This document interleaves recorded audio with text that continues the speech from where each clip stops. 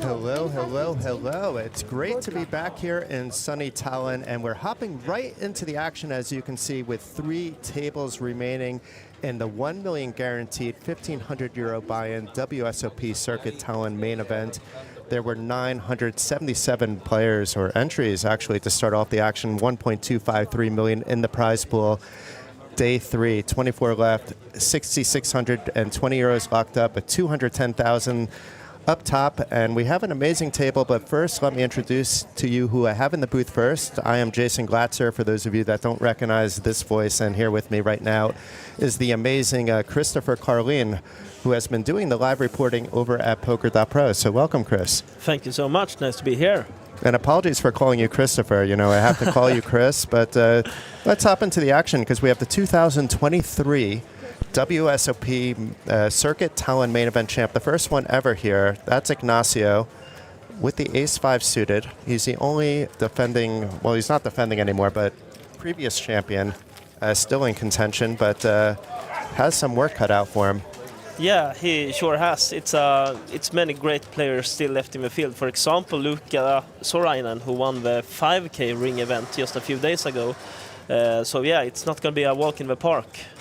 Even at this table, it's not a walk in the park. We'll see as it goes out, but I know that we have Kai Leto on this table, previous Kings of Tallinn champion. We also have Julian Selinger, a very strong player in his own right, but with the chip lead overall with 5.1 million in chips. You know, all the players, if you read the blogs over also at, it's not just at Poker.pro, you know, we've been covering the entire festival, but also the guys over at Poker News, they've been doing deep dive into the main event from the beginning. Lots of information on both sites. You can catch up on how they reached the final 24, but let's just say, you know, it's not all luck if you're getting into the final 24. No, it's not. It's definitely not. And here's my the guy I'm going to be rooting for the time being in Edgy Diaz, because he's the sole Lithuanian remaining. And I was just about to say that we have one Swede remaining as well, Johan Karlsson, who won the Kings of Tallinn main event in 2020 it was. Yeah, that's right. Extremely nice guy, one of the nicest you'll meet anywhere in the poker world, actually. But yeah, maybe we'll see him later today. He had a middling stack, I believe. We'll try to keep you up to date as well as we see that there's eliminations on side tables. We're going to be referring, though, to the reporting over at Poker.pro and also Poker News to get that information. Right, we have a three-way pot here. Could be exciting. 2 hearts and the queen of spades. It's not the flop anybody wants to see, but it is a flop that Fahim, if he decides to continue, it would work in this spot. Yeah. It is kind of a dryish kind of flop where a small bet, if you have a queen, would be kind of the selling point here. And you mentioned before Egidius Matonis. I've obviously, me being a live reporter, I've seen him at various OlyBet events, and he's proven to be a good player. So it's fun to have him here. I know personally, as you know, because I live in Lithuania, so many in the poker community, he's not someone, you know, I've said hi to him, but he's not someone that I really know well, but I do know him, you know, as being a strong poker player. Out of the players we know well, we have Rasmus Lundström actually still in with the short stack. He may be joining us at some stage in the commentating booth as well, because he does enjoy commentating and does provide very good analysis. But you could see we're at 25.50, but it's about to go up to 30.60. So Kai and Sanders stacks are going to be still shorter, but everybody with decent playing room. Christian Jan Kask in the middle there. That's a player to keep your eye on because it's his first ever live poker tournament. This is a story that you can also follow on Joker EE. But basically, his brother Irma, professional player, plays big games. He saw that this was coming around and was thinking of a birthday present, gifted his brother this ticket And now he's in the final 24 on the TV table, potentially going to be a champion in his first event. Yeah, it's such a cool story, and he actually made a big bluff with ace high yesterday against Lukas Olainen as well. Against Luka, wow, that's showing some guts there. Yeah. And meanwhile, the chip leader, he could be repping anything, but we see he has kings. Oh wow. Yeah. I don't see a spot where he's flatting unless he knows something about his opponent liking to squeeze. That would be the only thing. However, he wants to keep Christian in the pot, and the button should be opening wide. You know, Julian is a very experienced player, maybe thinking differently, but I imagine that some of those thoughts are going through his head. Okay, what's the 3-bet? It looks like to 4 something, but probably miscounting. 440. And a quick fold by Christian Jan.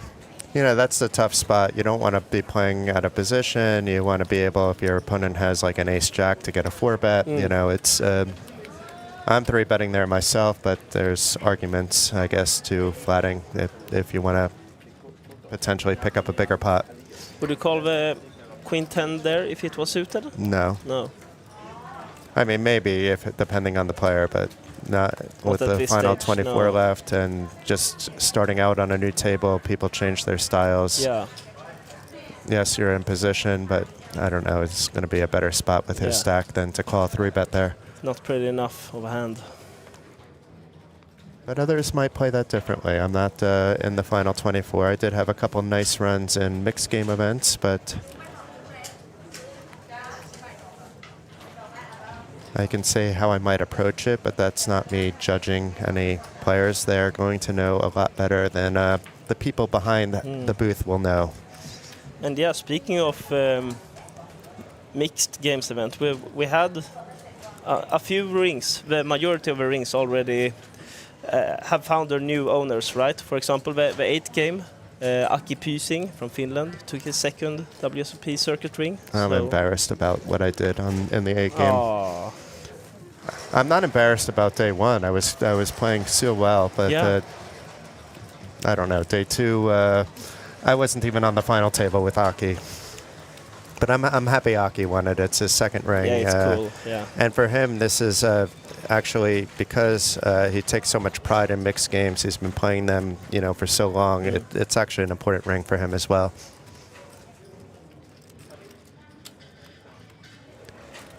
But look at this flop for Christian.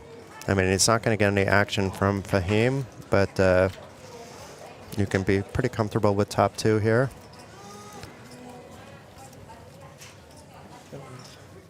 Fahim from Denmark. That's close to me. Yeah, that's close. Yeah. There's a bunch from Denmark here this time. It's not just Mr. Benjamin. No. There's a nice contingent. It's good to see. It was one of the neighboring countries that I'm like, why aren't there more Danish players coming? It's like perfect for them, and the poker is better, you know, here than anywhere in the region. For sure. But slowly but surely, we're seeing more players from Denmark coming for the big events here at Olympic Park Casino, including the WSOP Circuit Tallinn. Yeah, there's been a lot of Norwegians as well. I think at least 2 Norwegian ring winners so far, I want to say. I recall Vilde Ekren won the ladies, the No Limit Hold'em Queens. Yeah, I was trying to think of who the other, but I have it now. It's Tarjei won the 1K PLO. There you go. And he came... This is Ignacio may be in trouble here, actually. We have 9s open. Oh, wow. The blinds are about to go up, so, you know, effectively next hand it's going to be like a 20 big blind stack. And Fahim with a 30-plus big blind stack, looking at the next level, of course, with the 10s. I mean, the only thing that might save him is just a call. And it is just a call by Fahim. Interesting. I guess giving Ignacio some credit for his under-the-gun range Yeah. there.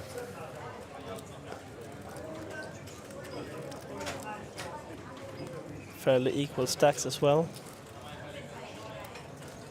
It could be like a leveling thing here, actually. If it's a high flop, we can see some fun. And Kai comes along as well here. And we do have 2 high cards on the 7 Jack King flop. Nobody happy with this. It isn't really one that Kai can steal away either. Ignacio, though, if he continues, he's going to take it down.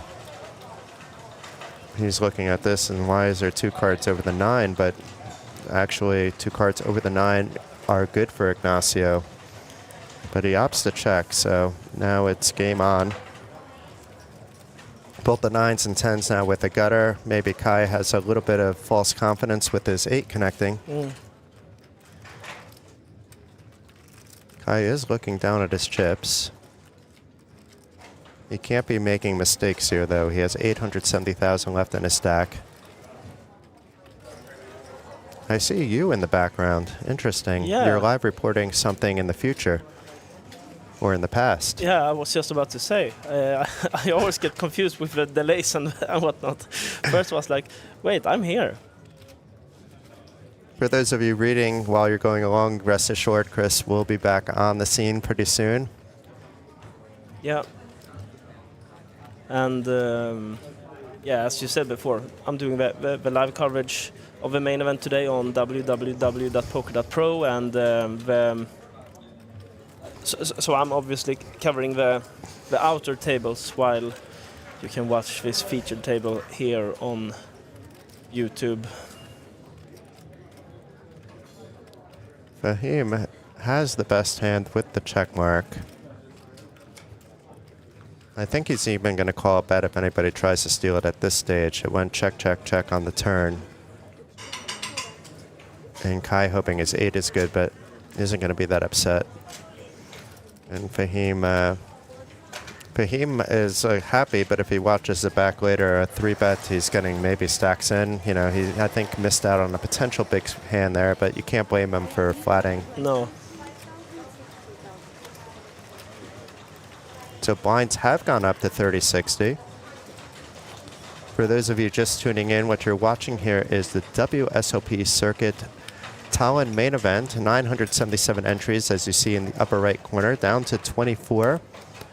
Today is day 3, so we're playing from 24 down to 9 players, and then tomorrow will be the finale. The voice you are hearing now is Jason Glatzer, and I am joined currently at the moment by Christopher Carlin, who is also dueling some live reporting later on in the day. Chip Leader hasn't, he's playing, but he's not playing as a captain at the moment. He's playing just normal. This is how I approach a lot of tables when people ask me, why aren't you running over the table? Sometimes it gets you in trouble. Yeah. And sometimes you need to run over the table. So I think we may see some aggression a little bit later on. Yeah, I obviously, I'm not in the top 24 here, but I'm definitely one of the guys. In the rare occasions I do have a chip lead, I feel obligated to be aggressive, and that hasn't worked out. So maybe I learned something here. I've seen it work out for you too. Yeah, it has, from time to time. Just wish I knew what I was doing. Ignacio thinking about how much to raise here. It's a weird spot between the short stacks. He should be shoving a lot, actually, with other hands. He may not want to with ace-king, but I don't mind a shove. It's 15 bigs for his opponent. I don't mind a 3x-ish raise either.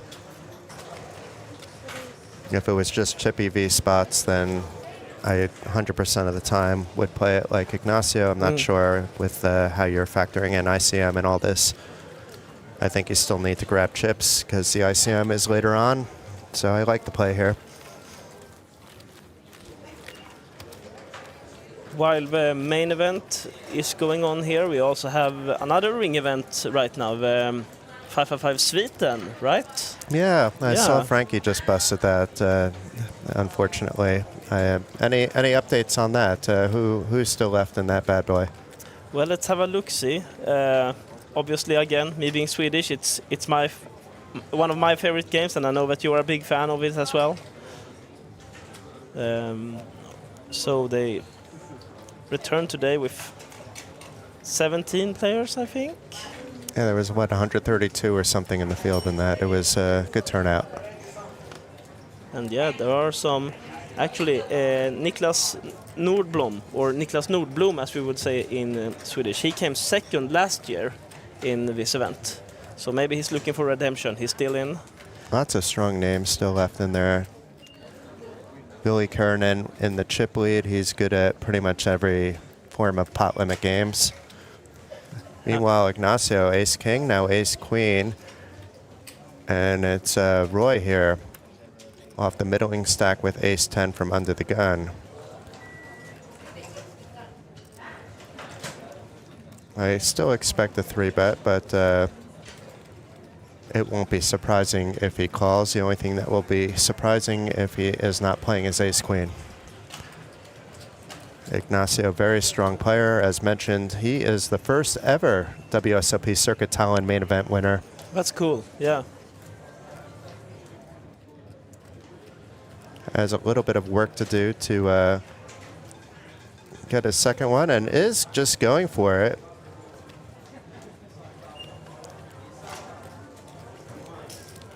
Egidius with the quick fold, and now Roy. Let's see what he opts to do here. I asked my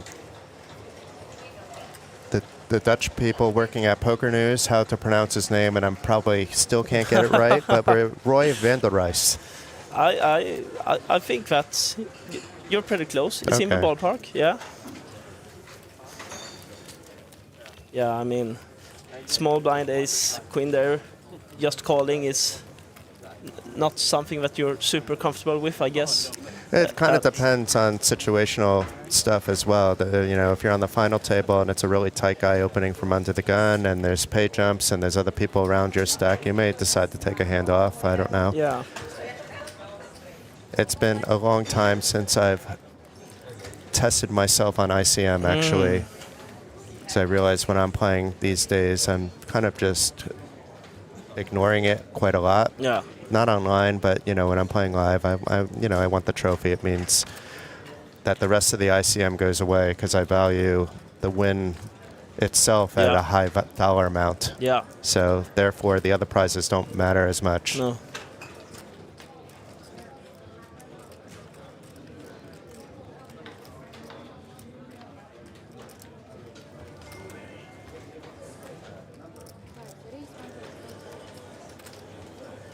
And you will have some more. Obviously, as you said before, I'm only joining you here in the commentary booth for a little while. Who else you got by your side? Well, we'll see. We'll see what happens. But we have several people likely to come in. I'm hoping to have our hosts come in, and Evely and Glenn Brown. Yeah. At different times. It might be too much overload to have them in at the same time. But maybe we do that. Maybe I take a break and we have Evely and Glenn. That might be fun. And then we have Glaudris, our media coordinator, in. Milko, who's doing a fantastic job with the social media over at Poker News. He's coming in as well.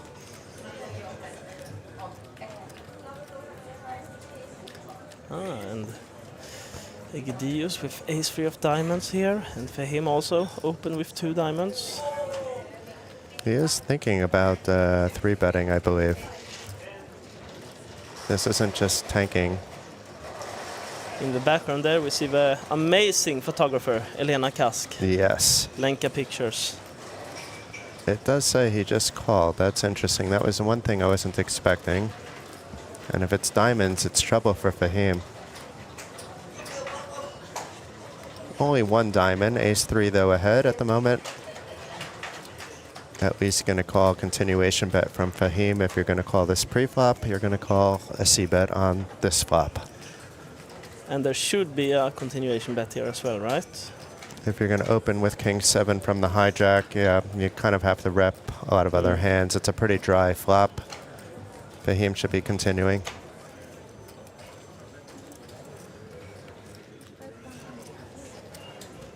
Looks like for about half the pot, but we'll find out in a second.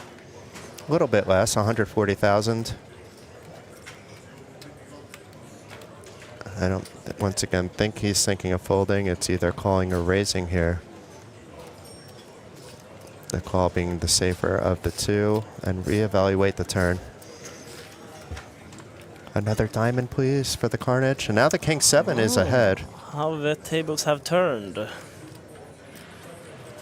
It's going to be a little bit easier now, though, for Egidius to get away, because it's a card that he can get away from. If it was a king of diamonds, well, it can't be the king of diamonds because Fahim has that, but let's say he didn't have it, then it's a different story. You're obviously gonna get people in here later who are better poker players than I am, but I will ask you, is there any chance they can go check here, like slow playing a king? Yeah, or yeah. It's because also Egidius might be super strong just calling from the small blind, you know, that he could have hit a set. You know, you have to play it a little bit slower. If it goes check here, then maybe Fahim tries to get a bet in, but with the jack pairing and Fahim and Egidius calling the first bet, it may go check here as well. I think he's going to try to get a little bit of value, though. Yeah, and he might get called. The question is, what is he going to get called by? It's the pocket pairs between the 3 and the jack. If the ace 3 folds, then you're not really getting value from anything with the bet, so he may be thinking about, can I get value, or am I maybe even betting into a stronger hand that it doesn't realize he's ahead, or is trying to induce me to bet.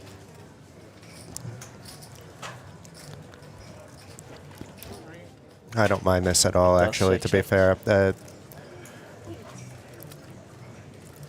It's really hard to get value there. I don't see Egidius calling anything there at that stage. Yeah, again, they are there and I am here, right? Yes, yes. Yeah.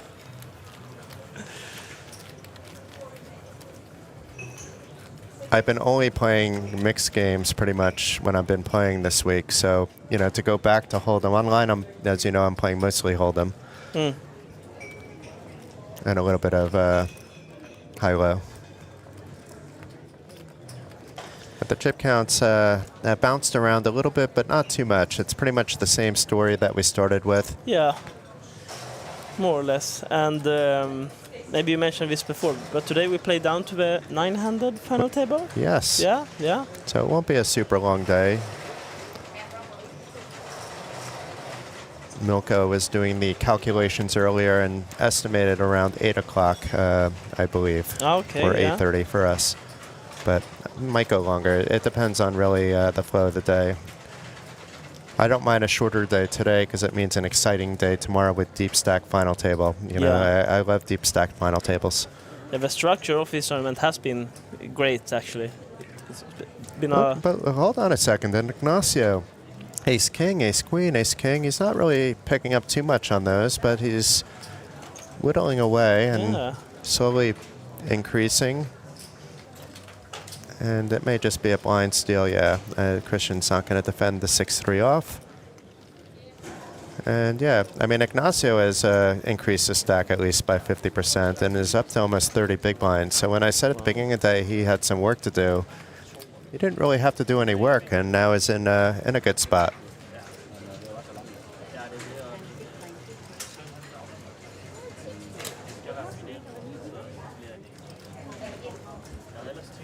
And it's the first dealer change of the day. Bump hot. I hope they're gonna suggest it, but No, and Natalia, we know her quite well. She's going to be taking over. She is super professional. She would shoot that down, not in the WSOP rules. No, Natalia is one of the best dealers actually in the European circuit, and being that I don't really travel outside of Europe too much anymore, probably in the world. I just don't want to be that assuming. Yeah. But it's interesting, now we've played about 20 minutes, all 24 players, including the short stack, still in their seats. Yeah. There is a pay jump. Maybe that's why as well. So 1,300 euros is nothing to, let's say, dust away as if it's nothing. Could be calm before the storm, I guess. Yeah. Yeah.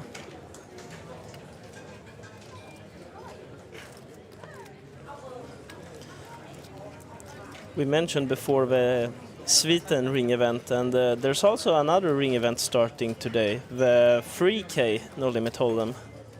And you're forgetting about day 2 of the mystery bounty as well. I am. That was pretty big. I mean, I don't remember what the final number is, but we can check quickly. 279 entries in that while everything else was going on. So those bounties are going to be massive. We'll try to find out on the break how much the biggest bounty will be. Yeah. But it will be no shock if it's 25,000 for one player.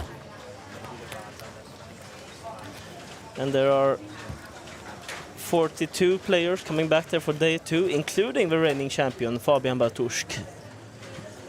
I spent a bit of time with Fabian yesterday. You know, I work in the the beanbag area, and not too many players come, but Fabian found it as a place of peace as well. So we both go into our own little worlds, and then we have a conversation for a little while, and then he goes back and plays and crushes. Nice guy, Fabian. Yeah, trophy hunter. Maybe the best open-faced Chinese player in the world. You'll have a few people argue that they're the best, but he's definitely as good as the best. You know, it's hard for me to say, but you have him, you have Rico. Frankie's actually really good. Yeah. Risto. I don't know. Jari Mehonen. Yeah. Doesn't make a mistake. There are probably a lot of good players across the pond as well. I don't know about any American open-faced Chinese players, actually. Jason Mercier is probably the best, I thought think, you were going to say know. Jason Glatzer. No, Mercier. I mean, I don't know anymore. I'm talking 10 years ago. He was easily the best that I've seen.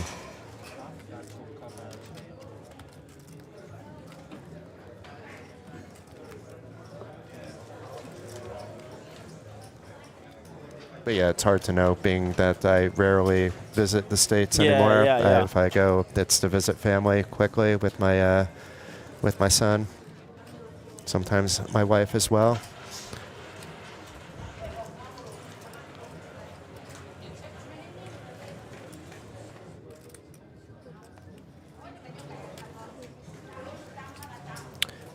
So over to Christian Jan Kask here with the Queen Jack. He will be opening. I like that he's repping the New York Yankees as well. I'm becoming a fan of his. Oh, domination. So what are Sanders' options here? In the small blind, it's shove or fold, really. I mean, he can call too, of course, but I won't blame him if he wants to find a spot. We haven't seen Christian really play that many hands. And this is the move I was expecting then. Yeah, it makes sense. Oh, okay. Yeah. No. It's going to be an easy fold for Fahim. And an easy fold for Christian as well. Well, maybe not. We have to look at the...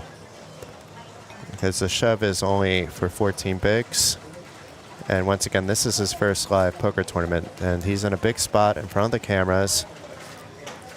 That is true. So nothing is going to be easy, I don't think. It's for about a third of his stack, though. Looking at him, you wouldn't think, though, this is his first live poker tournament. Very disciplined. Yeah. And I like that he sat and thought about it. He probably ran through, his head. Yeah. He must have had, he must play a bit online. There's no chance that he doesn't, based on the fact that he's here. Yeah. Or has just spent a lot of time playing, family games with Irmo and getting tips along the way. That's also possible.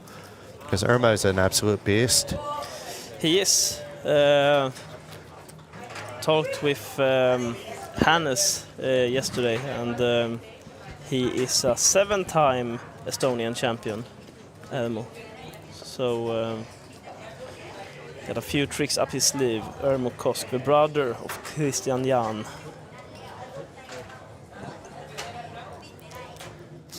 He was one of the first people that I met actually coming up to Tallinn. He was, I think, on a final table of a very small event. Okay, And, yeah. He also was heads up against Sweden's Johan Karlsson in the Kings of Tallinn main event. that is also true. Yeah, I didn't celebrate with him that night, though, but I did celebrate with Johan. yeah, makes sense, I guess. Johan Karlsson, the only Swede remaining here in the 2026 WSOP Circuit Tallinn main event.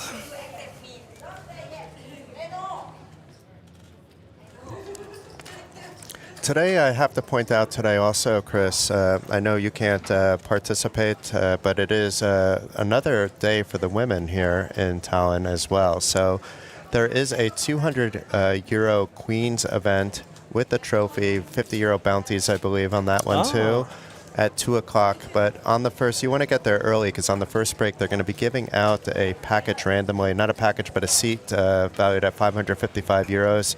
To the upcoming Queens of Tallinn at the end of August, August 26th to 29th. I have never attended a Queens of Tallinn, but I'm thinking of being on the sidelines a little bit for that. I might need to be back up in Tallinn anyway, but it's not for people like me, it's not for people like you, but it's for the growing women's poker community, showing the inclusion of what OlyBet is trying to accomplish. Yeah. So 90% of the events are for women only in this. And then at a couple hours later, there's actually a free buy satellite to the Queens of Tallinn as well. So it's quite a nice day for women that aren't playing in the ring events. You should take advantage, some value going on there. Yeah, the Queens of Tallinn festival and all women live poker festival is actually great. And shout out to Teresa Nusainen and everyone else who's been involved in getting the Queens of Tallinn project alive. It's something everybody involved should be proud about. Yeah, for sure. And Teresa, who is also basically behind the scenes, but often in the face and making the WSOP Circuit Tallinn happen. Yeah. She's the TD at all the big events here. It's why everything runs smooth. Yeah. It's also alongside the partnership with OlyBet, of course. Their staff on the day-to-day level is amazing. Jan leading the way. You have people like Marus and Gaudris, that really care, and it makes the difference. And a shout out to Sarah. I mean, it's a breath of fresh air anytime she walks into a room. Knows her stuff, keeps her cool, and any event that she's involved in, is going to be a good one. Sarah Dumbledore. Sorry? That's what we were calling her the other day. Ah, okay. The ace-8 of clubs, one of my favorite hands. Why do you like ace-8? Yeah. That's the dead man's hand. I mean, it is suited, so it's okay. It isn't open, but to like it, I go a lot by just how the cards look aesthetically. Okay. Yeah. Actually, when I first started playing poker, the 8 of clubs, 4 of diamonds was my very favorite hand. I have since re-evaluated my... Who did you take poker lessons from? This was before you taught me everything that I know today. I didn't really teach you anything about poker. That was a big insult to you, actually. At first I didn't know anything, of course, but when you study a little bit, you watch a lot of live streams, actually. Actually, watching a stream like this with maybe not listening to me per se, but a guy like you who's been into the game for quite some years and know a little bit what you're talking about, it helps a lot to watch and listen. We'll probably have people that know even more than what I know. I'm not playing too many of the 4-day main event type of stuff just because of the time commitment, and I'm older, and it's harder for me to focus for that long on one event. So you have to consider that, the fatigue factor and getting into the final 24 on top and needing to be at your sharpest moments now. And that's what always concerns me, that if I did make a final table of a main event of this magnitude, and not be focused, you know, it's not very good at all. But meanwhile, we have Mr. Roy van der Rijs here with the sevens. He would prefer this to be in later position, but happy to open now. Looks like a min raise. It is a min raise. Chip leader Julian, who hasn't, he's been a little bit quiet if you're considering chip leader status, but, you know, not really getting spots either. I wouldn't really consider this a spot to raise, but if he wants to call against another decent stack, so be it. But the fold was the obvious play for most players. And the a6 here for Fahim in the cutoff, you let that go, but it's a nice hand to call from the big blind. Yes, you can defend there. You can also defend with the fives. Yeah. The Brunson. The Brunson. That's not apparently Egidius's lucky hand. He's waiting for the Carlin of 8-4 offsuit to defend.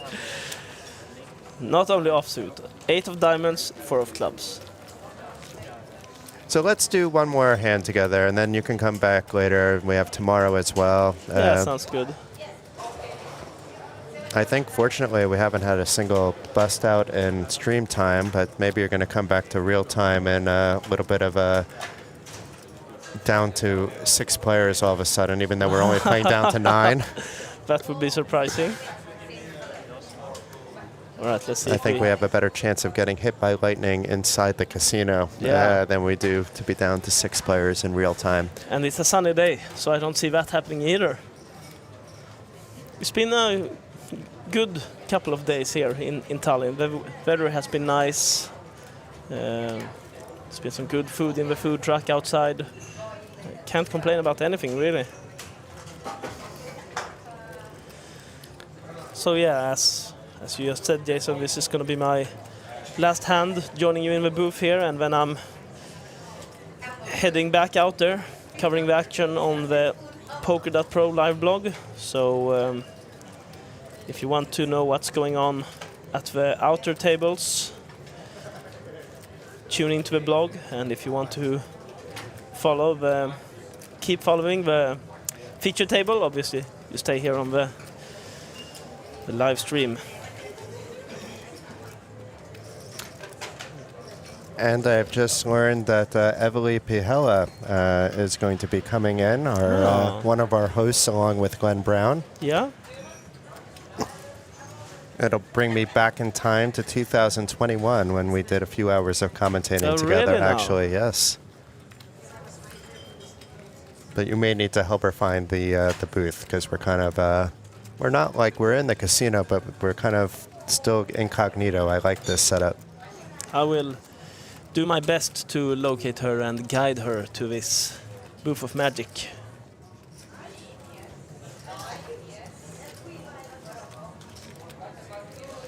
Okay, so we have the fend here by Roy. Both players with live cards, and both players hit this flop. We have a middle pair and a top pair. This is definitely a flop that Kai is happy to see, even with the 2 clubs. He has that backdoor on top. Yeah, they both have a nice backdoor draw each here.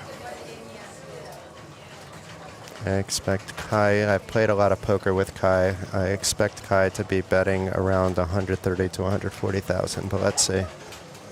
I'm rooting for a 9 of clubs on the turn.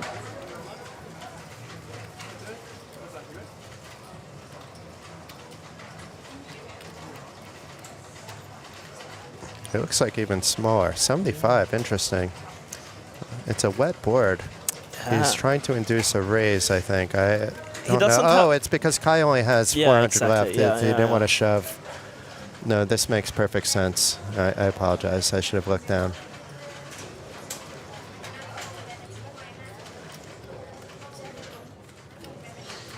And Roy just opting to call. Let's see if Kai gets tricky here. Because now he has such a strong hand with the top 2, but it's draw heavy from so many angles. Not that you expect the Queen Jack to call.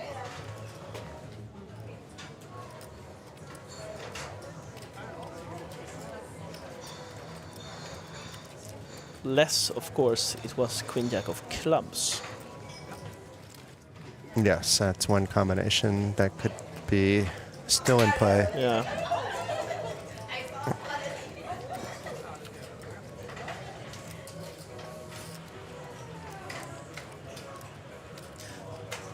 I'm very interested in seeing his sizing here, because an amateur as I am, I would just think about my stack to pot ratio here, and I'd be happy to put it in and double what I have left.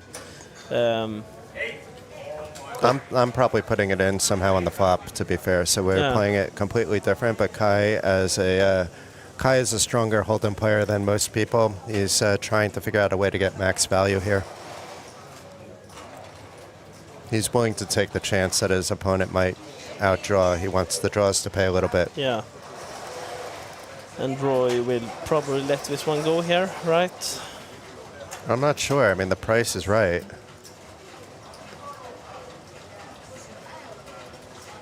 The back doors are pretty much gone, so it's a hard one. But he, you know,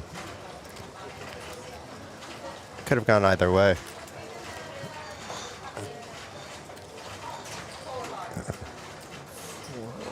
It's really just Kai just stringing his opponent along with these tiny bets. Like, I'm pretty sure Roy didn't want to continue there, but you're looking and it's 120,000, 2 big blinds, which are important to Kai, but not as important to Roy. So what's he doing here? Is he betting like one big blind here, or? No, he's just, oh, wow. Yeah, I thought he'd just shove, but he's leaving a 25K chip back. No, 5K chip back, sorry. So not going for max value, but almost max value. It does get the call. He even got the... He raised him all in. Yeah, it must have been that there, because why is the 8-7 being tabled? I guess they're treating it as an all-in, even though there's a chip behind. No, he did. He tabled it? Roy raised all in, so he called his last 5. Okay, okay. Then it makes sense. Well, great hand for me to end that, right? Yeah, you got to see Kai double up, and good luck with the reporting, Chris. Thank you for joining. Thank you, Jason, and thanks everyone. And before I go, I will say once again, if you want to follow the action of our outer tables, head over to www.poker.pro. Okay, and we're going to have Eveli Pahela in the booth next, but if you can please find her. I'll do my best. Okay, thank you. Okay, so still 24 remaining. That was Christopher Carlin, and we have 26 minutes left on the clock. Eveli Pahela is coming in. I do see now, though, that it does say down to 23 because we see that the next payout is 79.80. So let's see who busted on the outer tables in 24th place. Can you put the chair back? And we have Kai, who just doubled up with the 8-3. Ignacio back to getting these ace-queens, ace-kings. This time it's ace-queen suited. He's lining his cards up, and the 120 bet is going to come pretty soon. Maybe 125, but it looks like 120.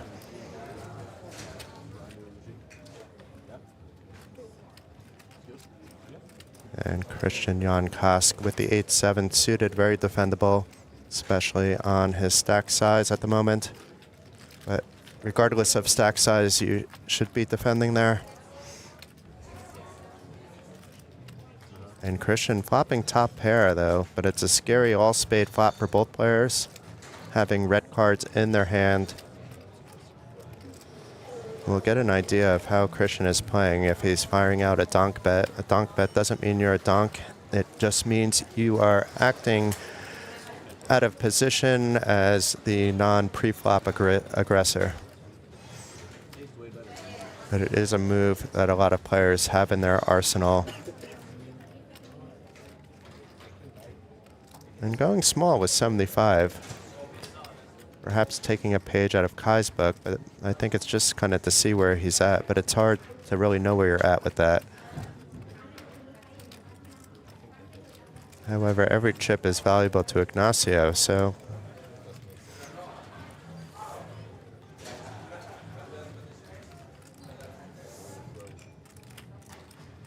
if he's maybe thinking that this flop really hit my opponent or not, because if it did, he's drawing fairly thin. We could see the spades are live, but he could very well be, you know, in his head down to just 4 outs. He may also try to turn his hand into something else with a raise here. But that would be a little bit risky unless he has a nice idea that he could put pressure on his opponent and get a fold on an 8-9 kind of hand, or 8-7 that we see Christian having.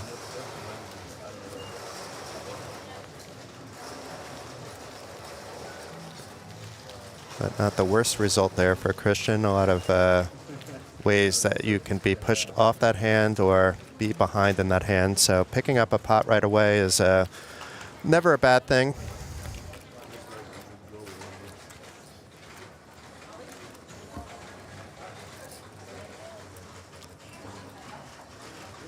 In the meantime, let's see who went out in 24th place.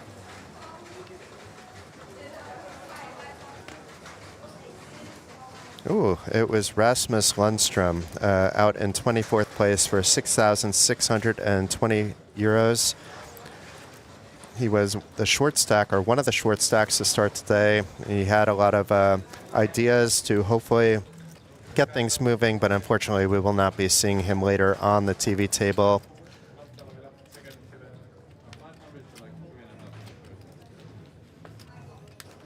And we should start seeing, I think, players bust out a little bit quicker now because there is no pay jump until we are down to, I believe, 17 players.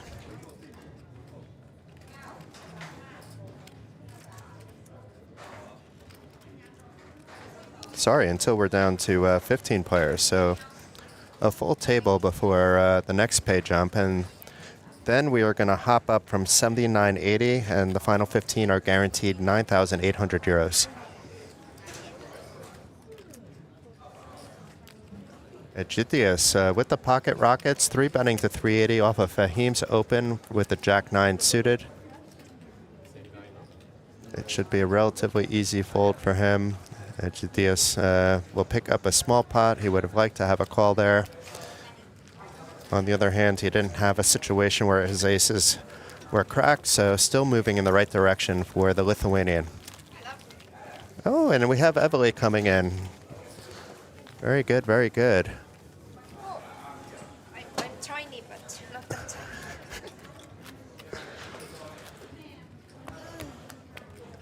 And Evely, you can quickly take a look at the names at the table. There'll be one or two you recognize at least. I know that. What? I know. Welcome, Evely. Hi, hi, hi, hi, hi. How has your day been?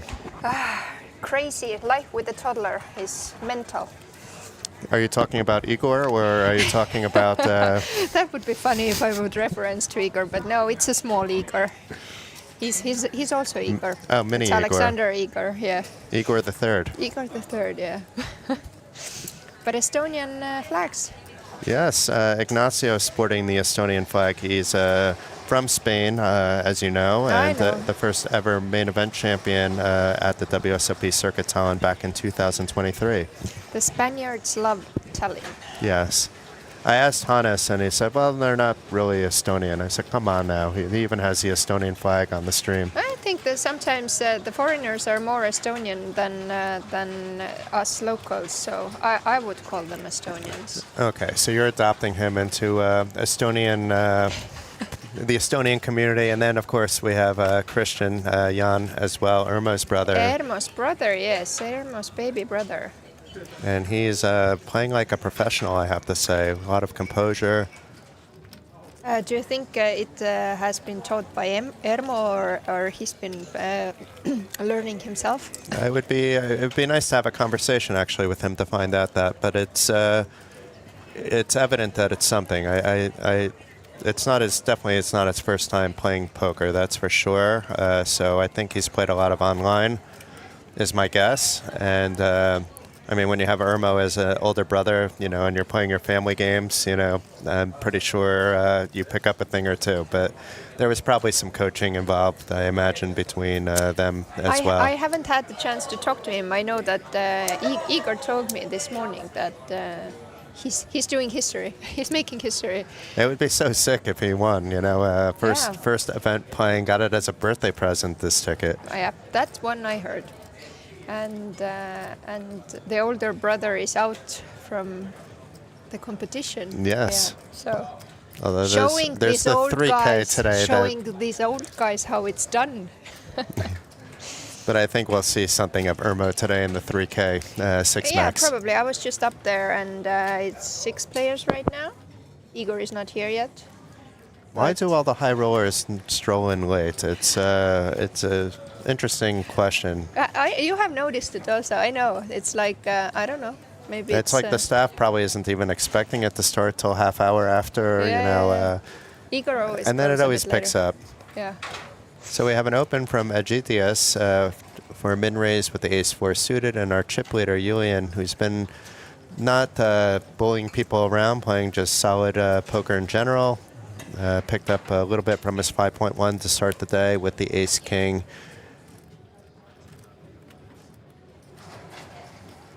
Would you bully around if you had? Not at first, just because I'd be a little bit nervous if I was on the TV table to start, not to make any stupid mistakes. And then I would also be trying to understand what the players are doing a little bit as well. I would probably be playing around with it, you know, but a little more than he is, but not every hand in the beginning for sure. But I'm not the right person in that spot, though. If it's pot limit Omaha, then I'm just, you know, going crazy. But if it's Hold'em, you know, I have like 10 different modes of Jason, depending. I've never had a huge stack when going to the final table or TV table, so I wouldn't know also. I haven't had it on TV table because I'm not playing in main events, as you know, but the final tables, you know, quite often.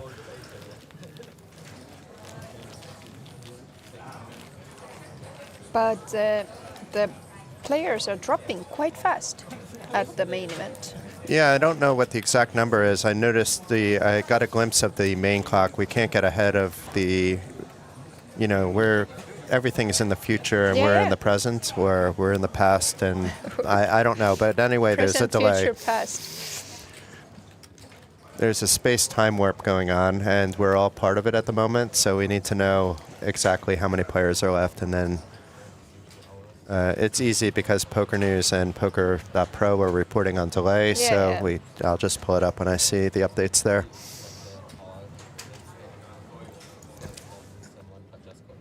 Christopher Carlene, who was just in the booth, is back with updates, and then it's Mr. Frank Visser doing the updates over at Poker News.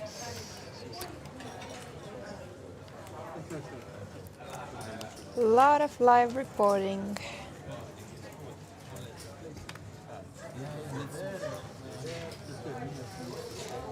We have a min-raise here again by Egitius, but this time with a much stronger ace-queen.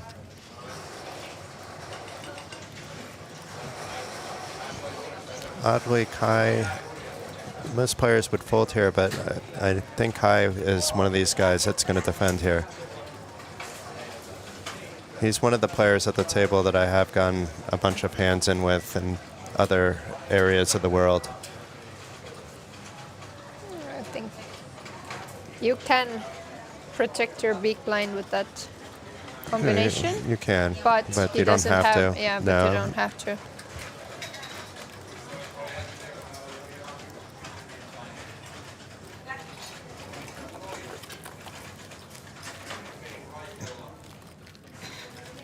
Okay, so Frank has reported that Rasmus was out in 24th place, but now we have the hand.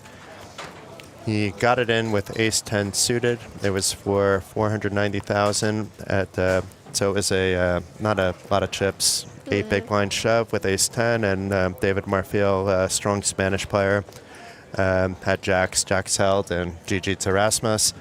We'll see if we can get Rasmus in later. He was lurking around the booth, which is why I knew he would bust it. But, you know, I already told him a long time ago, you know, we're glad to have you in the booth, but it has to be you have to be out of the tournament for a bit of time because I don't want your emotions. Exactly. Yeah, I understand that.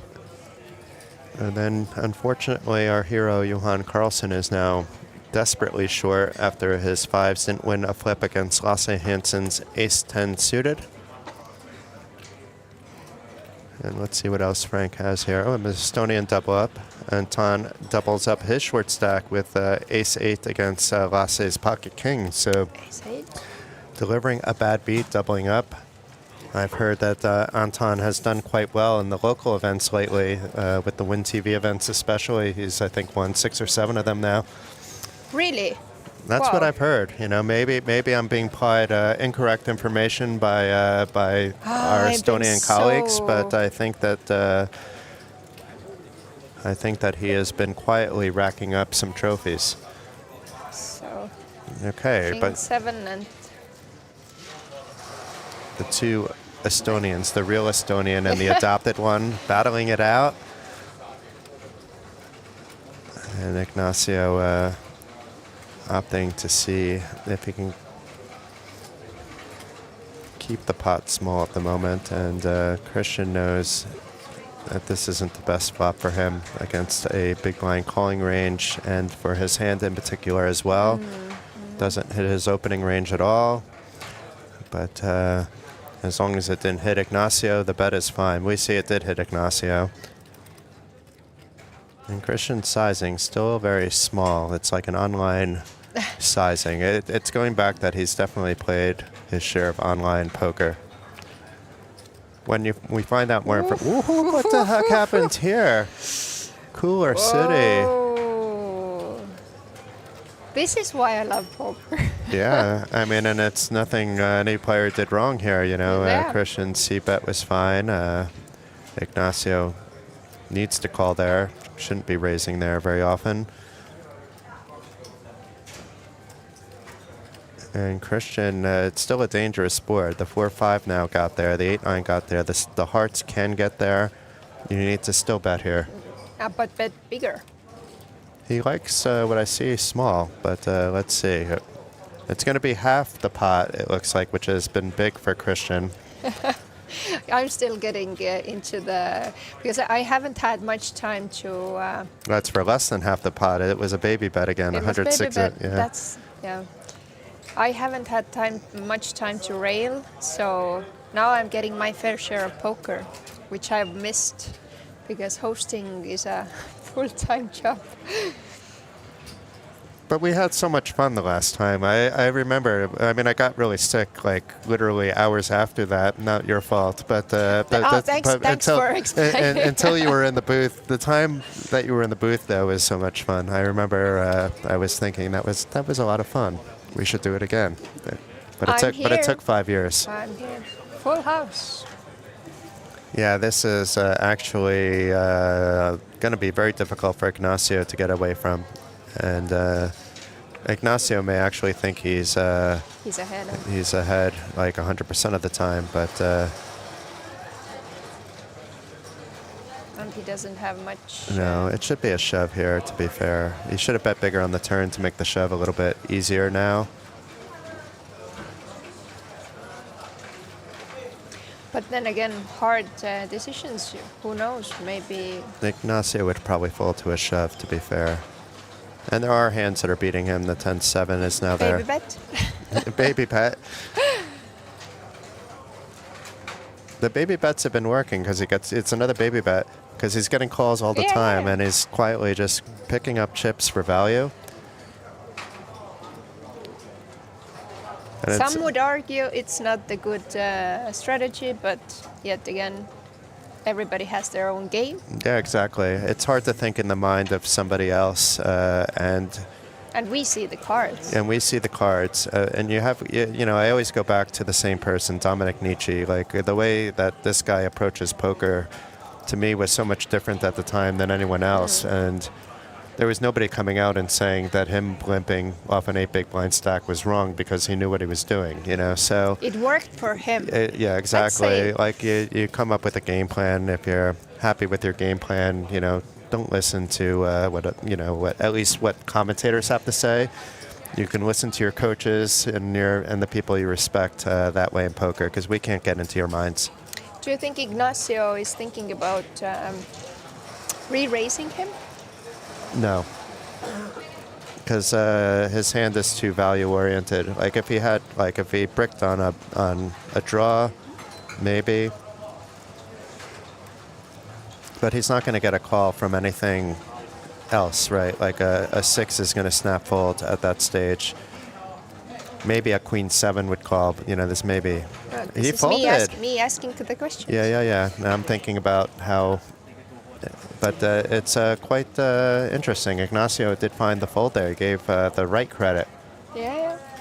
And he That's showed not an the easy fold. cards, which I always hear at home and anywhere else. It's like, never show your cards. Yeah, but at the same time, I'm pretty sure that we have people watching us at the moment, and it's easy for people to ask that question, on breaks and whatnot. The players aren't allowed to have phones, but you can't control who they talk to on breaks. Yeah, but I've that's had too much. That don't show to your table the cards too much or not at all. So, yet again, whatever works for you. I'll show very occasionally, and it's always going to be like a big bluff or something, just because I want people to understand that when I do that next time, they need to think,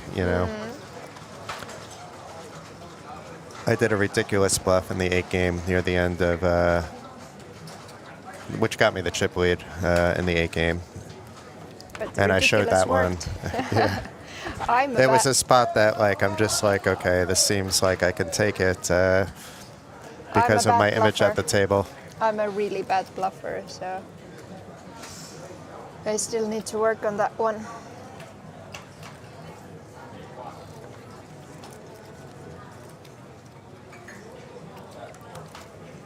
But yeah, on average, I'm showing maybe one hand every 4 or 5 tournaments. It's more of a very, very rare thing. And online, I just have the auto muck on just so I don't accidentally do it, because I feel like showing, it's just automatically done for me.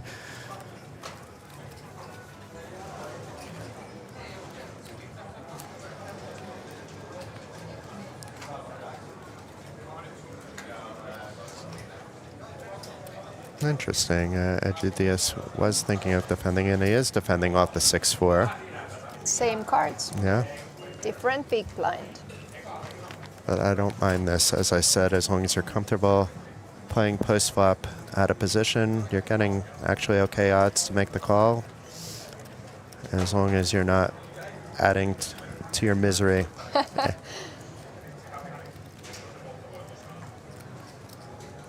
Personally, I'm probably folding in this spot the 6-4 offsuit because I'm less comfortable in this Same. against this level of talent. Same, but who knows if I would have a stack. If it's a softer table, it's a different story because then you're just not repping the 6-4 anymore. You're understanding what your player might have, your opponent might have, and turning your hand into something else. But nice flop for Fahim. Yeah. And it also could have been a nice flop for the big blind calling range. So Egidius could have maybe thought about getting fancy, but so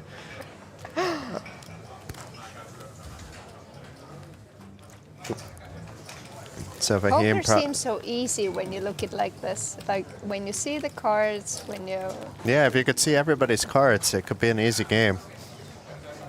It's like, oh, I understand everything.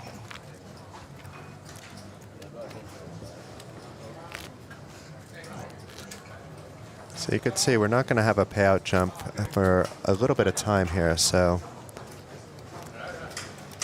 I won't be surprised if this number 23 will say something else in a hand or two.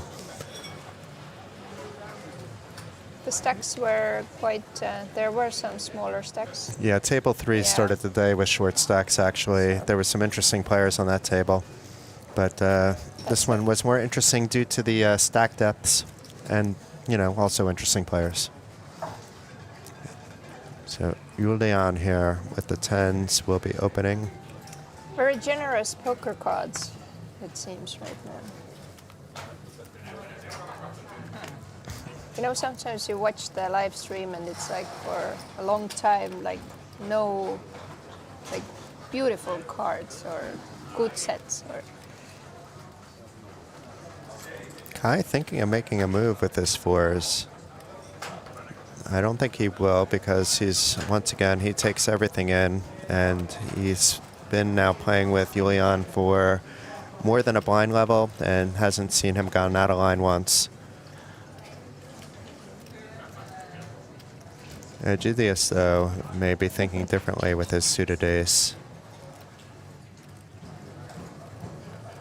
I wouldn't play it at the small blind. I would not either, but I have a feeling Egidius may be thinking differently.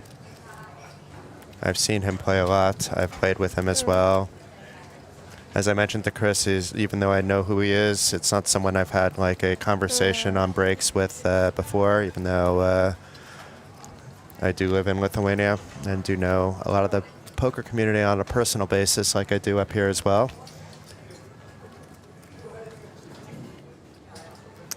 Hearts, hearts, hearts. Are you in love? No, I'm just looking at the hearts, hearts, hearts.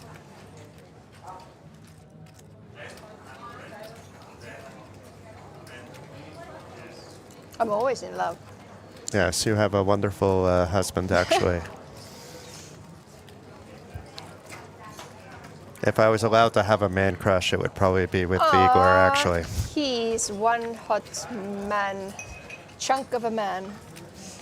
So yeah, but thank you.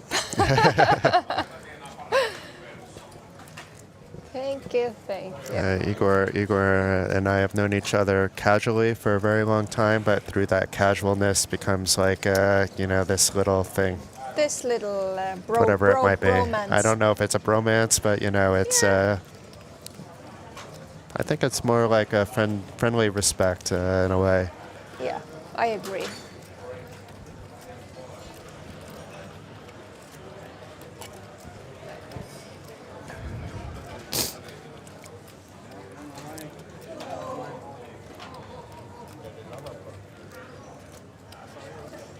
I'm glad I don't have chat open at the moment. Do we have chat anywhere, actually? I should be checking for that. Because on YouTube, it's been shut out the last few events, so Really? I didn't even check. Yeah. Why? Just because of the way it was integrated. It's. But maybe we have it this time. Let's check. I thought that maybe it's not active because there was something mean No. going on there. People are always nice. I shouldn't say always, but I tend not to read any hate.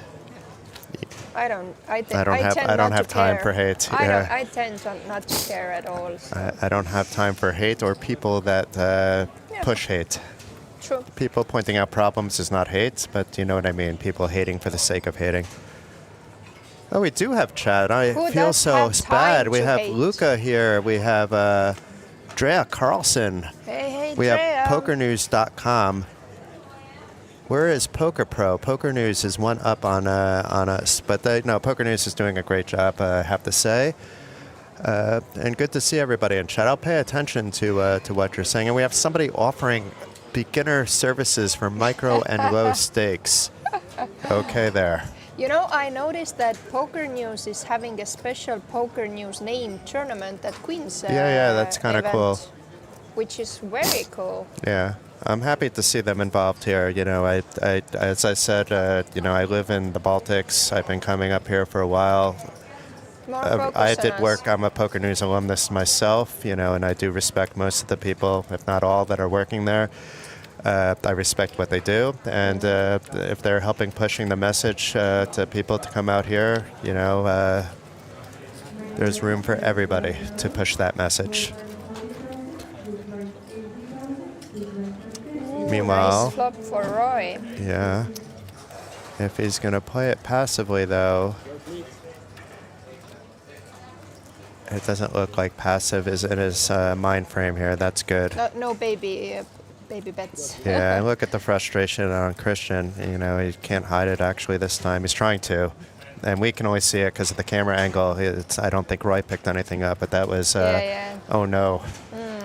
This isn't what I wanted to see with my nines, and But this is the thing, when you're not used to playing like this, then your body tells are very, very strong, which is why it's always better to use a bigger hoodie or, you know. yeah. I didn't like actually what I saw during WSOP because it scared me, not because I wasn't fascinated by it, but they rolled out this like AI analytics where they were trying to dictate whether players were bluffing based on loads of previous information loaded in and the body language that they were currently displaying, and that scared me.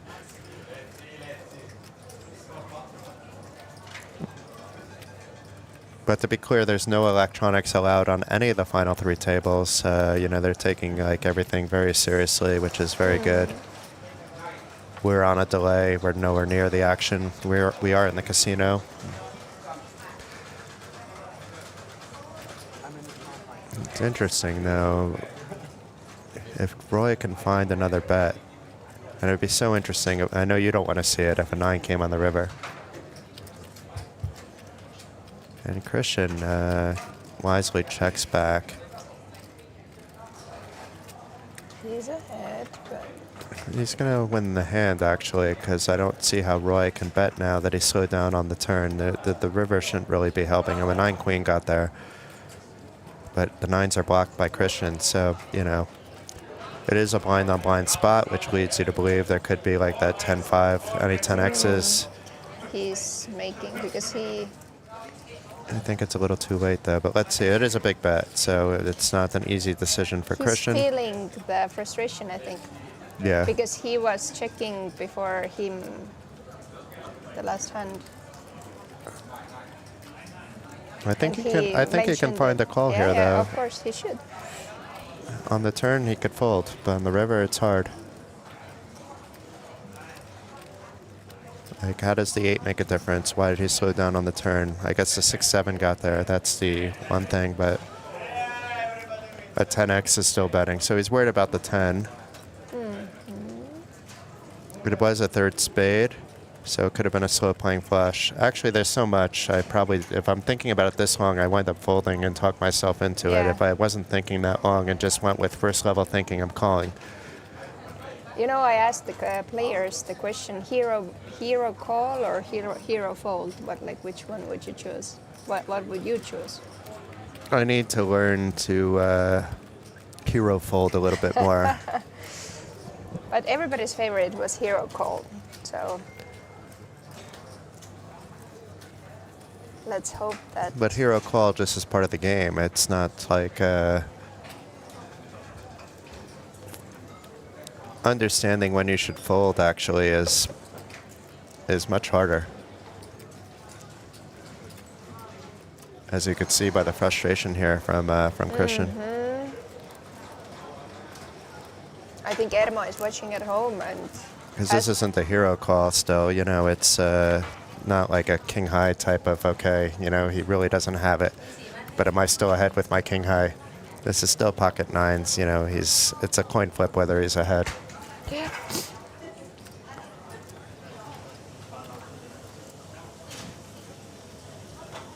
Good job. He's not there yet, but it does look like he's leaning towards that direction.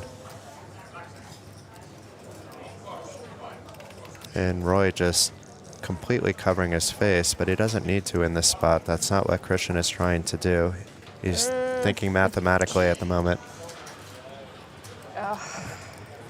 You can't blame him. I know you're upset there. I'm not upset. I'm just like, as I said, it's a weird spot. I feel that that's why I'm saying it's easy for me to say anything because I see the cards. But if you're in that spot, it's very hard. It was just that weird check on the turn. Not that it's weird because you do that to, you know, to keep the, you know, the pot, whatever, and then you could reevaluate river, but it still would get in my head a little bit. Why did he check the turn and then bet kind of not biggish, but big enough on the river? And it would be so much easier if it wasn't the small blind doing it, right? If it was coming from the hijack, you know, you could put him on that exact hand, the king-queen, or ace-queen, or ace-king, who should be probably doing that anyway at that stage to try to steal the pot. The blinds are up to 40-80 now. We haven't had any bust outs at the TV table. I believe we've had now another bust out, though, on one of the outer tables. So let's see if we can find an update on this. This time we'll head to the poker.pro reporting because Christopher Carlin is back on the floor. You're mixing it up. Yeah, I want to give everybody love.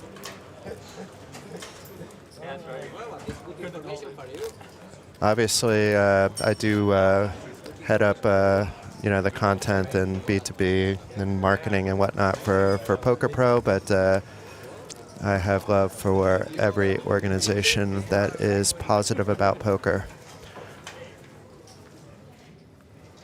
If you're going to be always a Debbie Downer, it's going to be very hard to work with me. But other than that, okay, we're getting there.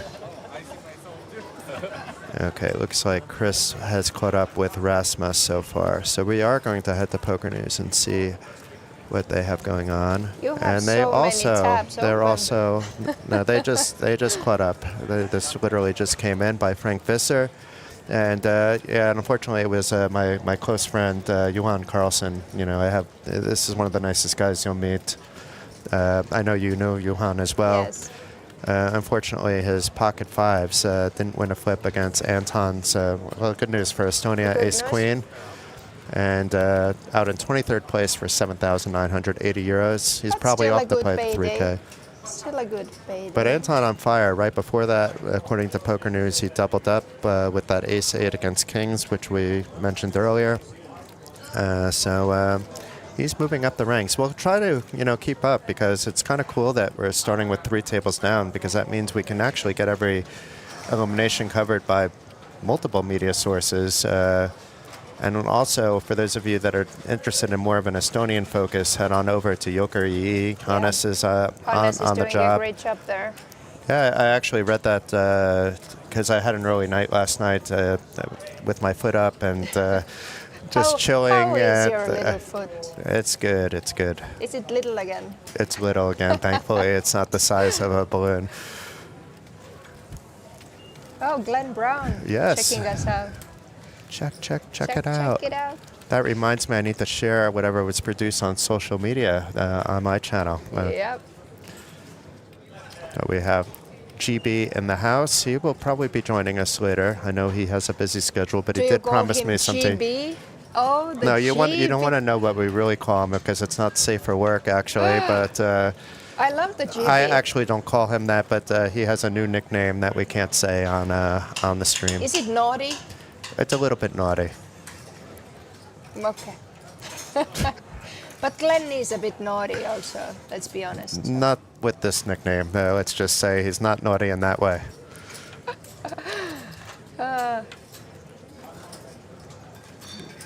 Glenn's like, why did I come here? But you'll see, Glenn. Head on over to OlyBet Poker, Facebook, Instagram.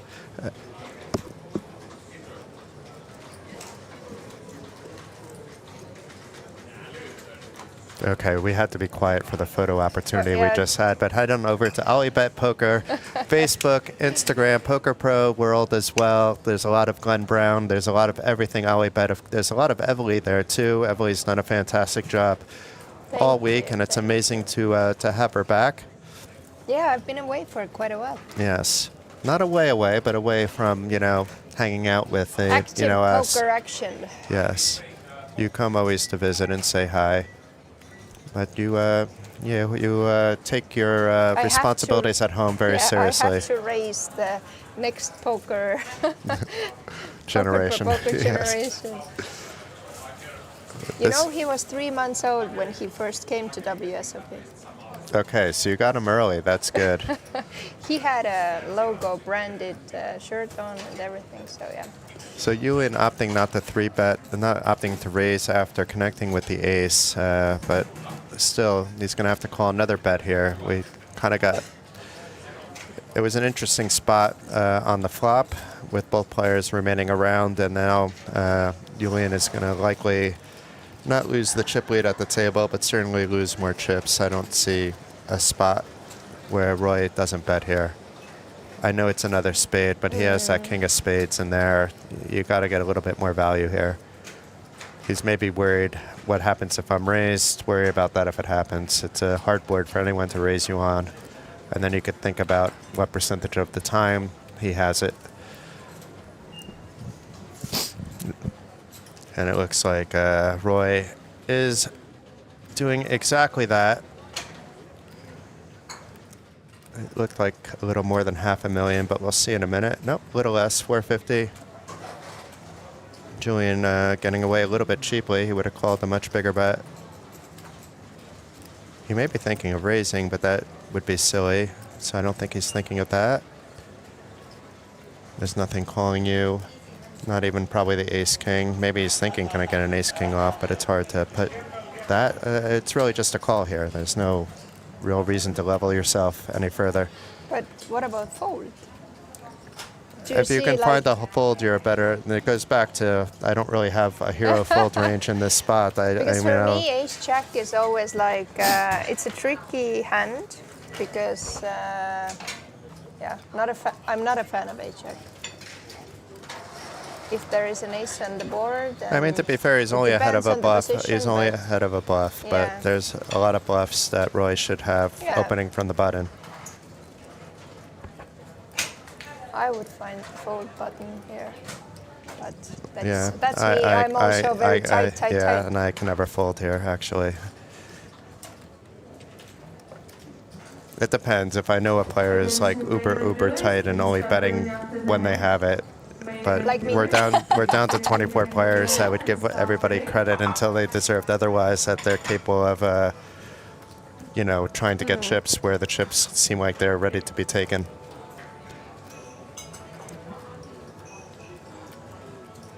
I smell food. Oh yeah, I miss this being the sushi bar actually. It's been so many years, but I just want to say that I don't even remember the last time it was. It was well before the pandemic. I think it was closed. That was a long time ago. I just discovered that I'm almost 20 years in poker. Imagine. Wow. How does that work? So you started playing when you were 5?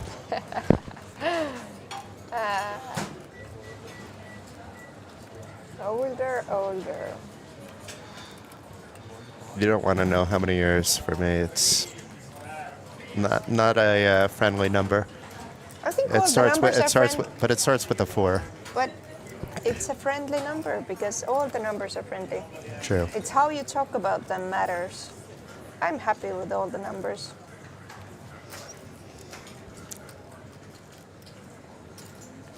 This is interesting. Maybe he heard in the future what we had to say. You know, it could be this, it could be that. I would play it this way, you would play it that way.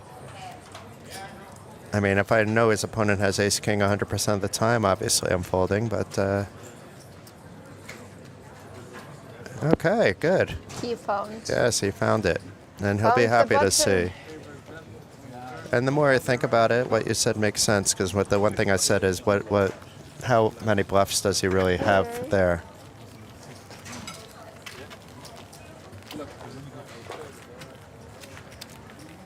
So he got away super cheap because he didn't even call that bet. Igor is always reminding me when I play stuff that think, what are you going to do with that hand when something arrives and you know that it might not be the strongest? That's my biggest adjustment to playing Hold'em live poker, because when, you know, online you just click. You have 6 screens open, and yeah, you have a little time to think here and there, but it's like Mostly it's automatic. Yeah. It's instinct.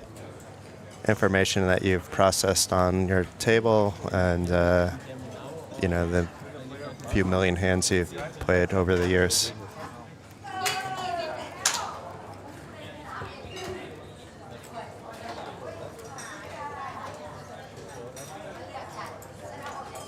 You know, there's one site alone that marked me at like 3 million hands, so it's like a lot of natural downloading without you realizing it. Osmosis learning. But then when you're in these big spots, you have more time. You should think it through a little bit more. My initial thought wouldn't have been the right one. That's true. Then again, the level of play typically when it's 24 left in an online tournament isn't the same as this. So, you know, it actually would have still been a call in most of the online tournaments. But here we go. We have 4, ace, 8, 2 hearts, and a very good flop for Egidius with the bottom set, but unfortunately for him, he's not going to get any love from the big blind. It's always unfortunate when you flop a set and then no action. You know, I have this thing with sets that sometimes when I know before I open my cards that that it's gonna happen. It's always gonna happen. You can see the future. I don't know what's up with that, but it's weird. I've had it so many times in multiple tournaments. When I already get the pair, I know that it's gonna come.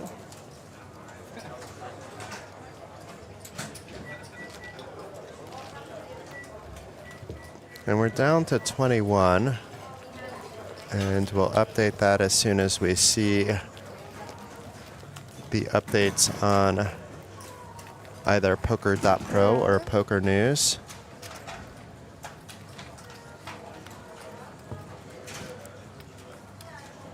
Two really experienced reporters reporting on both sides. Frank has worked with me before as well. He's amazing. And then we have the amazing Christopher Carlin, who was in the booth with us. Christopher is so much fun. He's just a fun, happy person. And it comes out in his writing as well. Yeah, he has a good banter.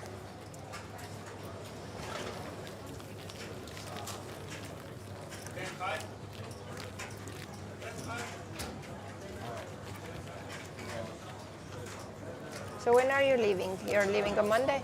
Yeah, I leave Monday and I'm straight into another booth actually for one day, and then I get some rest.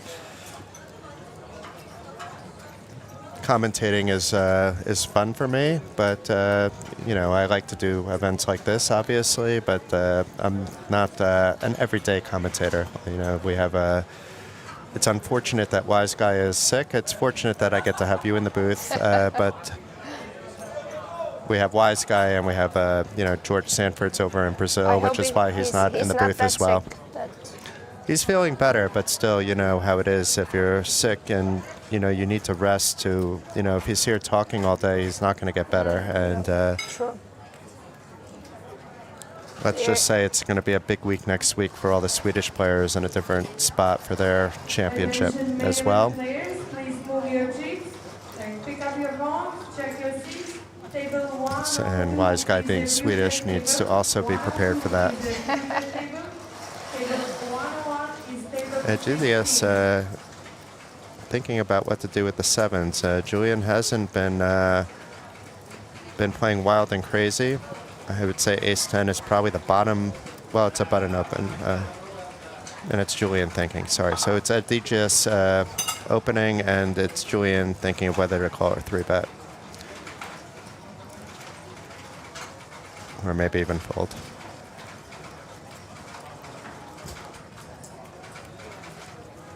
And then you had Fahim to the equation. Yeah, it would be a good squeeze spot for him because we see the hands, but Egidius did open from early position, and it's not as good of a squeeze spot out of position with King Jack if you're just being floated. And you have to fold to a 4-bet unless the 3-bet's a shove. And a call seems a little bit out of line because it's A, not suited, B, it's King Jack. So it looks like it is a call though.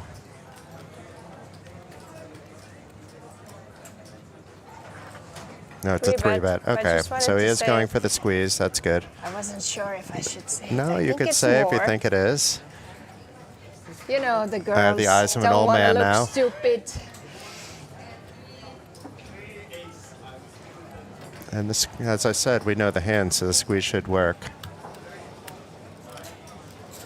But it does take a little guts to do it with King Jack offsuit against both the chip leader on the button, who just thought up before flatting, and the early position opener.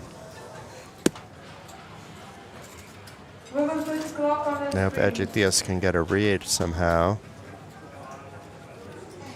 we may see chips flying, but I think a fold is in order, and I don't see how Julian is calling even in position with the ace-10. Fahim has not done anything like this today. He found a good spot and picked up some chips, so very good awareness there by Fahim. We saw that it was easier done than because we could see the cards, but you know, without seeing the cards, that's not as easy as it looks.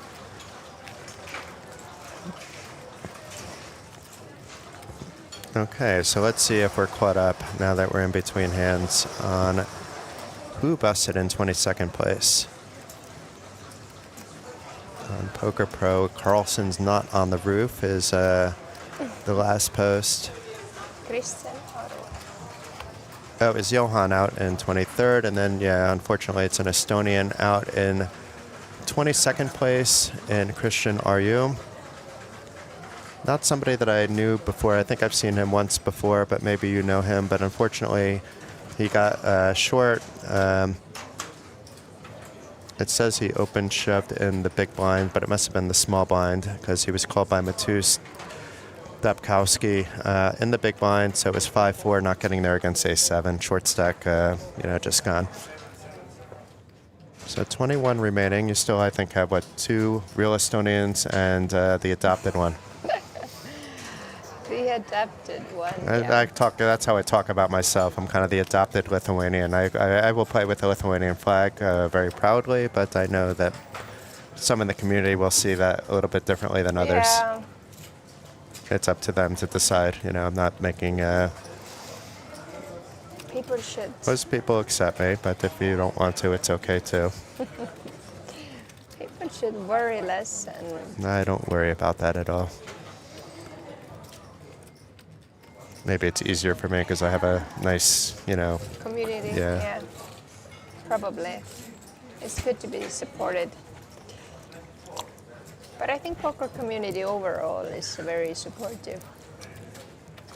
Typically, yeah, actually. But I think it's also more of a Baltic thing. I feel the love all the time, in the Baltics.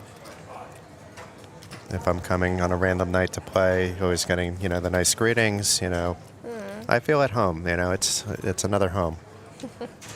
As someone that doesn't go out to the bars and pubs, if I want a night where the rare night I want to go drink, and there's a €50 buy-in tournament, that's a fun night for me,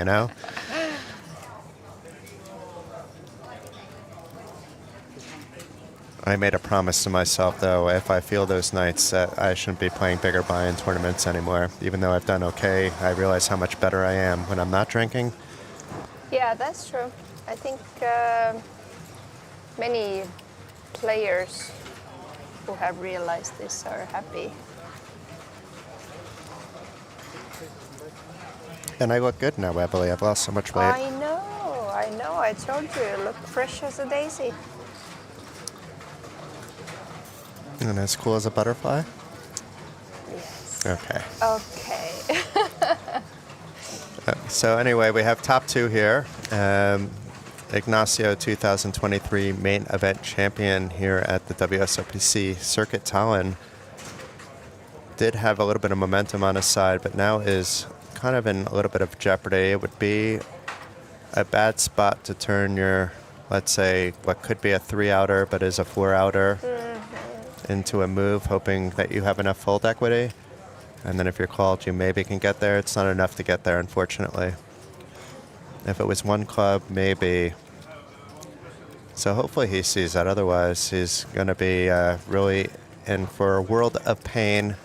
Julian is going nowhere with this top 2. I have a feeling he's an experienced player, so. But if he finds a spot, he's going to take it. That much I know about Ignacio. Same with a few that are here from the Spanish community.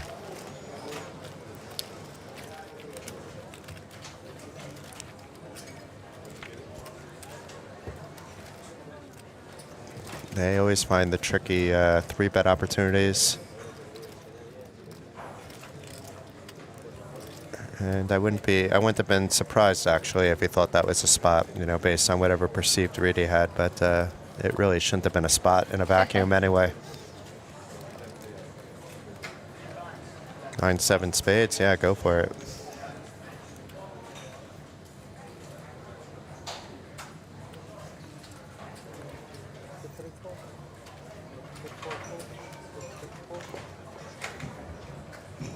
Let's see if anybody's back on YouTube. I forgot that I could look at the chat there. Too many tabs, darling. I think we need to reintroduce ourselves. People do not know who we are. That's unfortunate, actually. So this is Jason Glatzer. I'm sure a lot of you do recognize my voice from over the years here and other places. I'm a poker media guy, avid poker player as well. And joined by the host or co-host or dual host with Mr. Glenn Brown and Evely Pahela. And we're just having some fun bringing the poker action over to you. We'll have some more guests throughout the day, but I do like having Evely in the booth so we can... I had a free moment. Yeah, so we can talk a little poker. Poker and life. Yeah. Life we talk about sometimes, but poker not so often, actually. I think the last time was 2021 when we were in the booth together then. I think so, yeah. It's been a while. I mean, I hear everybody else's bad beat stories that I don't feel it needed to say. I just say, I either tell people I played bad or I got unlucky, that's enough. It's sometimes it's a combination, which then is no good either, but I'm the type of person who forgets hands really quickly. So whenever somebody asks me, like, what did you bust out with? Or I'm like, I don't even remember anymore. Easier to let go than to... If I feel it's a spot I can learn from, then it's a different story. But if it's just something I know that I messed up, or and I know why I messed it up, that's much different. Or if it's just you got unlucky, okay, that's poker. You can also learn from that sometimes you don't have to put yourself in high variance spots, and there is something to learn also from getting unlucky that you didn't necessarily need to put yourself in the position to get unlucky, but I already recognize, if that happens, and then I can say I played not badly but too aggressively in this particular moment, and that's different, but if you're going to learn something from your bust outs, then, dwell on them, but otherwise, next. Thank you. Next. Although the 8-game bust out was a rough one for me, I have to say. I wasn't saw happy. That was the first time in probably a decade I just said I needed a little bit of time to just sit. I saw your face. I've never seen you. I think I was still very polite leaving, but I don't have any memory from then until sitting on the beanbag chair, to be fair. I can't imagine myself being rude, at least, so... No, of course. And it wasn't because I got unlucky. I misplayed a hand that I was very unhappy that I did. But that's poker, darling. Yep, that's poker. I did well. I made day 2 in a very tough field. I don't even know how to play that game, so... Your husband had faith in me, which also made me feel good. I was very happy to give him money yesterday. I had such a big smile on my face. Proud. Yeah. Not all festivals are successful. Yeah. But success is measured in different ways. So I think you did well. You played well. I did well, but I could have done better. And that's the way I look at it. There's always another time. There is always another time. It's hard for me to play any multi-day event, though, so there isn't really that many other times. But I understand you totally. Maybe in a few years when I settle back a little bit, then it'll be different. I think I can use my B-list celebrity status a little bit. I think I'm gonna enter the ladies free Oh, buy yeah, that's right. after I finish. Let's go over that again, though. So what's going on today? You have at 2 already started the 200 euro ladies event. So Yeah. if you're around for the Queens, enter. I would enter that before first break because they're going to do a giveaway apparently for a 555 ticket for the Queens of Tallinn on the first break for anyone entered. And then you're playing a free buy. So tell us about the free buy. The free buy is actually not for this event, I think. No? It's for the Queens of Tallinn tickets, which is by the end of August. And all the Queens and Lady Poker players who are looking for a chance to really enjoy poker, then I think this is the time to come. So 27th of August till 30th of August. I'm going to try to attend my first Queens. I'm usually in the States then, because it's the end of summer. I just go with my son, sometimes Yurgita as well, and we go out to chill in New Jersey, visit, friends down in South Jersey, Philly, New York, sometimes up to Boston, just stay in that area and stay away from casinos, actually. Because every other vacation, it's like either I'm figuring out a way to combine the fact that I'm working and can stay a little bit longer, or I see that there's a poker event and I'm like, let's go over there and I'll play a little bit. Start. Yeah, but when I'm in the States, I behave. I played a home game once, but that was with like my old, friends growing up. But it's hard. And we were playing for pennies. It was more about, just catching up. But it's fun. It's more fun. Yeah, and these were the guys I started playing with when I was 11, 12 years old, so. So you mean 20 years ago? Yeah. The fact that I didn't know what Hold'em was for 20 years should kind of date my age a little bit. Imagine playing poker for 20 years and not knowing what Hold'em is. Ignacio getting it in. Nobody with anything to call and picking up the blinds. Getting excited there because it's the first all-in pre-flop we've seen. And you could see some of the Spanish rail there. Some very good players on that rail, actually. I guess the 3K is on the break because several of those guys are in the 3K, I'm pretty sure, or will be joining at some stage. Will be joining, probably, yeah. Yeah, maybe they're doing the late entry and just checking things out for a little while. Like all the important 3Kers. Igor's in now? I think so. Both Igors are in there now. Both Igors. Igors. The senior and the junior. With completely different playing styles, I have to say. Definitely. One is totally different from the other, but still, find your style and stick to it. No, senior, if he's at my table, I'm just so confused all the time. Because I know what he's capable of playing. He is capable of so much fun. Yes. So. You have top pair on a dry board and Igor flatting from the low jack and he's shoving on you. It could be anything. It could be that he has two pair. I don't know if it's nice to say it about my father-in-law, but he has the balls. Yes.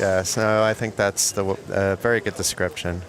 So we have Kosk here opening with the ladies. And Fahim, this is interesting because it's a button open. We saw Fahim do a squeeze before. This is a potential 3-bet spot. I would just be calling. It is a bigger bet. If it was a smaller bet, I guess a 3-bet would be a little bit easier. Oh boy, this is trouble for Kosk.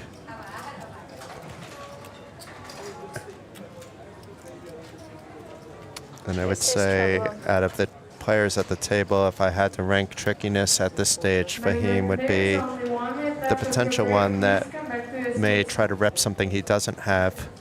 And we see he has top pair. There's no point in doing anything but calling if you're Fahim. I know there's 2 clubs out there, but the dryness of this board, you don't want to scare away any bluffs or any perceived value that Christian might think he might have.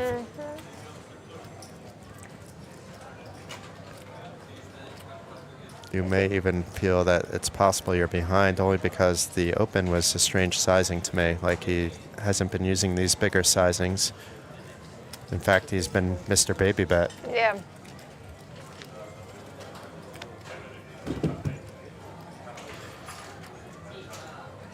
The board just got scarier for both players because there's two potential flush draws. It did go check. Now an ace-queen potentially would have got in there, which is blocked by both players. Fahim should try for a little bit of value here, targeting, something, maybe he got there with a 10 or a jack, not even thinking that his opponent could have queens. And he's also facing an opponent that we kind of know won't be turning a hand like queens into a bluff. So if he is pushed back, it's an actual possibility to fold. A lot of two pairs would have gone in there. 9-8 suited is opening like that, potentially on the button. Queen 9 suited. And Fahim is going for value.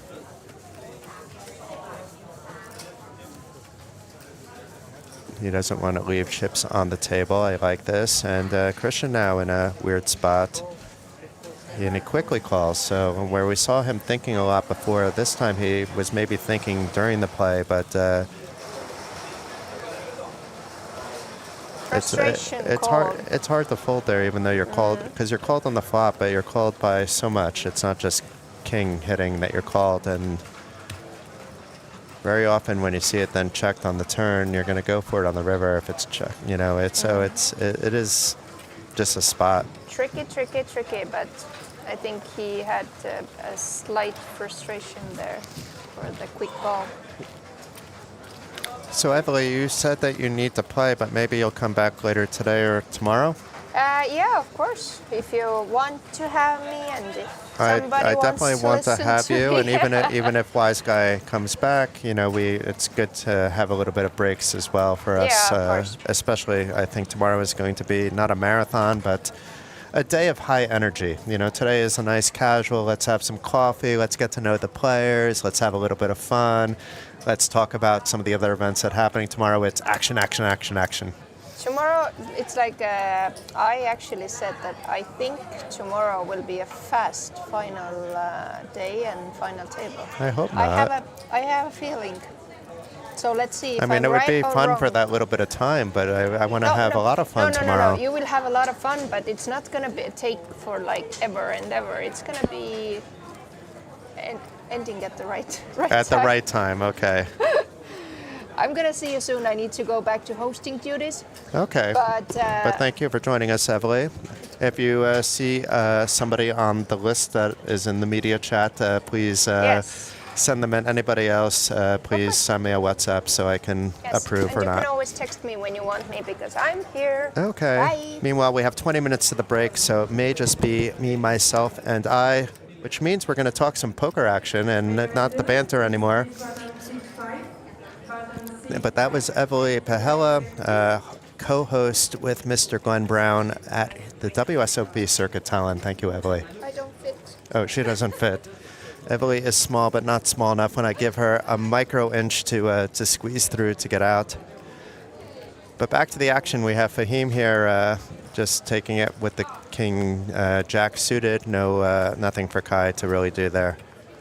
Kai counting out his chips and understanding he needs to do something soon, but has made it now to the final 18. So let's see what other updates we have. We updated already about Aru going out. You can do the level 95, small blind 40,000, big blind 8. And Luka Sorianen is out too. So unfortunately, we didn't get to see him on the final on the feature table. But Luka is an absolute beast. Already won the 5K ring. It's just another day in the office for Luka. He's a young gun as well, but extremely humble, extremely nice guy. And actually a little sad to see him out, especially the way he went. Jesus, what the heck is this? So we got it in with aces.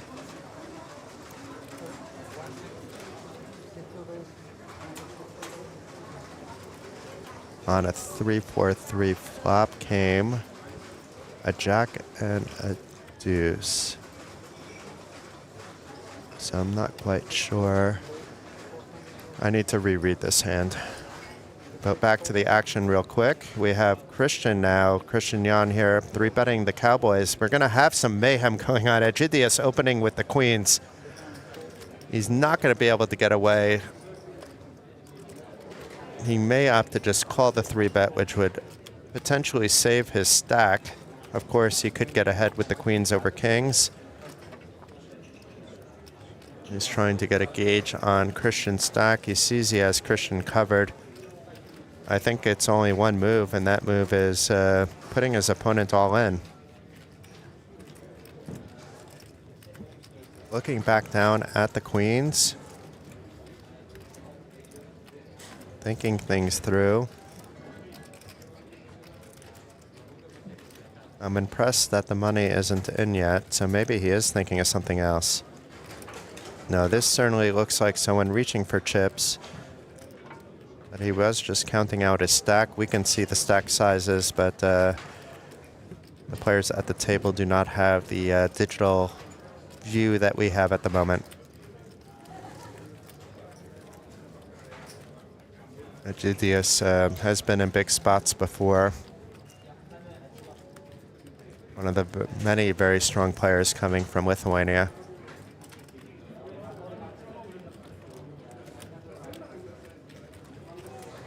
And perhaps he's getting some read, but I don't see how he's not just getting it in, to be honest with you.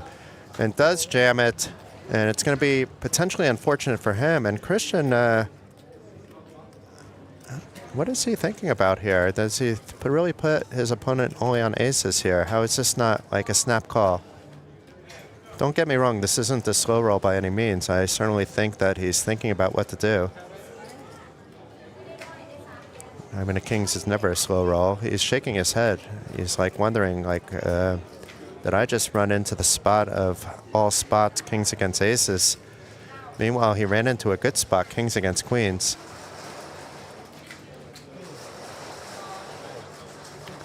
And does make the call. Once again, not a slow roll. It's his first live poker tournament. This was him thinking it out. Made the correct call with the Cowboys, so we have kings against queens. With Christian at risk, but miles ahead of the queens.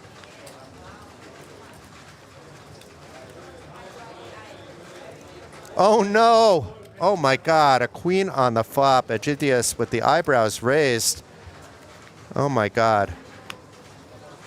Oh my God, it's quad queens for Matonis, and it is absolute showers for our hero here. Our Cinderella story is done in Christian Jan Kask, his first live poker tournament. It was a present from his older brother, Irmo Kask, and he should be very proud. I mean, he could have been, if that hand held, he would have been in such nice shape, but he should still be very proud. I know it's very difficult to leave the stage at the moment after that bad beat, but 18th place, 7,980 euros. I mean, nothing to be ashamed of there. And frankly, there's nothing to be ashamed of by Matonis either. He got it in with queens. It's not like he did anything wrong either.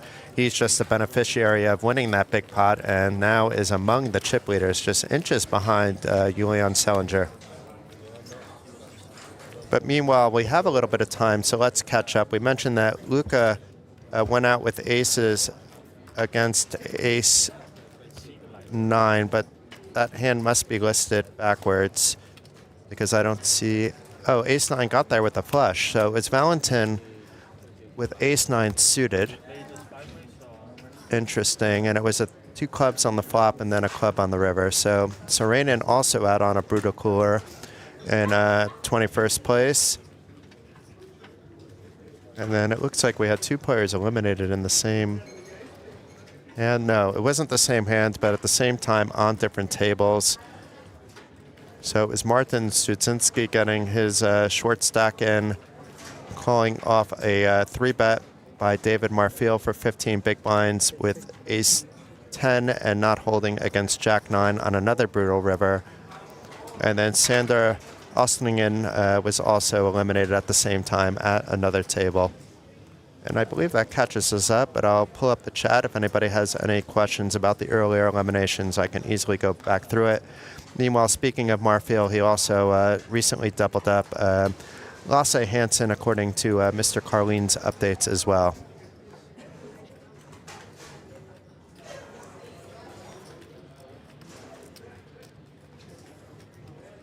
Catching up with chat, slow roll getting punished. No, this isn't a slow roll, guys. I mean, it was his first live poker tournament, period. And, you know, you've watched plenty of poker if you're tuning in here to know that kings against aces is a real thing. I really think he was thinking about it. It's not a slow roll.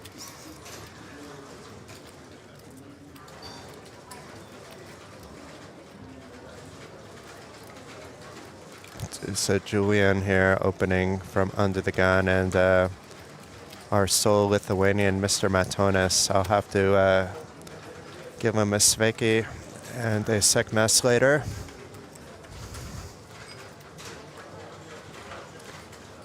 And we have a 3-6-3 flop.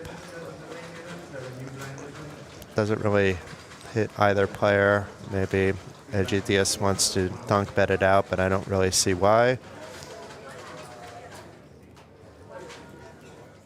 And it is a good flop for Julian to continue from an under-the-gun range. Yeah, we have some Lithuanians in the chat as well. Nice to see you all. As many of you know, I call Vilnius my home.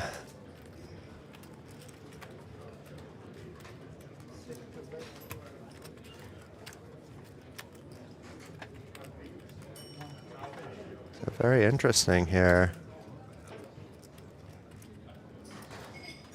And this will work more often than not. Betting the board rather than betting his hand, betting the board and the opponent with a donk bet. Donk betting isn't something I've learned properly myself, so I very rarely do it. And Julian sniffing this out. Is a bit ahead with King Jack against King 7, but it's always hard to put in chips now if you feel you're going to be pushed off them later. I guess he's asking himself, would Egidius really do this with a 3 or my live? And is the story going to be kept up by Matonis? He's putting Julian on what he has or a flush draw. Maybe he's going to bet big here.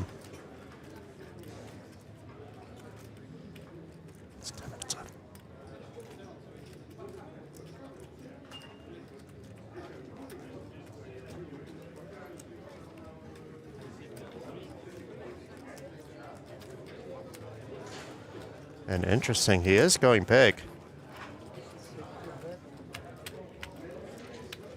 Not that big. No, it is big. It's 800,000 big. It's an overbet big. And there's no way Julian can continue here. He has to give some credit.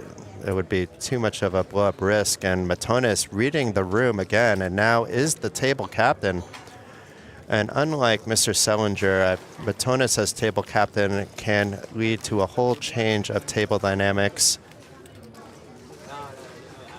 As mentioned, he's one of the many strong Lithuanian players who has a lot of, let's say, tricks in his arsenal. Very experienced poker player as well.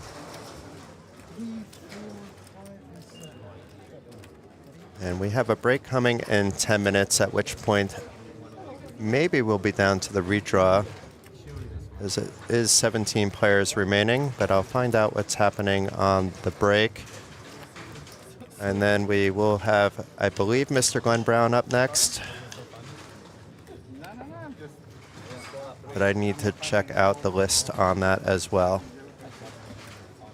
It might be Glaudris next as well, but both are scheduled to come in during the next session.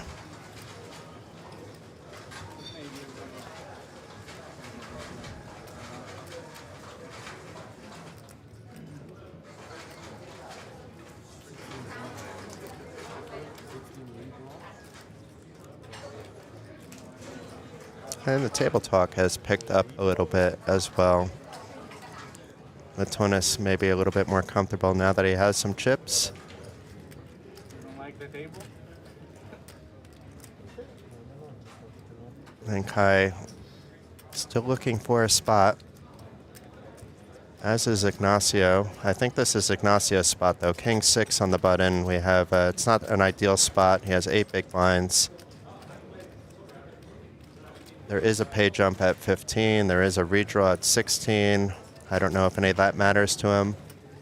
We're talking about a former main event champion in 2023, so I'm pretty sure he's looking at the big prize at the end and not the pay jump so much. So he's thinking about whether he's going to get chips or not, rather than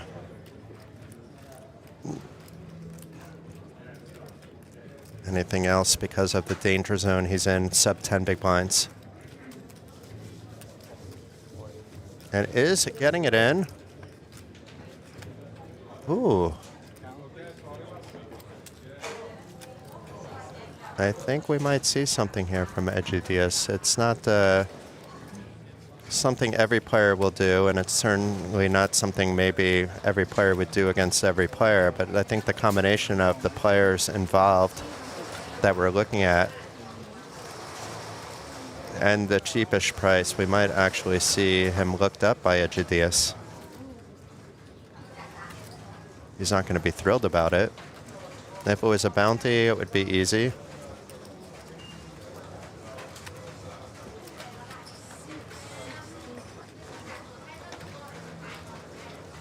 And he also has the big blind to worry about too.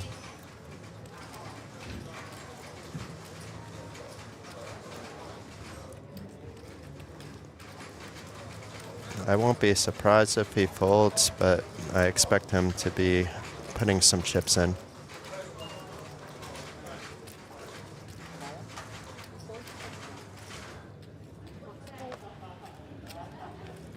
And does call Julian out of the way with the 5-4. So Ignacio hoping for some kind of miracle, or we will not have a 2-time champion remaining possibility.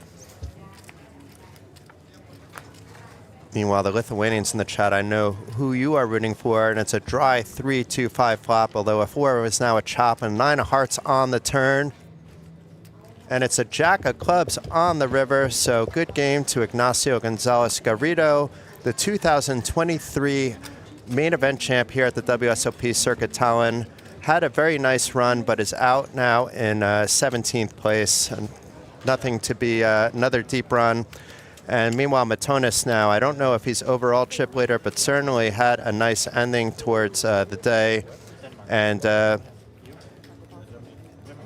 and we have a 15-minute break, so it's a pre-break before the break because I believe another player busted. Maybe it was Garrido busting that led to the 2-table redraw. So we will be back in 15. Stay tuned.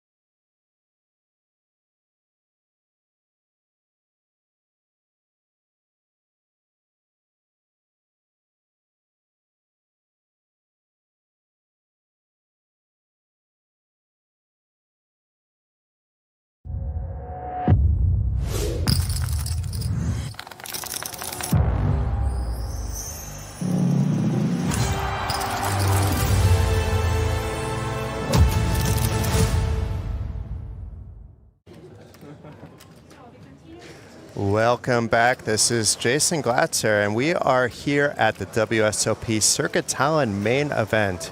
We began the day with 24 players remaining out of the field of 977 entries. You could see the prize pool of 1.253 million in the upper left corner of the big screen. Players have already locked up 7,980 euros. The next pay jump will be after one more elimination to 9,800 euros. And it just goes up and there until tomorrow's conclusion, when one player will go home as the latest main event champion, along with 210,000 euros. Meanwhile, we have the same. Well, there was a redraw, so we have some of the same players, but we'll have some new ones as well, and we'll be 8-handed now again, down to 16. I'll be joined, I believe, shortly by Glenn Brown. I hope that we get a little bit of Rasmussen before he has to fly home. He was the first player out today. And then Milko from Poker News will also hopefully be joining us before the end of the action before the break. So we have a few new players, including David at the table. David Marfil, a very strong Spanish player. And we may see some things switching up, both because of the 8-handed, the new players. But meanwhile, Roy with the standard open off a decent stack with the snowmen from early position. And Marfil is here to play. As I said, he can be tricky, especially with some chips. So he is 3-betting straight off, first hand at the TV table from the small blind with Jack 10 suited. And Roy doesn't look very comfortable at the moment.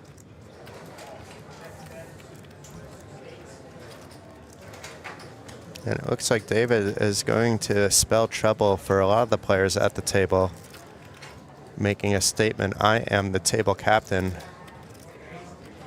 on the very first hand after the redraw.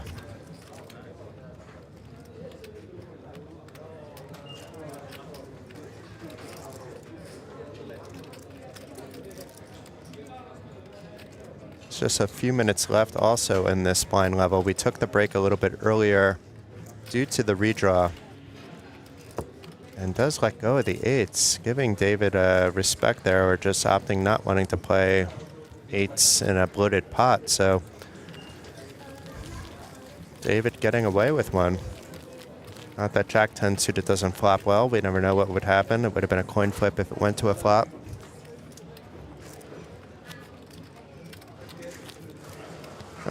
Yes, it is nice to see Sampo back in action, actually. I'm reading some of the YouTube chat. And the chat talk has picked up. I agree with that. That's always nice. I'll try to pay a little bit more attention to what is going on in the chat. Do appreciate everybody tuning in. I'm not sure if Matonis is on this new table yet.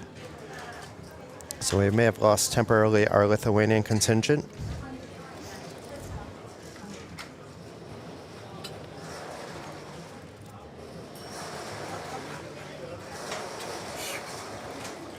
But Matonis is also on this table, I believe, so we shall see soon. But we have Mr. Glenn Brown about to join us.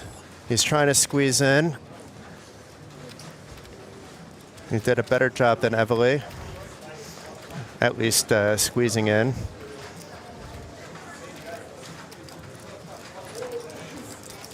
Probably because now I'm an experienced pro in making space when people are coming in and out, but and here comes Glenn Brown. Welcome, Glenn. How are you? Hi, Jason. How are we doing? Are you well? Yeah, doing good. Watching some good poker. The dynamics just changed with David Marfil now on the table, instantly proving that with some chips he can put some aggression on, put people in uncomfortable spots like he did just now with our remaining Dutch player in Roy van der Rijs. We'll get there on the pronunciation eventually, but I'm getting closer and closer, I think. As Norway. I'm not the Norwegians. I give up on. They're all my friends, but at the same time, it's just hard to get that pronunciation right. That's a bit like me doing all the Estonian and Latvian languages I'm trying to learn. But still, how's it been? How's the dream been? Yeah, we had a interesting first table. Some of these players are back. I mean, I like the fact that we have Sampo now on the table. We have Tomi and Faris Abid, who's been around in Tallinn quite a lot. Another tricky player. His stack probably won't lead him to be that tricky at the moment, but another player capable of making moves. And I'd like to see Kai get some chips back as well. Kai has been short the whole time. Right. A former Kings of Tallinn main event champion, and I believe we both have played with him in Riga and then Vilnius and here. Sampo's working out with jacks. It's a good spot to just get it in, but he may dictate otherwise. It's still 40-80, didn't go up to 5,100 yet, so he's opting for the min bet because of the 12 big blinds versus the 9. Valentin, interesting. Nothing to call with the short stack open. We don't know how Sampo's been playing, to be fair, so.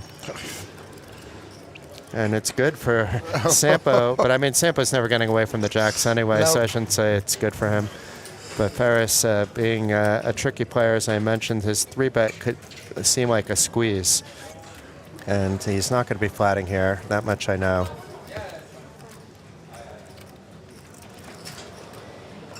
Is a 3-bet to 700, and Roy looking down, what's going on? Maybe I wanted the 3-bet, but now it's going to be easy for him to get away. He shouldn't be 4-betting here. Not with an open, a call, a 3-bet in front of him, and you're looking down at ace-10 in the big blind. No point in doing anything with your 5 million chips. Just save them for next hand. But Sampo is in a different ball of wax here. You're facing Faris, who we see as kings, but Faris can have a lot different combination here. Sure. If Sampo doesn't get his stack in here, I'll be surprised. It'll be like a sick read. Or just giving Faris too much credit, but in this case, it's the proper credit. Sure. He could be throwing this. He's not married to this hand, it seems. No. Does anyone? To jacks? My chips would have been in. Okay. You know, I would have just shoved the 12 big blinds, to be fair. You know, but that's why I'm not on this table. Yes, we have some fin-on-fin violence with Mr. Valentin, who's a strong player in his own right, stuck in the middle, but will get away with his ace-deuce suited pretty easily.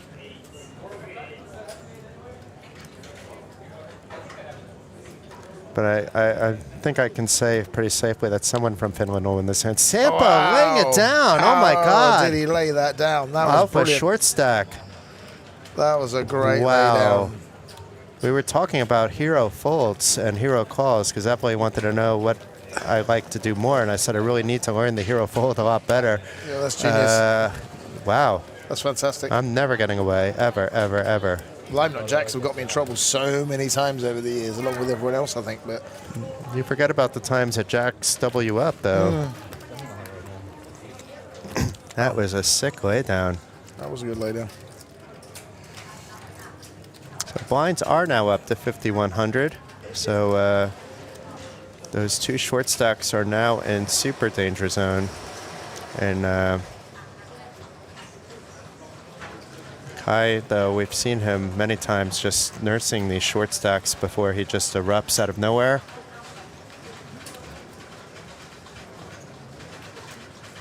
And it does seem Sampo is more than comfortable if he's open folding off 12 big blinds.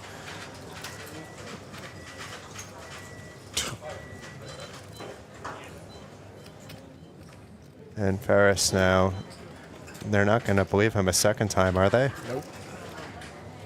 They didn't have a chance to get any information from anyone watching the stream either. It's been clicked. Yeah, that's interesting that he just called. Because if he 3-bets and Roy is back in this spot, like what's going on again? Now he's probably still like thinking, but it's much different with a hijack open with an aggressive player and Faris just calling. I don't mind that he's just calling here either. It's probably what I would do to be fair, but it's a much different spot. And Kai just saying, Get out of the way. yeah. I still have a big stack with 7 big blinds. It's mad, isn't it?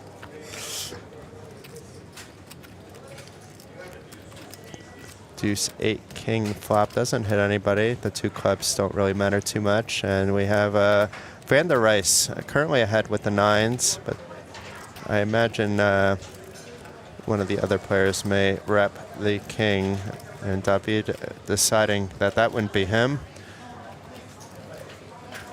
Ferris may think also, why should I be betting here? But I think, no, he is going to be betting.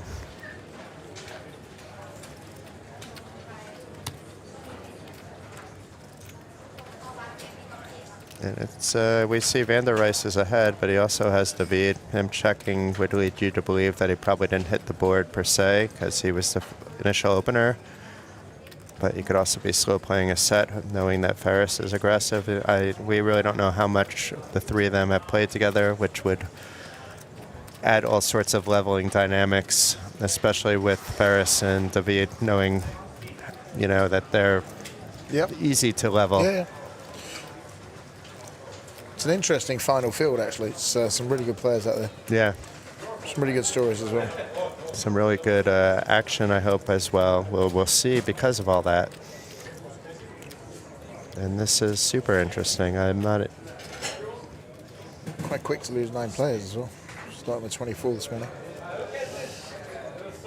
I'm not thrilled if I'm Roy, but I probably call 1 bet. But only because David checked. If David bets, I don't know. I mean, I think I am still in this hand, actually. But I don't mind him thinking about it that way. Yeah, I was just thinking he can't have it twice, but he only min clicked, so... Ugh. Now it's going to be easier to get away, and we also see that now it's a time to get away because Ferris hit, but just because it's a second overcard to the 9. It's one Ferris could have easily in his range, calling from the button. You wouldn't put him on something as strong as ace-queen, but still. Not following his kings, that's for sure. Well, nobody knows he had the kings. No, Only I we. know, but I'm just saying in the way he bet it.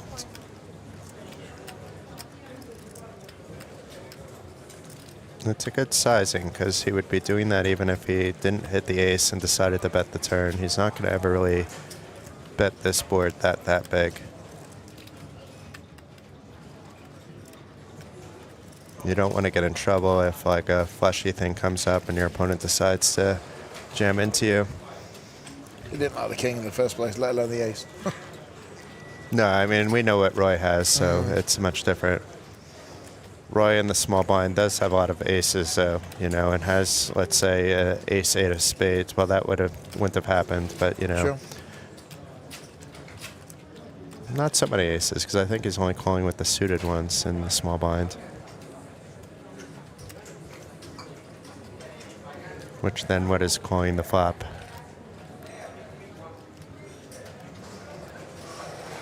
I wonder what these guys are thinking about, though, because it's probably not the same as what we're talking about. No, I very much doubt it. I very much doubt it. So take that down. How's your week been, Jason, anyway? You've had a good week. I know you have. Yeah, it's been a nice combination of everything. I was a little bit run down yesterday, but it was a good day to recover. A bit of poker, a little bit of articles, a little bit of team building. It's all Sure. all good times here in Tallinn all the time. Congrats on your good run on the 8 game. Yeah, sort of. I know, Day 2 was I just misplayed. I don't mind getting unlucky, but when I'm hard on myself sometimes if I made a mistake. Yeah, I know you are, but congrats anyway. It's a very good run. And unlike many players, if I made a mistake, I just come out and say I could have played that better. It's easy just to say I took a bad beat or get unlucky, and then when you analyze it, it's really not that. No, I just played badly on day 2. It's been a good week, though. Numbers have been good.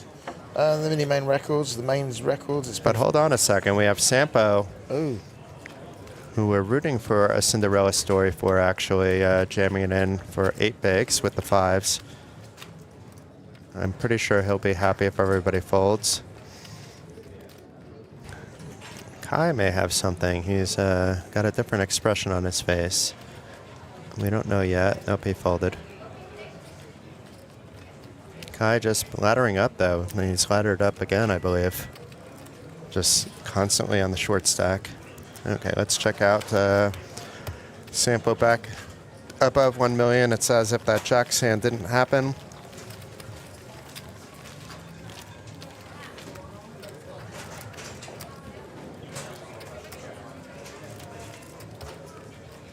And we've lost an Estonian in 16th place as well. So Anton Makiev is out. One of the guys that's playing a lot locally these days here in Tallinn. Yeah. He's won a few of these Win TV events Okay, yeah, the that they Super host here Lives. at Olympic. Yeah. Yeah, the Super Live ones. So unfortunate for the Estonian community that he was the last remaining Estonian, because we had Christian Jan Kask out on the stream, Ignacio Gonzalez Garrido, who's Spanish but opted to sport the Estonian flag, out in 17th, and Anton now out in 16th. And the final 15 got a pay jump up to 9,800, so happy days for them. Especially Kai, who's just been sitting here waiting for a spot, and this has to be a spot. He can't wait any longer. We have a hijack open from an aggressive player. Yes, you're going to get called, but it's fine. You have king-queen suited with no fold equity facing an open.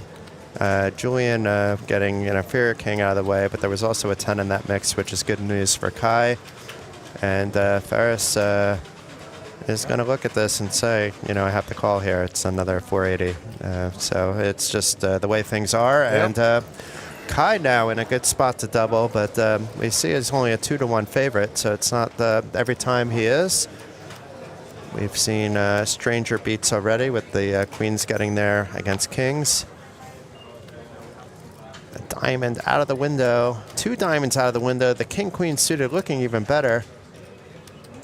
You could see that eliminates a few of the outs, and it's a 6 of clubs on the turn. A 7 or deuce will give a chop if it's not a diamond, but it's a 6 of spades on the river. King high gets the job done for Kai, and he's got that breathing room now. 16 big blinds for Kai Leto is like 50 big blinds for you, Mr. Brown. Certainly is. That's sure. You're not wrong. That's for sure. I've hardly played any poker this week, actually. You did a cash in the celebrity event. I did cash in the celebrity event, yes, I must where admit. you were a bounty, actually. I was the last one to hold on to my bounty, which was good news. You outlasted, no, Silver loss, I think. He didn't have a bounty. He'd lost his bounty before that. So he re-entered, okay. Yeah, I thought he put my chips to good use, but he spewed my chips to others at the table. No, I was the last one holding a bounty. Okay. So, which I didn't know until I came off. What was your bounty? It was a gift from OlyBet. Okay. For the casino, but yeah, it was good. It was good fun. Cashed in that, played the bomb pot badly, and tonight I think I'm going to give the Sveton PLO 5 a go. Oh, that's nice. Tonight, so that'll be fun. I will not be playing tonight as much fun as that sounds, because let's just say I want to be on my A game tomorrow, and we don't need 2 sick commentators. I wish Wise Guy to get healthy soon. Yeah, I do miss too. him here. I do miss George, not because he's sick, but because he decided to live in another continent. Logistically, it's not feasible. Great at the moment for that, but I'm sure we'll see him back here at some stage. Sure, he will be. I know Wise Guy definitely will be, but George, that's he has his life, going on in Brazil now. But you've got a few guests coming in. I saw you had Olivia Everly.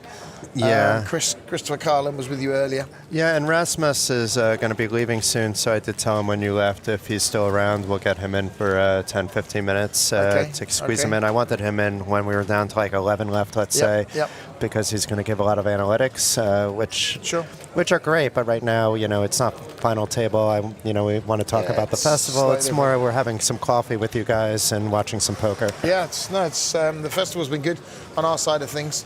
The media team this week have been really good. We have the mystery bounty a little bit later on as well.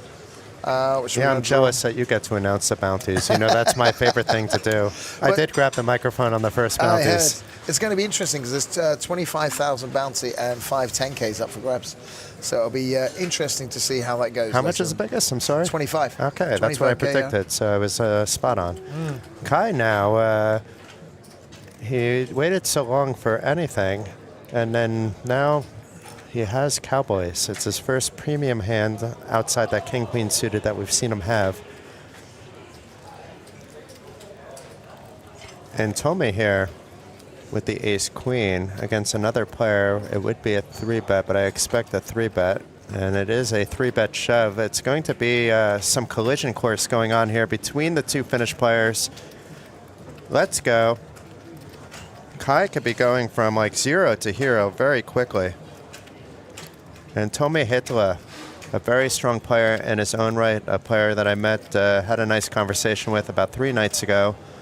At risk with the ace-queen, and it's a 4-8-4 dry flop, so Cowboys miles ahead. Tommy sweating for that ace, but it's a jack of diamonds on the turn. The 8 of spades on the river, so it showers for Tommy Hitala, but a very nice run. But meanwhile, the story of Kai Leito is just beginning. You know, I said, 6 big blinds, no big deal. It's Kai Leito. Now look at him, 35 big blinds, 2 hands later. Huge. And I think he was down to 8, not 6, but I don't know. Whatever it was sub 10 big blinds. It's still a Kai Leito comfort zone. I like Kai, he's a real nice guy as well. He's a nice guy, but I'm not sure I like playing with him. No.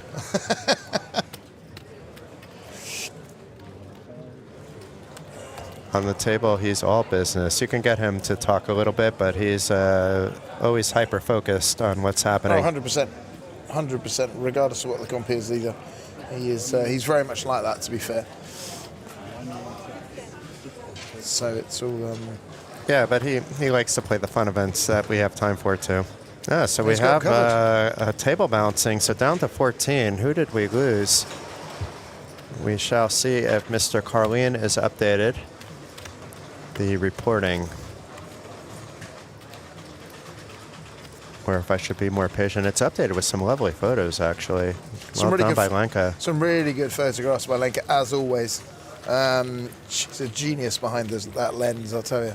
She captures every moment. It's great to watch.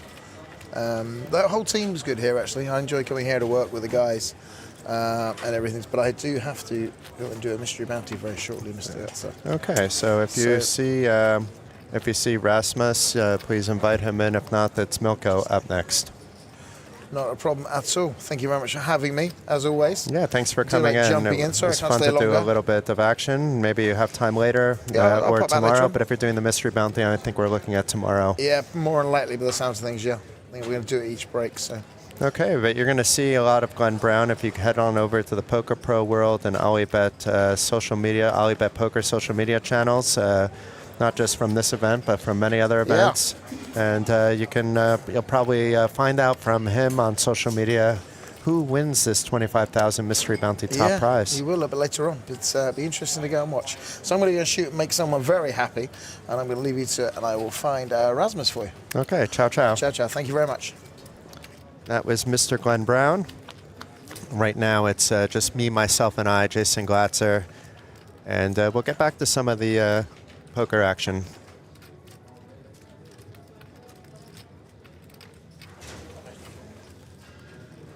And I think I see Rasmus somewhere. So he will be joining us in a hand or two as well. In the meantime, not much happening here. It's going to be a check bet fold. A very good flop for an opener's range, and Ferris with nothing that he can potentially improve with if he deems that his opponent has potentially hit some of that board. And now we're down to 13. It's really flying, actually. It was Timmy Anchor out. He had looks like it was a 13 big blind stack that he shoved from the cutoff with ace-7 suited in. Matus Dubkowski with the Cowboys. Cowboys held, and down to 14 players. This hand was compliments of Mr. Frank Visser. And the Tommy Hitala was actually out in 14th, which we saw on stream. So we're down to 13 players. We stopped the day at 9. We could be looking at a deep stack final table tomorrow. That was always my hope. And we have Ferris now likely to 3-bet off a button open. Valentin I played with during the PLO, maybe the 8 game as well. Very nice guy.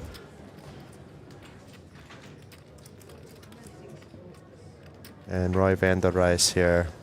Another spot where there's so much action in front of him. He has a decent hand, but not right now. But he can't be happy with the whole table change. He had a nice casual table before with not that much of what we see here with the 3-betting. And it's harder for him to play the small ball hands that he seems to like to play.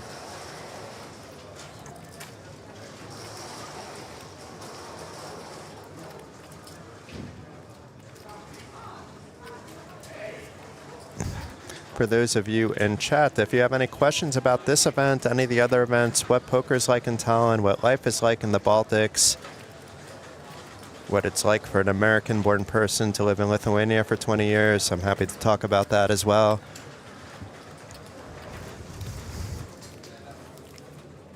Right now, you guys are my co-commentator until we have a co-commentator in place. And I'm getting word now from Glenn that Rasmus will be joining us, but he has a ferry to catch, so it's going to be a quick in and out. Or we could talk about his experiences a little bit. Rasmus also is very good with the analytics, so if we wind up in a hand, you'll get a little bit better analysis than you're going to get from, you know, the cursory looks that I give. He's also, because he was on day 3, has spent a lot of time playing with these players on day 2, on day 3, so we'll have his own insight to how they're playing. Hopefully we get all that out of him in 15 minutes. Yes, Gidius is still in the game. He's actually on the TV table, so you could see him over in, I believe, seat 3. Has some chips. Did get lucky. Got it in with queens against Kosk's kings. A queen on the flop, and yeah, there was showers on the turn with another queen. He got his daily quads and got a lot of chips and sent the Estonian Cinderella story, as was his first live tournament, to the rail in brutal fashion.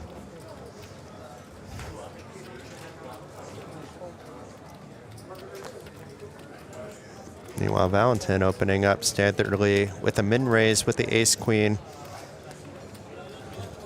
Kai, who finally has chips. I mean, he was pretty much until about 10 minutes ago short stacked the entire time. He was also on our first TV table. He always seems comfortable with any stack, though. Probably out of the players at the table, I've played the most hands with Kai over the years.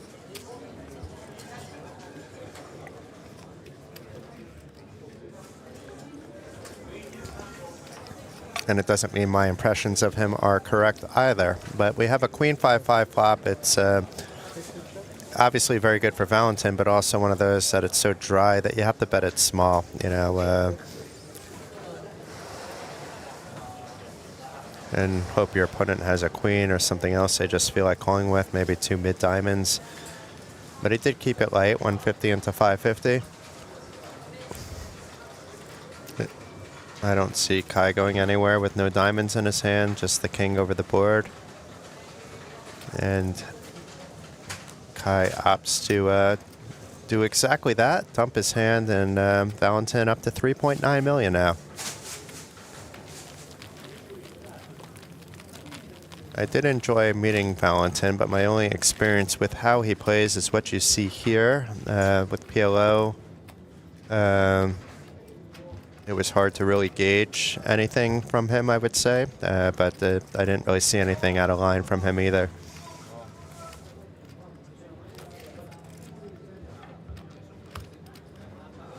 And David Marfil, 7.2 million at this stage of the tournament. That is happy days, and especially a player like him who knows how to play a big stack. If you're giving him the chips and your skill play like that right now, with 13 players remaining, he's easily the favorite. And we have all sorts of people surrounding me right now. I think 1 is joining the booth, and 2 are here just for some high fives, I think, and Krista Larson and Mr. Teddy Poker. And we have Rasmus joining us in the booth here. But meanwhile, we have a hand at the same time. So much going on at the same time. We have Roy van der Rijs raising with the trays. But Julian Sellinger, who began the day as the overall chip leader, has been very quiet throughout the day here with the aces in the big blind. Let's see if he's going to sneakily play it, because it was a button open. But welcome, Rasmus, while we're waiting for a decision to be made here. Thank you so much. Nice to be back. I wish you weren't here, not because I don't want you here, but you were playing today on day 3 with a short stack. We spoke a little bit yesterday. We didn't even talk about the possibility of you coming in because I didn't want to jinx it. So I didn't know that you were leaving so early. I wanted to get you in a little bit later, as you know, so we can have the analytic talks, a little bit later in the day. But I know we have you for a short time. So after this hand, we're going to talk a little bit about your experiences as well. But meanwhile, I'm going to let you take over the action, Rasmus. Yeah, so this hand is actually very interesting because the stacks are so even and they're both much bigger than the average stack, so they really can put a lot of pressure on each other. I'm a little bit surprised that Roy doesn't peel the flop, but this is a smart play because Roy will accumulate chips just from having his stack, just from playing hand to hand. You don't need to take these spots. Theory might say, oh, you'll be pushed around, but in reality, just one fold will not make your opponent put the pressure. So I don't mind this at all. And we see Mr. Carlin on the stage. So yeah, I agree with that. I think I'm letting go with the 3s too in that spot, just because you're going to find a better spot than what happens when you don't flop a 3 and you're 3-bet. Even if you feel you can steal it, you may be setting yourself into a trap. It's easier just to find a lower variance spot. Yes, and 3s has the classic problem. 3s, though they should win half the time, they have a very hard time of realizing when that is. 15% of the time you hit a set, you're most likely good. But all the other times, even when your opponent bets, you have no idea. You're playing blind. So avoiding those kinds of positions with 13 left, you mainly want to make the final table, then go from there, assess your position. You really don't need to take that spot. So folding is completely acceptable. And as we I see think here, against a weaker table, though, it would be easier to justify a call, where you don't have to play your 3s as if they're 3s. yeah, it's very dependent on your opponent. If you think your opponent will give up on a lot of positions, as the graphics say, David folded, but there's no way he folded a pocket pair this deep. And indeed, we do see a flop. And this is exactly my demonstration. Roy opened a new in semi-late position, and he's probably going to win this pot whether he checks or bets, because David's not going to lead out with small showdown but no real card. So, and with 1 out, I don't see anything else happening but Roy winning this pot. David's going to fold this flop. Yeah, I don't see why David would play around here either, but he is, I would say, the trickiest player remaining out of the final 13.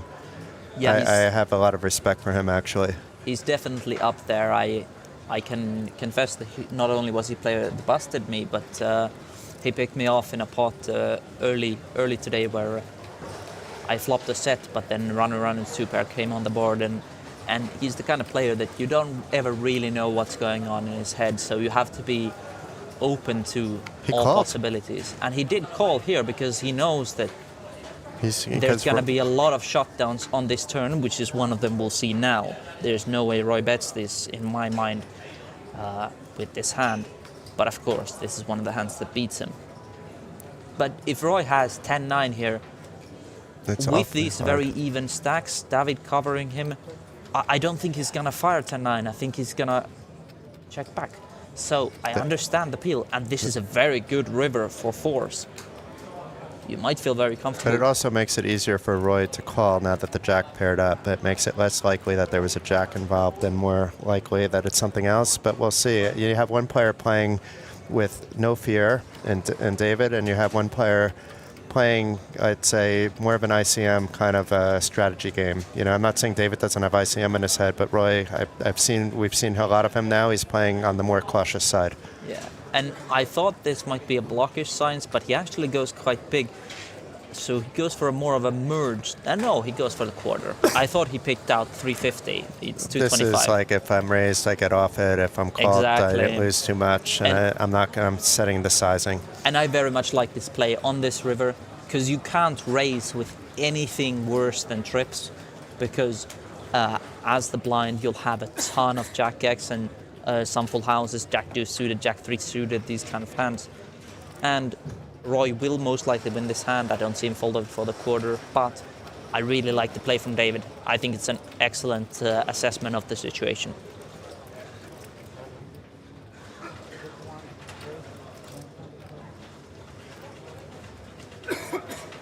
But wow, Raising. Roy did choose that his hand might be in trouble against something like nines or a weak king, and he does raise to fold out those hands because he considers it to be more value than calling. Interesting. I didn't see that one coming at all, actually. I didn't either, though.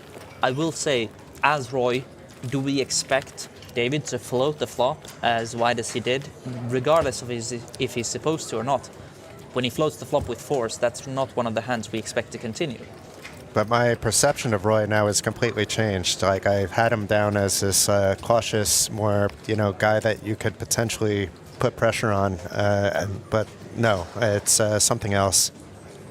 It certainly shows that Roy is willing to do whatever he considers to be best in the hand he's dealt. It doesn't matter what it is. I'm going to leave you for 1 second just to grab a glass of water, but I'll join you mid-hand.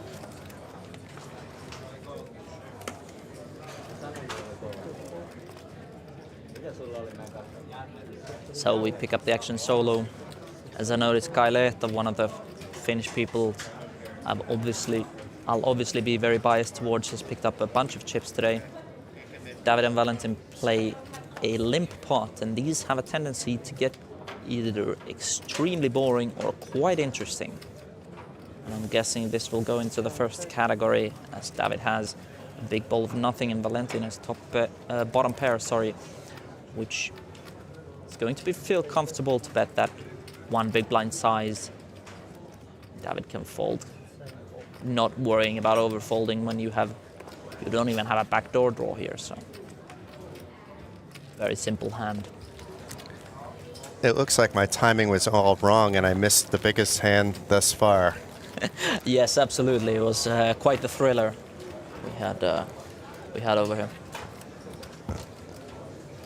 We're asking, where is Edigius? Edigius is on the side table because there was bust outs over there. But he will be either we see him later today or probably tomorrow. He has a lot of chips at the moment, unless something funky happened on the side table. I wanted to ask you, did you catch how Kai got his chips? Because I know it was around about 1 million, like an hour and a half, 2 hours ago, and he's been a lot on the feature. He just was nursing a short stack forever.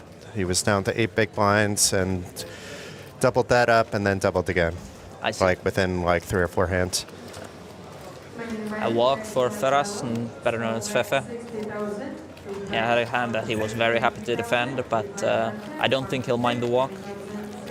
Egidius Nerache. We keep being asked, where is Egidius? Maybe if I say it in Lithuanian, no, he's doing okay, but on the outer table, if we can get some updates, you should check out the reporting on Poker.pro, Poker News. There'll be some reporting of hands on the side table. If we hear of anything about our Lithuanian hero, we'll be thrilled to share it with you as well, but I don't have a visibility on the side table from where I am seated at the moment. But and then we have Rasmus, please shut up, from Torniki W5P. I assume that's somebody you know because it's with smiley faces. Yeah. I hope it's somebody you know, otherwise it's a troll, but it looks like it's meant to be funny. I think I had a couple of friends who I told I may be on the TV today, and they were a bit disappointed I wasn't here, so that may be one of them hoping I would be in the hands, Yes. not in the commentary booth. So I've been very happy with the support I've been receiving, so I will take that with... Yeah, it seems like it was meant to be funny. Yeah, a cubic meter of salt. I won't worry about it too much. Wow. Hello there. We have 2 6s and a jack to hit Mr. Marfield again. Kai, though, hasn't really hit anything, but opening under the gun, this is probably about as wide as he goes from under the gun, to be fair. As I mentioned, Kai is one player that I have played a bit with, but in smaller buy-in events. Now this is a hand that he can go either way with against a small bet. Against a big bet, he's going to have a very easy time, but I don't expect that to happen, and sure enough, we do see the quarter. Kai having 3 to a straight flush. I think folding here is not really an option, unfortunately for him. No, maybe even raising is an option, Exactly. but I'd rather raise than fold, and I think calling is also good. But I'm very although curious if he to see. folds, it's correct in the terms of this hand, but yeah, Oh, yes, it's hard. absolutely. He can't put, of all people, he can't put on David that every time he's betting he's hit a hand. But what he can put on David is that he would be calling with the 6-5 if it's suited like this. But And sure enough, with the 3 to the straight flush, he's going to raise. I like this play a lot from Kai, of course. Terrible timing. and But look at this expression by David. He looks so disappointed. I don't know how he can fake this so well.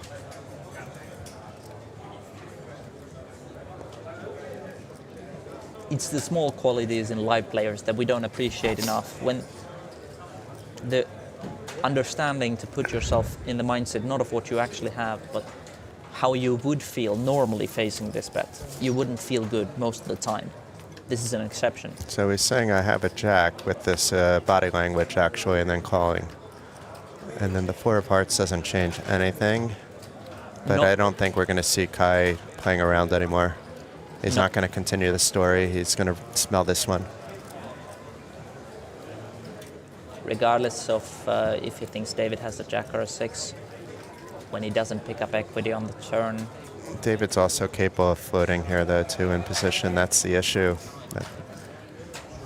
It's so hard with David. So Rasmus is saying that he might need to go after this hand.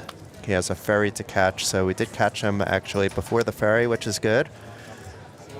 And at the next festival, if he doesn't play as good as he did this time, we can get him in the booth more. But you know, when you make the penultimate day, that's the focus, obviously. Unfortunately, he will be on a ferry soon and not on the feature table. But that's poker, as you know.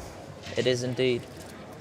Now facing the check back from David and seeing an overcard on the river, this is interesting because you could be targeting, again, these are exactly the kind of holdings he would actually be bluffing. King 10, Queen 10, with 3 to a straight, 3 to a flush, like Queen 10 of clubs, Queen 10 of spades. So he could try to bet David off a jack. It looks like it's something exactly like that, but this isn't very big, is it? No, it's almost like he's trying to use the mental side of it, because there's some floats like David's probably not going to check pocket 7s on the flop, right?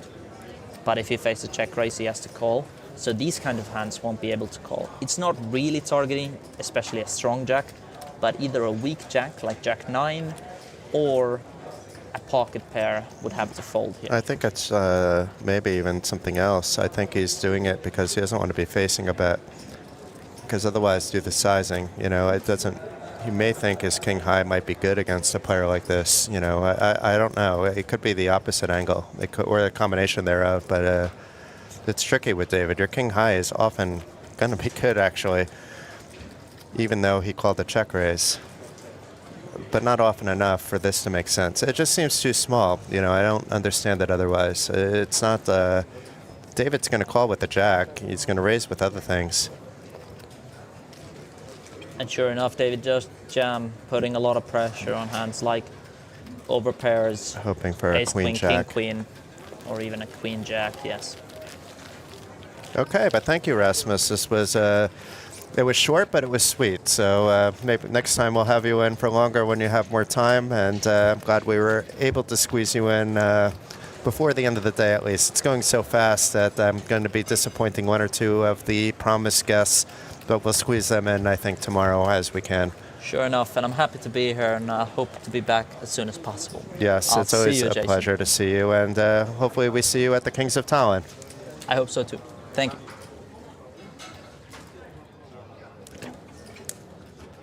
That was Rasmus Lundstrom. Fantastic run once again in the main event. Things didn't go his way today, but it was very difficult for him coming in with a short stack. Not everybody can run hot with a short stack or figure out ways to increase their stack eventually, like we saw happen with Kai. But incredibly gifted poker player, and always a pleasure to have him in the booth. we have more people wanting Ed DGS. You know, if there's a break before we hit the final 9, I'm going to say that we really need to get the Lithuanian wonder back on the table.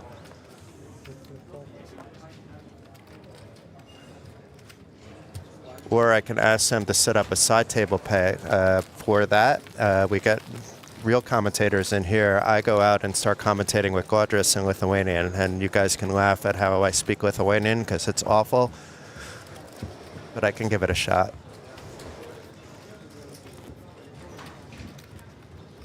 I find it funny when I'm playing in Vilnius and I catch people talking about me and I can just remain quiet and listen to what they're saying.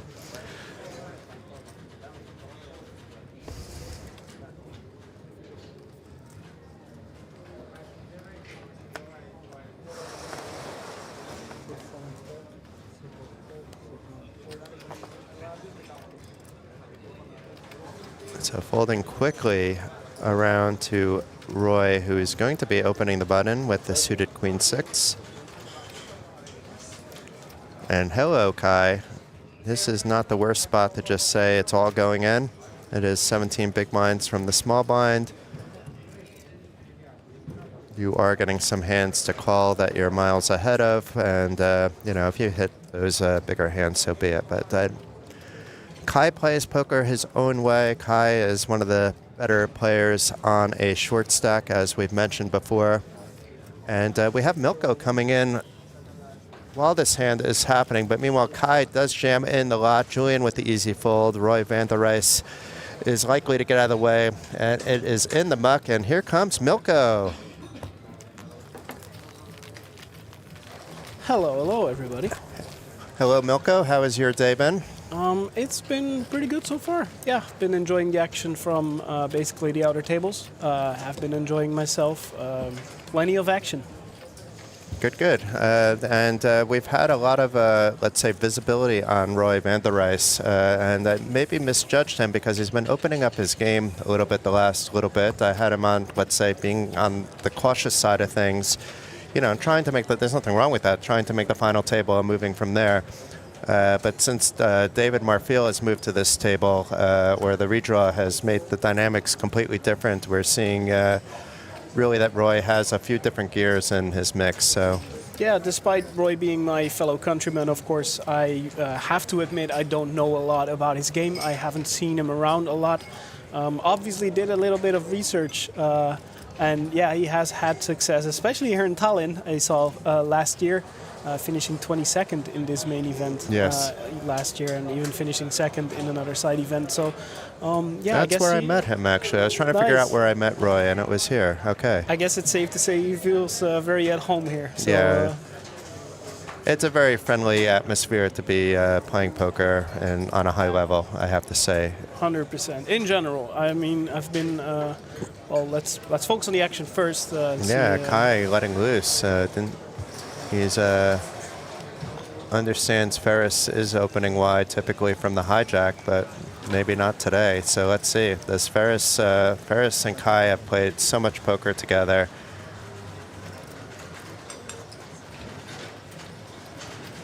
And let's see, Ferris against another player, maybe 4-betting. Against Kai, he may want to just call. I don't know. Ferris does have a lot of aggression in his game. Oh, with that information, it doesn't surprise me if we see a 4-bet follow-up. But we're also down to the final 12. It's very true. There is a pay jump coming up next, so play will probably slow down at least a little bit. But let's see a flop. Well, not the worst flop for King Jack. Kai picking maybe a better spot than I realized, so he's hitting the top pair.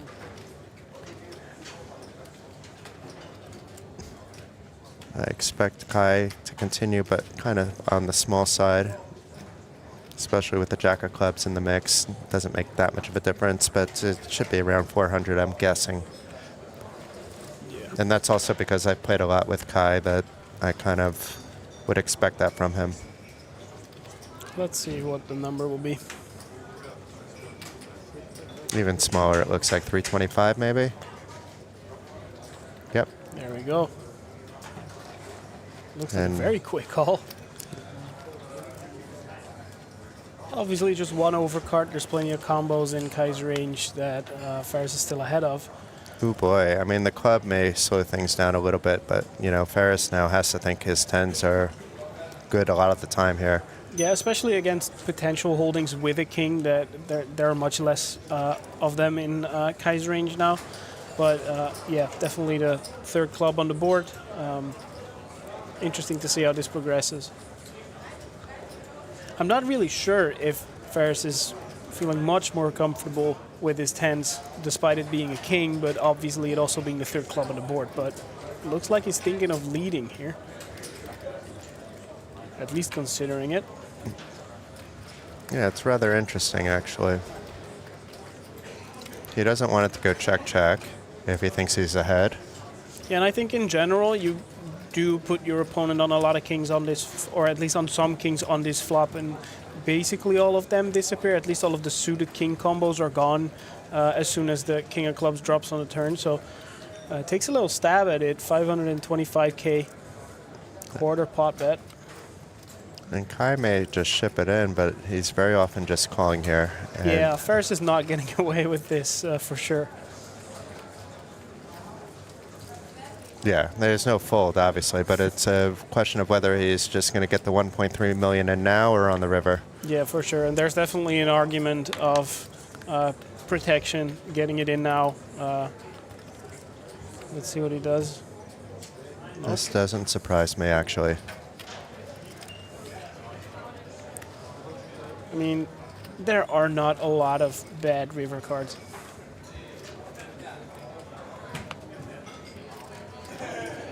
That's even not a bad river card because he has second nut flush now. It's still good, and it's going to, you know. The thing is, there's no more value to be had, so that's the argument to get it in on the turn. Unless Ferris opts to just hope that his opponent doesn't have a bluff and bet 810,000, because that's what it'll take. Oh, he checks it down. And Kai shouldn't be worried about too many boats here. He shouldn't be worried about getting trapped by the ace of clubs. There's really only one play, and it's not to check it back. Although if he does, there's 3 million in the pot. He may feel like, why risk? I'll still be happy with 3 million. If I'm really been trapped on that very small percentage chance, then at least I still have a spin-up stack. Yeah. I mean, at this rate, there's definitely some argument for surviving above just getting max value, but curious to see what Kai does here.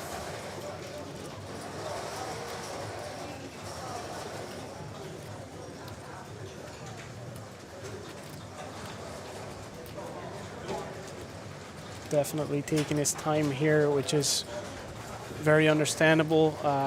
Big pot, pay jump ahead.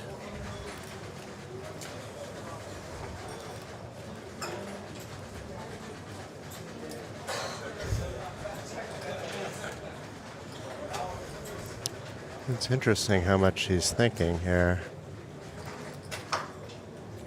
I'm guessing you just want to go over every single scenario. Is there a scenario where there is the ace of clubs in Ferris's range? And I'm pretty sure there are certain combos that he has, but that does look like a bet that is not an all-in bet.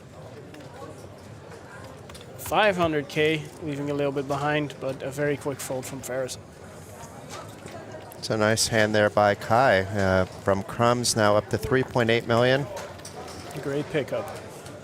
And we're down to a dozen players, so let's pull up both the Poker Pro and Poker News reporting and see if we have an update on who went out in 13th place yet. Nope, we know about Tomei. That happened on stream. That's also, I think, the last on Poker News, but let's see. Nope, Poker News is on the ball as well. Then it's UC Yulkonen. Oof, bad beat. 10's getting it in. Matus, the Bukowski just seems to be the outer table terminator. So he took out another player, this time with ace-7 offsuit and compliments of Frank Visser. And Matus after the hand was up to 4.8 million. Fahim was somehow in the hand at 4.2. And those asking about Matonis, I do have a Matonis update for you, and he has some chips. He's up to 7.45 million. Apparently had 4 deuce suited, raising from the small blind, 4, 5, 6 flop, and then getting action against Ace X. And yeah, Matonis up to 7.45 million. So if you want, please, if you were expecting him back on the TV table today, it's probably not going to happen, but let's continue to give updates for those of you asking, and I would bet quite a lot that we will see him on the final table tomorrow. Odds are high. Yes. It's a little bit better than a coin flip, at least. At minimum. We need to be conservative.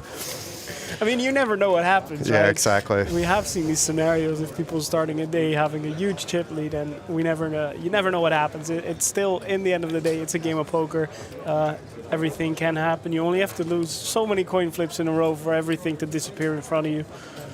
But David here with an ace connecting, and once the wild card can have any 2 cards, so it's good for Valentin that he didn't connect. But meanwhile, Valentin's going to pretend that he did. But he's not going to lose more than this, I don't think. Yeah, no, it's looking like David isn't going to see any chips disappear in his hand. David may pull ahead of Matonis, actually. We don't know how accurate Matonis' chip count, but the last we saw was 7.45 million. And David should pull ahead of that in this hand with 1.3 million in the pot and 7.2 million in his stack. I imagine he feels very comfortable in a blind versus blind situation here. I think David feels comfortable in any situation, to be fair. That's a skill I'm pretty jealous of, if I'm going to be honest.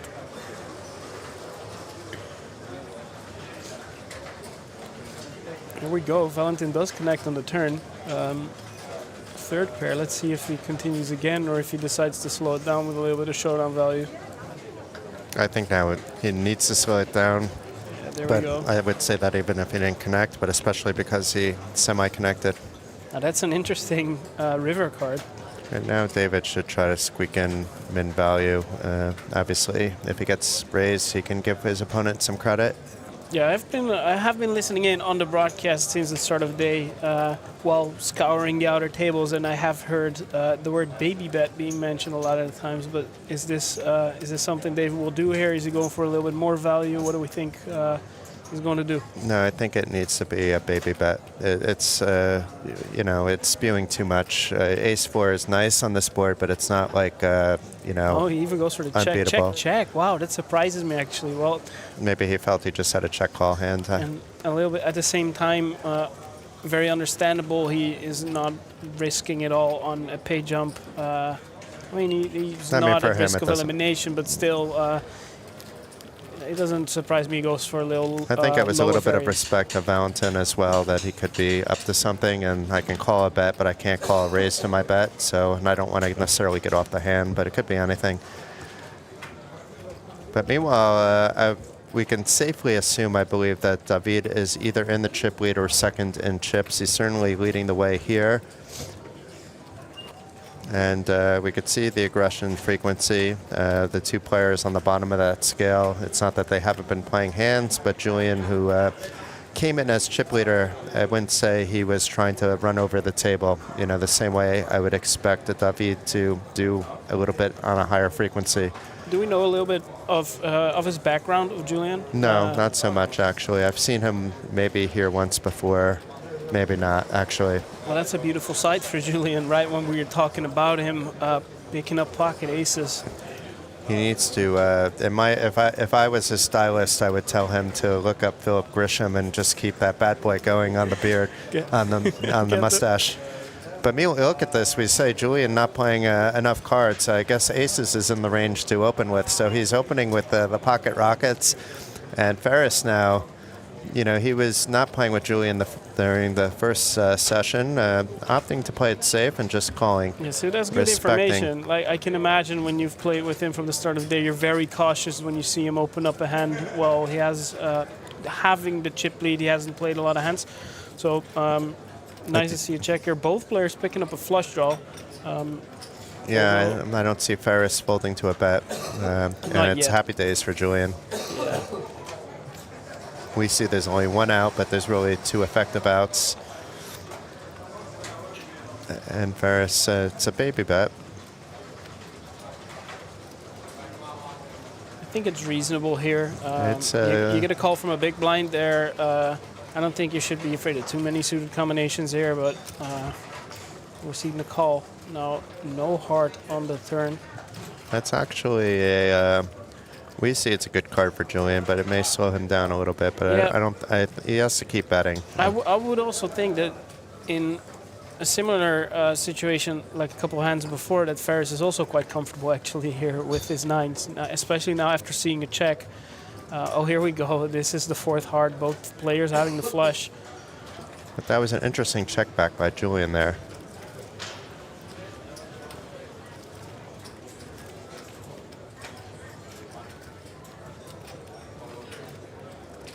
And Julian is certainly not checking this river. He's just thinking about how much to bet. And if he bet the turn, he would be able to get something decent in on the river. Maybe get called, maybe not. Now I think it needs to be something like 400 to 500,000. But let's see how big he goes. I think you're on it again. Here we go, 475. And now Ferris has actually got a decision to make. Yeah. That the comfort is going away. It would be a very, very nice laydown if he manages to get there, but You can never lay this down against certain players. So against Julian, you can maybe, but even against Julian, it's hard. yeah, and we know that obviously the history is missing between these two, at least from today. I don't know if they've played on previous days together on the same table. Maybe he has some information on him.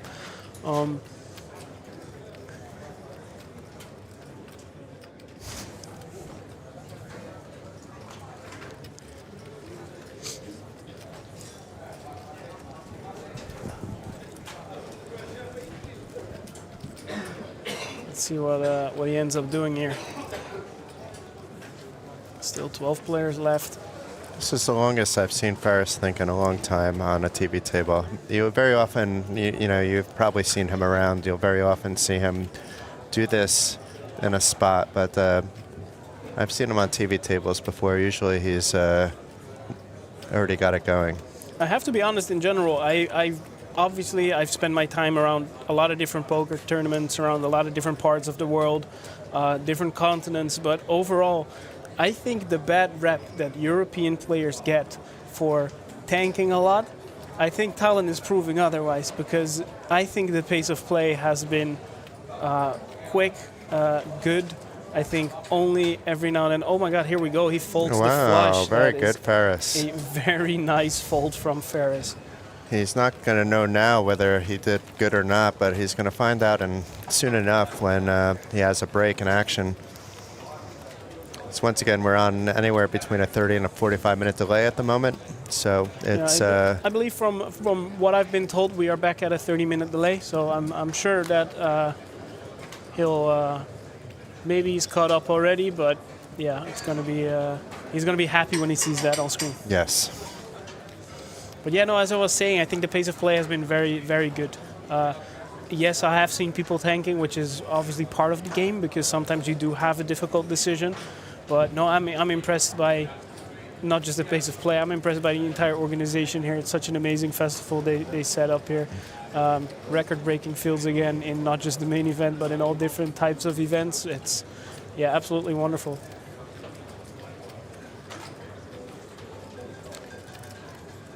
And everybody's so mean here. I don't know how you had such a good experience. Horrible people. No. No, it's a very friendly atmosphere all around, from staff to players. It's, it's great. A dry 299 flop, so to catch back in the action, David once again back to his opening ways. Valentin opting to coming along on the button with the fives. Is ahead on this dry flop. Is David going to try to rep something? We know David can easily have a lot of it nines as well, so it's not necessarily a bad flop. But we see that it's not a good flop for him either. Does have that queen of spades, but that's kind of pointless as well. Valentin checking it back. Interesting. Very quickly as well. Maybe he is like definitely keeping the pay jump in mind that it's definitely not a bad flop for him with pocket fives, and maybe he's keeping in mind he doesn't want to be in a situation where potentially he is facing a river shove or anything of that matter, and he just wants to keep the pot small, keep the decisions a little easier for him. I can definitely imagine him keeping that in the back of his mind. Especially against an opponent who, you know, might be a little bit sticky on a flop. Yeah. But I do expect we see a delayed c-bet here, because it is his opponent showing, with a very quick check, I would even almost say showing little interest in the pot at this stage, but let's see if David thinks the same. Still checks. Oh, now same pace of play here, but Valentin with a very quick bet now himself. 150, small bet again. that's good. And then it can go check on most rivers. You're basically blocking the river action with this small bet. Yeah, also wouldn't surprise me if this bet just gets it done, because I think in David's shoes, I think you realize your queen high at this point is not good enough. You're also, I'm not sure, you're going to check, obviously. Are you going to have enough outs? Maybe you're crushed, maybe you're dominated. I don't think he's going to call at least, but he might raise. Like, it's tricky with David, actually. I don't know what he's thinking, but I've seen him make these moves. And he's reaching for chips, so the raise came. He checked the flop, he checked the turn to check raise it. Would he be doing that with a made hand is a question, but Valentin doesn't want to find out, so Gets it done. David just sniffing that one out. This is, exactly why I say, you give this guy some chips and it's trouble for the rest of the table. So we have some more questions. Eustace, how many Lithuanian guys playing it? Our hero remaining is down to one at the start of the day. It's Egidius Matonis, who we saw on the featured table earlier. He apparently is building some chips on the outer table. Any other questions? Matonis give us star. Yes, tape. And the rest of it is about Rasmus shutting up. Okay. We have Rasmus out of the booth, so we I know that was said in a joke, but if it wasn't, you don't have to worry anymore. But we have blinds gone up to 60,120, so the short stacks got shorter. It doesn't affect the big stacks that much with the 20% bump, but it does hit them a little bit too. It's always, the 50K, 100K is always the best blind level in any tournament. It's so satisfying to just be able to count your stack in 100K increments. Yeah. It's the absolute best. And then when you leave the most beautiful blind level to just head into the 120K, it's like stepping into a cold shower. or actually, it's more like exiting a warm shower. Okay. Or going to the cold shower after a sauna, because we're in Northern Europe now. That's very true. Well, I'm actually kind of disappointed that we haven't seen my fellow countrymen in more action since I joined here, but... You saw him, I think, in more action than I saw him in without you. He made a move while you were on the table, which I changed my perception of how he was playing, actually. Nice. I mean, obviously, the still at this stage, card distribution is still such a huge factor in just determining someone's style of play by 10, 20, 30 hands. So Yeah, but when you have like a decent enough stack, you can kind of gauge that a little bit too. Like David isn't going to be waiting around for hands, for example. But I He's understand. going to create his own spots out of thin air. Oh, 100%. But with Roy's stack being around the middle of the pack, a little bit more on it's top, a little different. It's definitely going to hurt him more losing a couple 100,000 chips than it's going to sort of... He's losing more than winning. But I wonder how many of the players remaining in the field don't care about ICM because of really it's very top heavy. In the main, I think you need to worry about ICM, but in some of the side events, I just said, I'm not going to think about ICM. There's a 5K package added. There's also the fact that I'm, That's true. Especially me in personally, the, winning a ring would bring different, not necessarily playing opportunities, but it's good for content, That'd be which nice, has value. Of course, I like to keep mostly hidden that I am actually okay at poker, but I don't mind the limelight once in a while either. So, it's more that the value of winning superseded actually thinking about ICM due to the intangibles involved.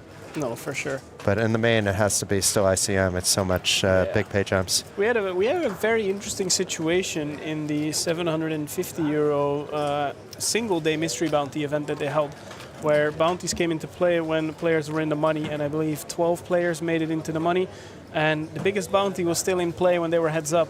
Actually causing, instead of a 2K pay jump or a 3K pay jump, it was about an 11,000 euro difference between first and second, which is a very interesting situation. But what's also interesting is this action, because my goodness, what a flop do we have here with Julian flopping top 2 pair, David with the nut flush draw, and with what we've seen from David so far, chips are going to be flying. Yes. It all depends on really Julian, actually, to some extent, on how heavy he's going to play his top 2 on this board. He's kind of in a dreamy spot if no club comes, obviously. I mean, it's with him also having that queen of clubs. But meanwhile, it's... that's a big bet. I was going to say the bet is a little bit bigger for him to really care about doing anything but calling. Let your opponent bet into you. $500,000. And it was 700K. Yeah, that's a big flop bet. Or just a flush draw. But David is David, and maybe his, let's say, encyclopedic brain of solving poker, maybe this is the right sizing. It seems big to me, though. I mean, at the same time, it kind of does make sense, where, especially with these holdings, right? If you're betting smaller, you might face a raise. But he also, was under the gun as well, which makes a difference, actually. You want to pretend that you're protecting the ace. Yeah, he has a lot more aces in his range, being the under the gun raiser than the big blind defender. But yeah, no, we see how the hands are dealt, with Julian having still top 2 pairs, still being ahead, 81% equity at this point. Can David find a check here, though? Do you want to? If you're playing against a big blind range, you don't really expect your opponent to have the top 2 pair. No, but you don't expect your opponent also to call a 500K bet there without having an ace. Yeah, and you have the flush draw yourself. It's much more unlikely that the big blind player has... So the sizing was good because it capped the action, actually, to 2 streets. So it got him all the way to the river for 500K, and now he can give up on it if he wants. Yeah, because I'm assuming Julian's going to lead here.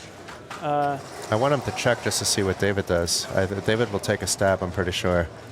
Kind of interesting, because in my mind, I definitely think David would give it up here, because at this point, like you said, he called a big bet. You are blocking the draw, so he very likely doesn't have the draw. But also, do you think you can make a 5-fold? But after it goes check on the turn, Julian should know that to get a little value from a weaker ace. Yeah, exactly, because what do you do when you're against ace-jack here, ace-10?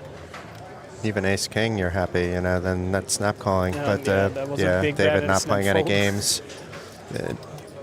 I like the big bet for the reasons I said. If you're putting your opponent on that ace, you're going to get a call.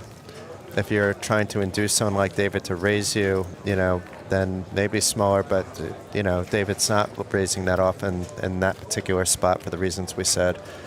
And a check would have led maybe to a bet. I was curious because you think it was leaning towards a fold, and I'm leaning more towards a bet, and we're just curious to... We could have prop bet it if there was a check. Yeah. I haven't done any side betting on the stream yet. I'm missing a wise guy for that. Hope he's feeling better, and we see him back in the booth tomorrow. I haven't done a whole lot of commentary, but I still remember. I think this dates back, one of the anecdote I have in my head dates back to actually the first time we met, which was in Bucharest in 2018. Yeah, that wasn't the best trip for me, but we could talk about that one anyway. But the one anecdote I have in my head is a side bet I made with, I believe, Henry Kilbane at that point, doing commentary for the live stream. And he gave me, I think it was 1,000 to 1 odds of the short stack who had 3 big blinds winning the tournament. And I just snapped it up for, I think it was just for €5. And the good thing about this is I didn't win the side bet. But that's not the most important thing about the story. But I had probably the best fun I ever had for just betting $5 because the short stack just went on to double 3 or 4 times, and he actually had a real shot at making a comeback. And yeah, no, you should have offered him. You want to buy back the action for €300 before you get a little bit deeper, and you're going to owe me $5K on just saying 1,000 to 1 and me snapping it up. Yeah, no, he actually admitted at the end that he was a little sweaty at that point. Yeah, to pay $5K on a prop bet that you did as commentating in the stream is a bit out of my range at the moment for prop betting. Yeah, no, me too. I always like to be on the other side. I like to have a very small risk but a potential huge reward. Those are the ones that I enjoy a lot more than having very little to win. Okay, we're going to bet on the next flop though, red or black, and I'm going to lose either way because if you lose, you need to buy Mr. Christopher Carlin a beer. Yes. Preferably near the end of the day, which we're almost near anyway. And if you win, then I buy you a beer. That sounds good to me. In that case, I'll let you get to pick. choose. Oh, No, I get to you pick. get to I choose, get yes. to decide my own fate. That seems only fair. I'm kind of just a facilitator in this. Ooh, okay, I feel like I'm getting influenced a little bit here because there's a beautiful bouquet of red fake flowers. So I'm leaning towards red for the next flop. Okay, so you got red, I got black. Maybe we don't see a flop ever again this stream. Yeah, that's true. Maybe. You at least have to stay in until we see another flop.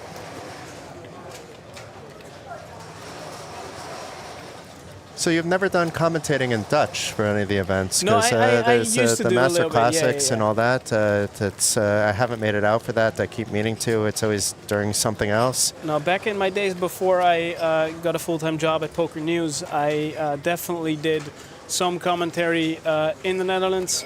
Really enjoyable, actually. Maybe. During one of the, I think this was during the pandemic as well. We did, I think, online commentary for WSOP, which was it was fun to do, just railing all of the Dutch players. But I had especially, there's this wonderful clip. Well, my countryman picks up a very beautiful ace king. There's a clip of Sander van Weesemal, who you might be familiar Weasel, with. yes. Who his voice was completely gone,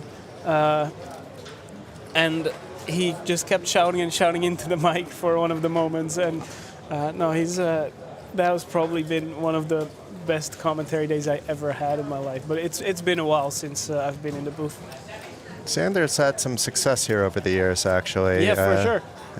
He's won, I think, the CoolBet Open High Roller, or maybe the CoolBet Open that took runner-up. I know he's had a bunch of little fun times here, but lately when I see him, he went into this PLO cash game stage, and now I see him in the events that if I'm working, I like, well, that would be fun to play, you know, and when I'm not working, I maybe play it, maybe not. He's into the mixed games now a little bit. Yeah, and now on top of that, in February, he became a father for the first time, so absolutely wonderful news, amazing little guy.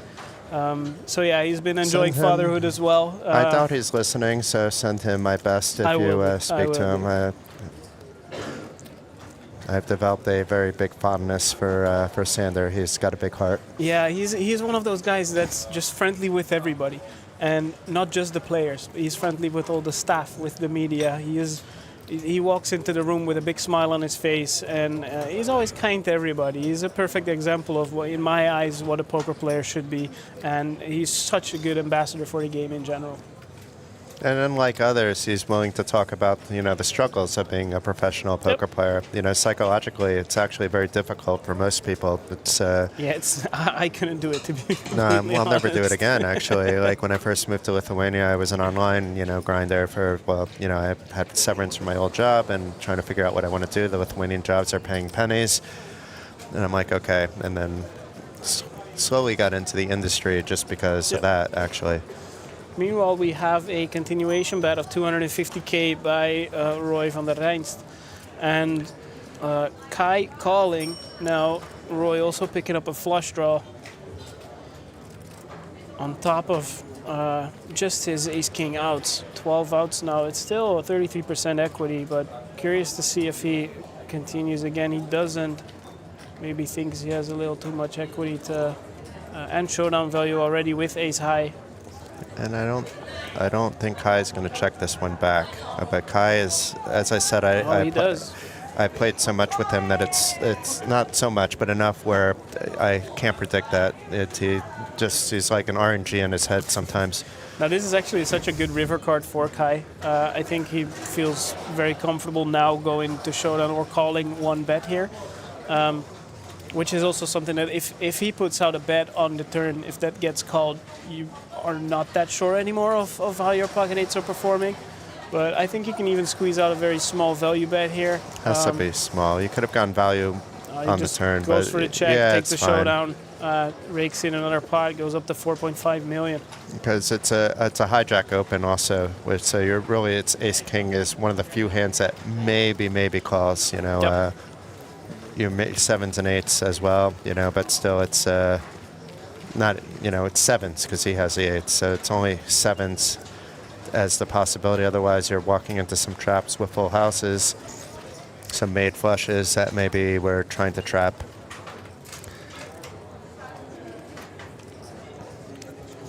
However, I would have liked to see a bet just to see if Roy was going to call with the ace-king.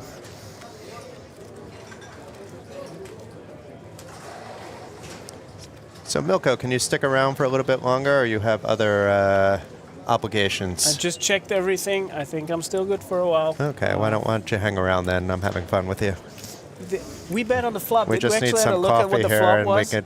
Did you realize what the flop was? No, we it have was to all go. black, baby. Oh wow. The entire board was black, so I guess I just lost that one. Okay, Chris will be happy. I don't know if he's listening in, but No. Chris, you have a beer coming, or I shouldn't say beer. You have a. I'll get him a beverage A coming, beverage of your choice that would cost the same as what I just said.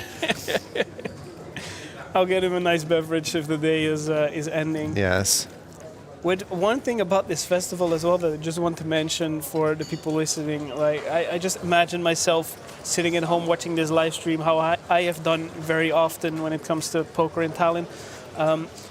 There's so much happening outside of just the main event. Oh, yeah. We see an all-in here from Ferris, and Julian actually, I'm This not sure is if a he's strange interested, one. but he definitely wants a call. He just wants to get that information.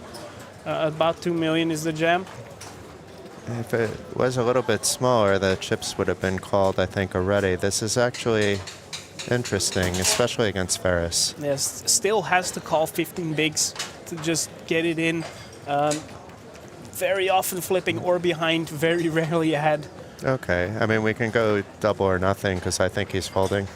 It's up to you.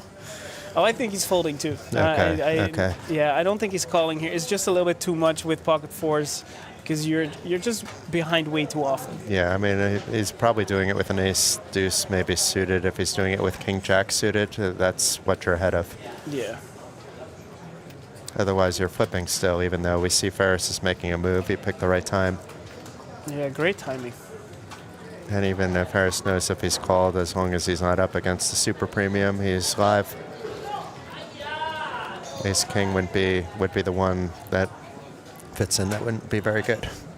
Yeah, takes another peek. It's definitely considering it. I think I personally would have probably folded this already. Yeah, I would have probably folded a long time ago, There we go. actually. Says goodbye. And depending on what I thought about the table, I may not even be opening it. Yep. If it's a 3-bet happy, in the blinds and button table. Online, it depends on how many Brazilian flags are at your table, for example. For sure. Will dictate, let's say, how I would play the fours. Yeah. No, as I was saying, it's the one when I watch these streams at home, I always was drawn by just the atmosphere around it. I'm so happy to have made it out here. But the one thing that's so incredibly wonderful about this schedule is that we do not have just the main event day 3 going on, and it's not just a final day of the 555 Sviten event, because There is a 3K starting today for some of the high rollers. There is actually another Queens event today. So there's not just one ladies event, but there's more stuff for ladies. And actually, there's 3 people in here that have won their ticket in a free buy satellite, a free satellite for women only. Okay. And they gave away 3 tickets to this event. Absolutely wonderful initiative. It's amazing to push the game to more people. And on top of that, we have a PLO 5 progressive bounty going on today. We have a no limit PLO 4, PLO 5 round of each happening. We have another 555 8-handed hold'em tournament I want you to happening stop today. because I shouldn't be playing today when we're done. There's a PLO 5 and Sviten round of each event at 9 p.m. You don't today. know how much I love Sviten. And then, when you just thought we were done, at 10:30 p.m. today, there's another 200 euro turbo event happening. There's just so much stuff going on. I'll try to be back in my room by midnight, though. But we'll see. I was behaved yesterday, but I had the. I'll explain to you off stream, but I was hiding a lot of pain yesterday. Oh no, I think I heard some of that. Yeah. It was really kind of painful. Yeah. No, but I'm glad I'm better today. I'll see you in the suite then later tonight. I hope not, but I won't be surprised either. But look at this flop for Julian. Now he's not going to get too much love with the dead man's hand called by Roy there with the ace-8 offsuit. Yeah, no, if you open up ace-king and you could pick out one flop, this would be it. Yeah, maybe another club would be nice. Turn maybe. the 10 into a club. Because you don't want to have the royal yet, but you want to have you still want to have the outs. Yeah. Speaking of which, there was a bad beat jackpot hit for Heaps like 2 or 3 nights ago for Heaps. Was it the 1-3 jackpot? Or was it was that 1-3, and the winner of the hand got like 12 or 13K as a friend of mine, and I'm not going to mention names because it's cash game, and then the loser of the hand got 24,000 euros playing a 1-3 cash game. Yeah. It's absolutely incredible. I believe the board was ace, ace-6, ace, random river card, and it was ace-6 against pocket jacks. So there was a full house, aces full of jacks, lost against quads. And the funny thing is, when you're sitting there with your aces full of jacks, you're gonna be happy either way. Because either you're gonna win a good pot, or you're gonna win the bad beat jackpot. You don't mind getting the stack in. Yeah, you don't mind losing that. Although I was in one of these spots where it was big and it was PLO, and you have you see the board and you have I think it was like quad 10s I had. And I'm like, this could be the spot. I actually played it softly in case my opponent misread the hand in PLO. Because it's so much money that you don't care that I lost an extra 100 in value, not betting somewhere. No, we'll keep you in the hand just to make sure. Yeah, talking about keeping someone in the hand, well, Roy raised to 750K. And he picked out probably the worst timing for this, given Julian's holding. Especially with ace-8 here. Julian is going to fast play it, though. I believe he just announced a 3-bet here on the flop, and that is going to get it done. I don't imagine Roy sticking around for much longer. I guess he's afraid of some sets here, like 10s would be, but is the hand playing the same? No, he's... Well, 10s he's maybe flatting against a hijack open by Julian, actually. Julian's been playing in line for the most part. But I'm pretty sure this is going to get it done for Julian. I think I really like the raise now that I'm thinking about it, because Roy hasn't been out of line, so it smells a lot like King 9, 8 9 when you're holding the Ace King, and Ace King is going to 3-bet pre.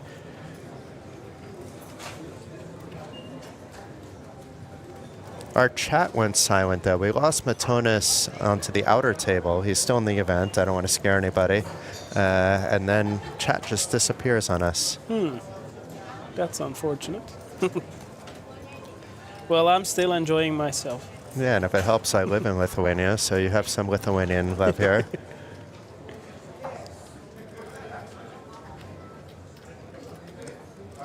It's quite interesting. Maybe he's misread his hand. Otherwise, I really don't get what's happening here. Yeah, this is an awfully long tank. Maybe he fell asleep. His eyes look closed. Somebody wake him up. Kai, give him a tap on the shoulder. Yeah, I mean, This call is makes not no an option, sense. but at this point, I'm just wondering, is he considering jamming here? But I can't imagine. But I don't think he's wasting time because it's not been his style. I think he's thinking of something. It's just, yeah, I guess he's thinking about whether he can steal this one away. But Julian hasn't been out of line at all. This just seems so strong. There we go. And Mr. Carlin in the background looks a little puzzled about what was going on there, too. Well, that's a good thing about our position. We have a lot more information. As I see the ticker in the top right of the screen move down to 11 players. Let's see if we'll go to poker news now that you're in the booth. But we've been going to both, to be fair. We've been I've heard. equal opportunity. Yeah. And unfortunately, it's Sampo out. So Yeah. Sampo, this was another hero story. He had a bad accident a few years back, and it's just nice to see him back playing. He's He not was, somebody I know personally, but he was my I know pick the to story. win.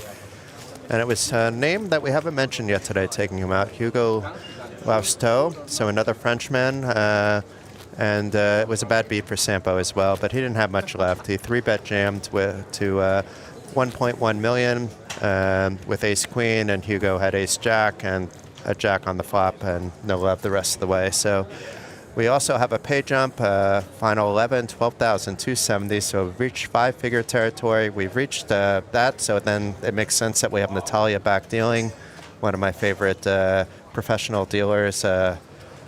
She's not going to let you get away with any nonsense, Natalia, but she's really good at what she does. Nice. You should have played a little bit, actually, Milko, because you would have noticed the difference in quality in the dealing and the floor, actually. It's very noticeable here comparatively to what you would expect in this level of buy-in event. Yeah. No, I mean, especially being in the room upstairs over the past couple of days, you see a lot of the dealers walk around. And as I said before, I've been to a lot of tournaments around the world, and you kind of start to know all of these dealers. And they're the group of dealers you see all over the world. They're at the bigger EPTs around Europe. They're everywhere. So Sarah, who's the assistant TD, is TD at Trident events. Yeah, so see? you have. There we go. Okay, we have some action going on though. Okay, it just was a lot of chips, but a poor call. I mean, it's an under the gun open from Julian. We have a small blind call from Roy, and Kai just sticking around the Jack-6 suited from the big blind. Very dry flop. Yeah, another good one for Roy, but whether he gets to realize that is a different story. I would expect if it was David for there to be continuation. Julian, I expect to check back, which he does. Oof. And good for him, because if he was pushed around, he wouldn't have gotten to see this king on the turn. He may be able to eke out one street of value from Roy, either now or later. Kai is only sticking around if it's checked through, and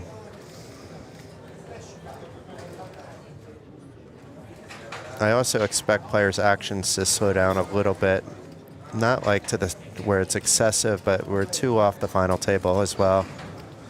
Yeah, people. I mean, there's also obviously going to be a pay jump from 10th to 9th, but also people are still they're going to want to be able to say I've made the final table. So yeah, for sure they're gonna relax a little bit. Now Roy's Roy can get away now. It's easy. Yeah, his hand became not just the second best, but the third best in his hand, with Kai rivering a pair as well, who he actually might think is good. Wondering to see how big of a bet Julian's going to fire, because you can't really check this down. I'm surprised he checked the turn, actually. And the flop didn't surprise me, even though a lot of players are betting it. But Roy's getting away cheap, actually, looking at it from the other angle. Roy could have easily put a lot more chips in this pot. He hasn't lost a single chip more than he needed to in his hand. Here we go, 375 on the river.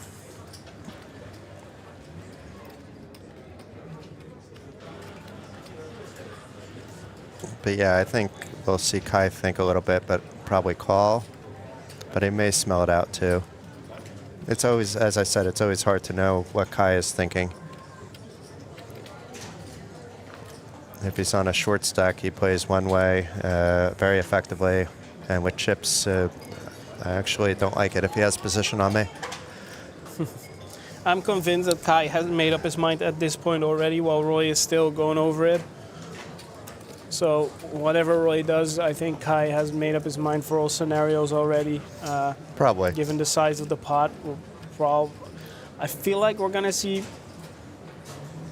But I think fast still call? Kai is going. No, I think Kai is still going to wait, but he's already made up his mind. Oh wow! I think we're actually going to see a this call is a here surprise. from Roy. We were Now I just think saying Kai's Roy gonna got get away. Yeah, exactly. Nope. This is Yeah. saved actually Kai chips.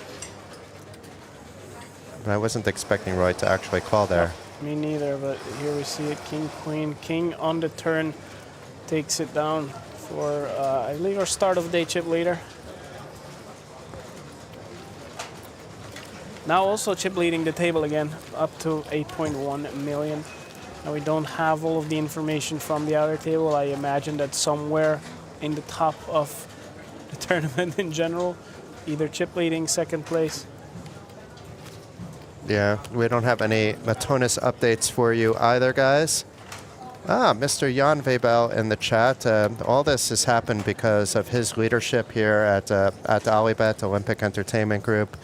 It's been a fantastic event. Feedback has been amazing from everyone. You know, every single player I've spoken to is, you know, of course, complaining about bad beats. But when they're done with that, they're complimentary of everything that's happening. And yeah, frankly, I've been to enough of these events. It just keeps getting better and better and better.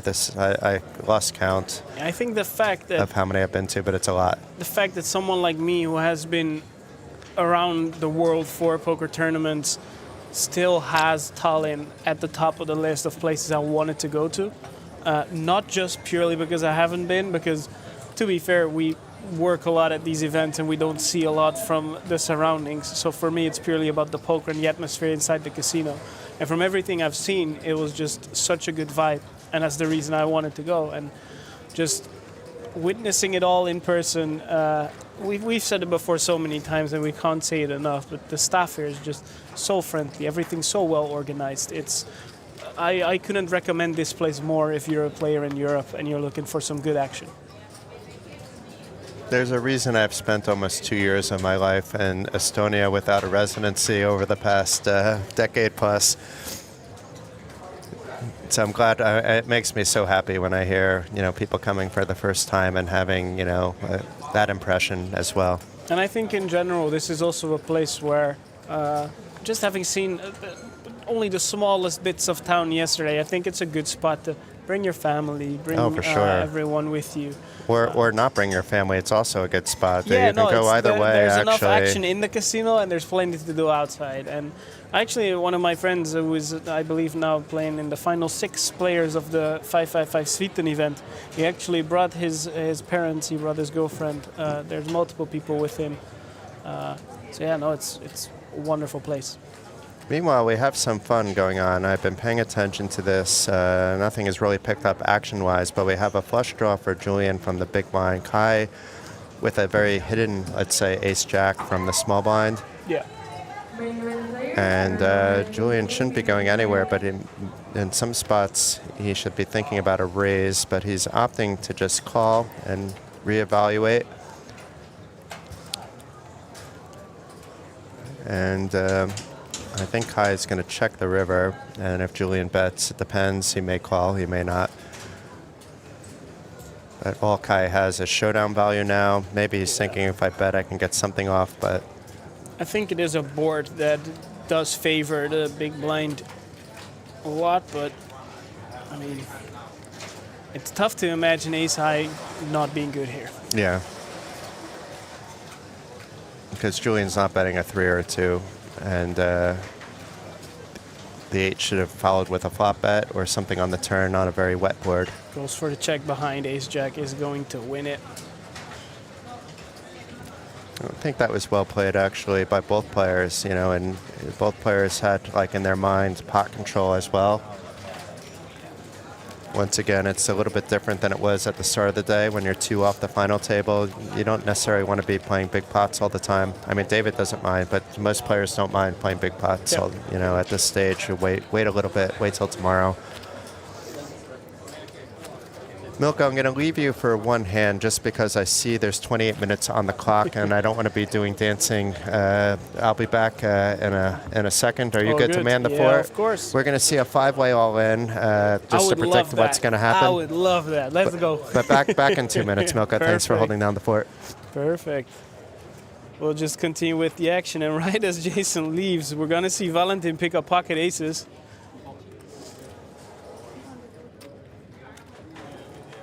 Let's see if he can get some action raises to 240k min raise at this level.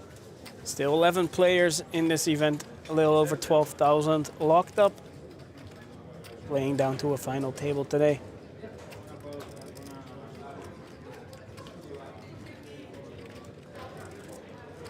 Guy seems to consider this from the button with Jack 6, but it's a whole lot of Hollywooding.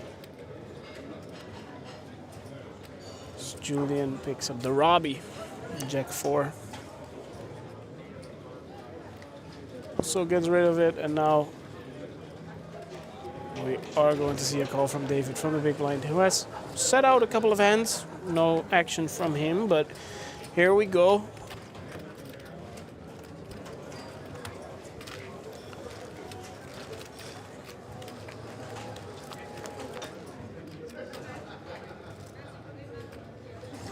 Picks up a gut shot with the 10-7, still has one overcard, backdoor flush draw. But as you can see, 2 of his 9s are dead. And Valentin is looking great with his aces and 83% equity.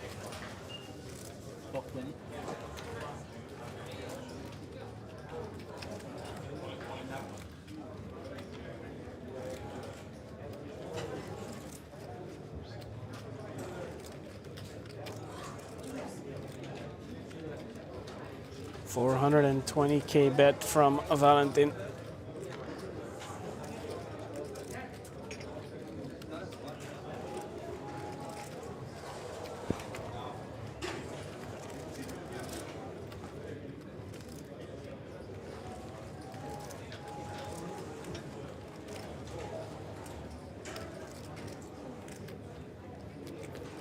That is going to take it down.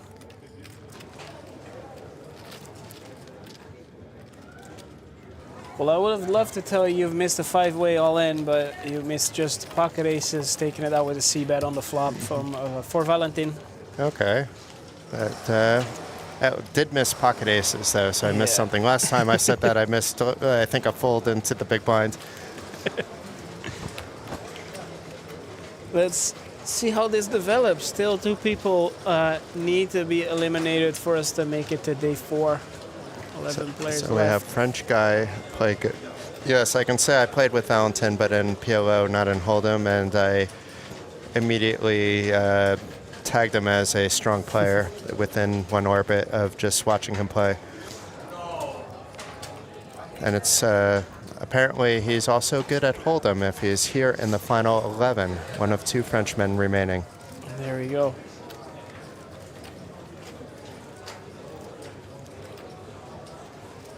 Julian, meanwhile, sporting the Austrian flag. Yeah, I was about to say, what nationalities do we have in these remaining 11 players? It's actually quite an international field. A Spaniard, Lithuanian, a Dutchman, an Austrian. Walked into the bar and Denmark, France, Finland. Is there's the only nationalities that I believe have 2 players left currently are Finland and France. And Finland is no surprise. That's usually the case. That does make sense here. It's only a ferry away. Yeah, and a lot of the strong players come out. Even sometimes the top of the top come out too. Some of them are here now, like Lucas Sorainen, but if you're thinking about guys like Patrick Antonius, they come too. Jussi Matala is here.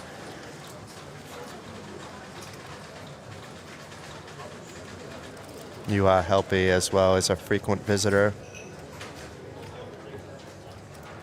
Aki Pising winning his 2nd ring, another legend of the game, always here. Yep, winning the 8 game. If I wasn't going to win it, I'm glad Aki did. There's a few others I was friendly with that were still in the top 10, but Aki is the most deserving. That's the one thing I love most about mixed games, is where, in general, people are so friendly. I could play a mixed game tournament, and by the end of the day, I have 10 or 20 new friends. And it's all people who are always very friendly to each other, wherever you meet them around the world. It's true, yeah. Such a wonderful group of people. You have a few that are a little bit on the quieter side, but nobody's rude, you know, it's... Exactly, that's the thing. I don't mind people being quiet, but nobody's being called out for anything. Yeah. And in the case someone does something that would trigger something or someone, people would just say it in a kind manner, like, hey, watch your manners, do this, do that. People are helpful instead of being rude to each other. Exactly. And we help the dealers as well, because we understand that they're not dealing this all the time, and more patient if something happens. You know, it's not, you know... At the end of the day, we're very thankful for what we have, and... people tend to forget we're playing a game. Exactly. That's, at the end of the day, it's still poker. We are playing a game for 210,000 euros. The Ted Lasso character says, football is life. You know, to us, poker is life, but life is a lot more than poker, too. So. Yeah, 100%. But yeah, no, I mean... Obviously, things are getting a little bit more tense when there's 200,000 euros on the line, but still, we see all these players being very nice to each other. That's why I don't like playing poker in the States, actually. You know, it's something different. It's people wanting to show off egos and not people wanting to tell... You know, they get more pride out of telling their opponent they suck rather than focusing on the good of the game, you know, and I really don't have time for toxic behavior. For sure. Here in Tallinn, vibes are immaculate. Life is short. It's better to keep it sweet as well. I like that.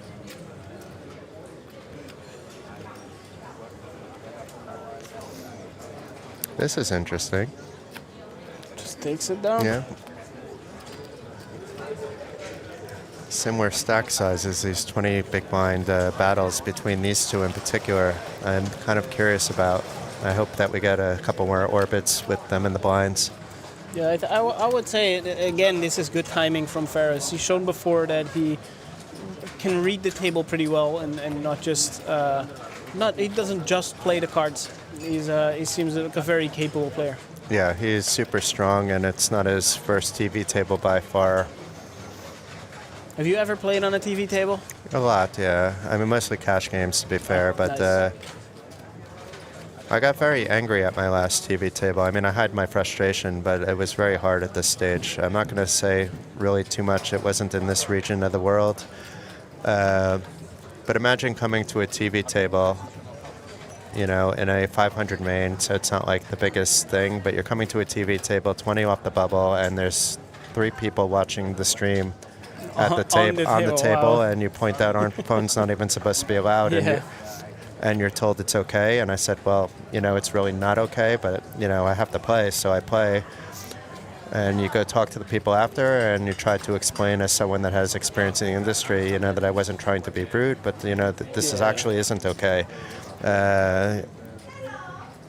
You know, so you know, it adds a different dynamic actually, and I like it for cash games, but for tournaments, you know, I found that that changed how I played altogether, you know, and I didn't like the fact that I changed my game plan due to other things coming into my head that didn't belong there.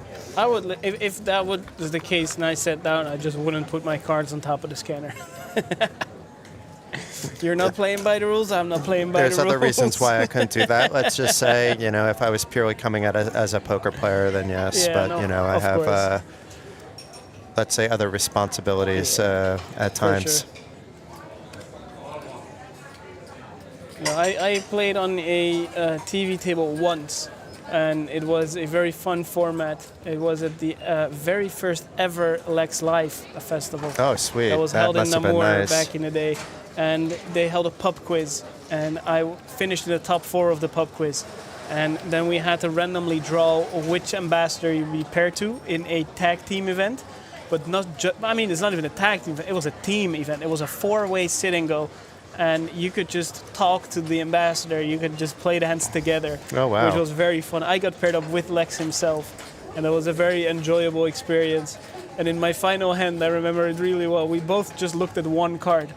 And I looked at a jack, and I just looked at Lex, and I was like, hey, it's good, but it's not that good. I don't mean to interrupt you, but something strange is happening We here. are going again. This time he does take it down. It's, yes, that's another race. Yeah, Roy was just gauging things out. He has a lot of different tricks up his sleeve.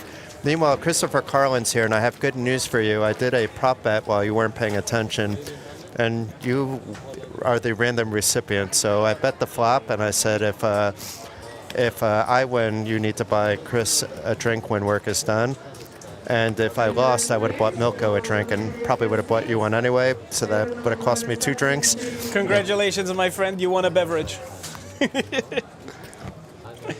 But his response, why was he a little bit, let's say, sarcastically, let's say, giving you some kind of gesture there? I must have missed a little bit of bonding time you guys had. We've been having fun. That's good. Let's just say the poker players and staff are not the only ones that are friendly. Media is very friendly here as well. We've had some fun over the past couple of days. That's good. We had a wonderful Yeah, I don't like dinner it when I last see night. different media teams coming in and it becomes like, what are you know, like competition We all where have it the really same doesn't goal, right? need to We're be. all looking to grow No, the game. We're all here with the same ideas, There's and enough to go around helping each at every other event. goes a long way. And what you've been doing, I meant to mention it earlier, what you've been doing in social media, it's been really good. I appreciate that. Not just here, obviously, but you can see the impact here as well. Yeah, I've now with Poker News for 3.5 years. My main task is to handle everything that has to do with social media within the company. And now obviously a big part of that, well, we're gonna see a call, I'm assuming here. Yeah, it's a call by Kai. We'll keep an eye on this, on the development of this hand. But yeah, no, most of what I've been doing is looking at how do we cover our events, not just from a live reporting side. That's not my area. That's what Shirley does, and she's absolutely amazing at organizing everything. But just to look at everything from a digital media side, social media, video. And yeah, we had a couple ideas, we implemented them, we kept trying to improve and improve and improve, and just over the years we have seen such tremendous growth on our reach and how our content performs, and just in general I think we are doing a great job, and it makes me very happy to hear from someone else that it looks like we're doing a great job. So thank you very much. No, for sure. For that. I call a spade all the time. You know. Well, talking about spades, yeah, look he at says this. spades on the river. It doesn't change a whole lot to the entire scenario here. Kai, I think, realizes he's not ahead anyways. I feel like this is a little bit of a give up here, and I do expect a value bet from Ferris here. And anytime Ferris puts out chips, I'm always wondering if I'm going to be run over or not, you know. But in this case, it's an easy fold by Kai, as you pointed out. Yeah, even if he bluffs with the best hand, there's not a whole lot you can do there with Queen Jack. Yeah. But yeah, I obviously consume, you know, we try to have our own little unique thing going on at Poker Pro. You know, I'm enjoying the ride there. You know, I've done quite a lot, and now I'm on the second stage where I'm taking a step sideways, I would say, you know, for the, let's say, next stage of growth, and focusing a lot now going forward on, you know, content improvements as well. So yeah, I keep an eye on what everybody's doing at it. Not from a, you know, some, you know, just because I like the people, but, you know, it's a analytical for sure. thing as well. I mean, my manager personally, he always says it's a wonderful saying that I always try to keep in the back of my mind, and especially relevant during big series like the World Series, and why, as different media, we should be helping each other. He always says a rising tide lifts all ships. And yeah, I try to do the same, but I'm also, let's say, the newer kid on the block at the moment, even though I've been around the block many times, and so have some of the people that we're working with. But you know what I mean? It's fun trying to do something new. Yeah, no, for sure. And I mean, it's an industry, it's a working. game that is ever developing. We are constantly changing. Obviously, every industry has their own things, but the game of football has been pretty much the same since a very long time ago, but we've seen some major changes, especially in live poker. That's with the big blind ante implementing. We have shot clocks that were implemented. There are quite a bit of changes to the game itself, and obviously the dynamics of just how to play Hold'em. Hold'em is still Hold'em. Yeah. But we have seen changes in fixed limit Hold'em. There's pot limit Hold'em. There's no limit Hold'em. The way people look at the game has changed a lot. And Yeah, that's a lot of it. Is, why should we not do the same with the way we cover this beautiful game? The way Correct. we spread this into the world. And it's just, it's wonderful to keep coming up with creative ways to show the game. And there are a lot of people in the industry fighting for it. And yeah, if we can do our little parts, then I'm happy. And you guys must be now knee deep in getting ready for the final table of maybe an event slightly bigger than this, and the WSOP main event in Vegas. So that's exciting too. Yeah, for sure. It's normally I would have my eyes and my mind a lot more on it, but right now, obviously, with me being here, this is my priority. Every client has the same. They deserve the same attention despite whatever is going on elsewhere. Of course. But no, I have been keeping an eye on it a little bit, but I'm excited to see everything happen. We're flying home on Monday, and then obviously Monday night everything's going down over there in the U.S., where someone over the course of 3 days is going to win a $10 million first place prize. Who's your bet? Well, Yeah, I know you have one analytically, already. you're going to have to say the chip leader, right? But it's I think there are a couple different characters. I saw who the breakdown can, of the analytics, the guy that ran the Sims. I think you Yeah. guys actually wrote it, or it was a video maybe I saw last we night. did a video on an article that was written. There was, I think, 1 million simulations they did. Yes. Trying to. And chip leader was 40%, but Yeah, then I believe so. And he was but only Greg 1%. Mueller is the one that they keep coming up with. But it was only 1% to finish 9th, which is also, I think, a fun stat because That's interesting. it's. That's probably I would about right, take- actually. I would take some big odds on that because we have seen it before where a chip leader. Yeah, I mean, blew it 100 up. to 1 to put, money like that you that. could afford to lose, you just do it. No, but obviously our eyes are on that, but they're like with every World Series of Poker main event final table, there are multiple great stories, and especially the stories that we don't know about yet. That's Every true. single person has their own story, and we've seen in the past that every champion has a good story. Everyone has walked their personal path to get where they are, and I'm excited to see how the storyline develops. And I am personally not the biggest fan of having a break this long between the tournament ending and the final table actually Yeah. finishing. I do understand it. They're all trying to grow the game. ESPN has done wonderful things, and the way ownership changed at the World Series, they are doing everything they can to grow it. That's obviously the main goal. And It's Yeah, still better it's- than November 9 100%, because I found that 100%. to be so unfair. It just matters how much you're spending on training, and then Yeah. you're a different player when you show up here. At least, 100%. it's a smaller period, but it's still similar. But I agree with you. Give them like 3 days off Yeah, the is 3 days fine. break is always good, and then you can just play to a winner. But I mean, I do think, and we will have to see how that goes, but I do think it allows ESPN the opportunity to actually build these storylines a lot better than they've done with I just hope. a 2-day break. But at the same time, the whole thing has lost momentum. Yeah, You had the momentum 100%. building, and now you're starting again from the start of the final table. So But the one thing I do like a lot in this scenario wait a minute is here. We have a hand again. we have a royal flush draw. Yeah, we have a straight for Julian and David with a second pair here. And both players with chips in their sack. We had a lot of small action before, but now we have a spot actually, because David doesn't look like he's ready to check it back.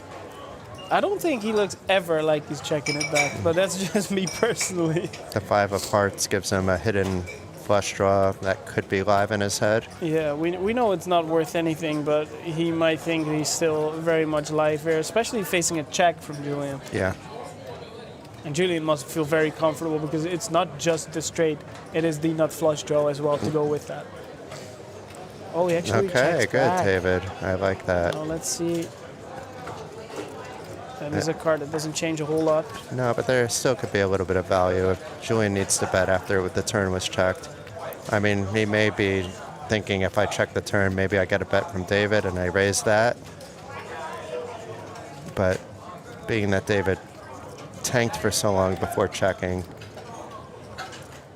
he's very often going to check back. He's not getting calls from anything else. He's not getting folds from things that are ahead of him. So Julian comes up with the same conclusion, maybe for different reasons, but a bet does come out of 475, and David now with something to think about again. It's like a sniffing bet, not one that's saying I'm stealing the pot.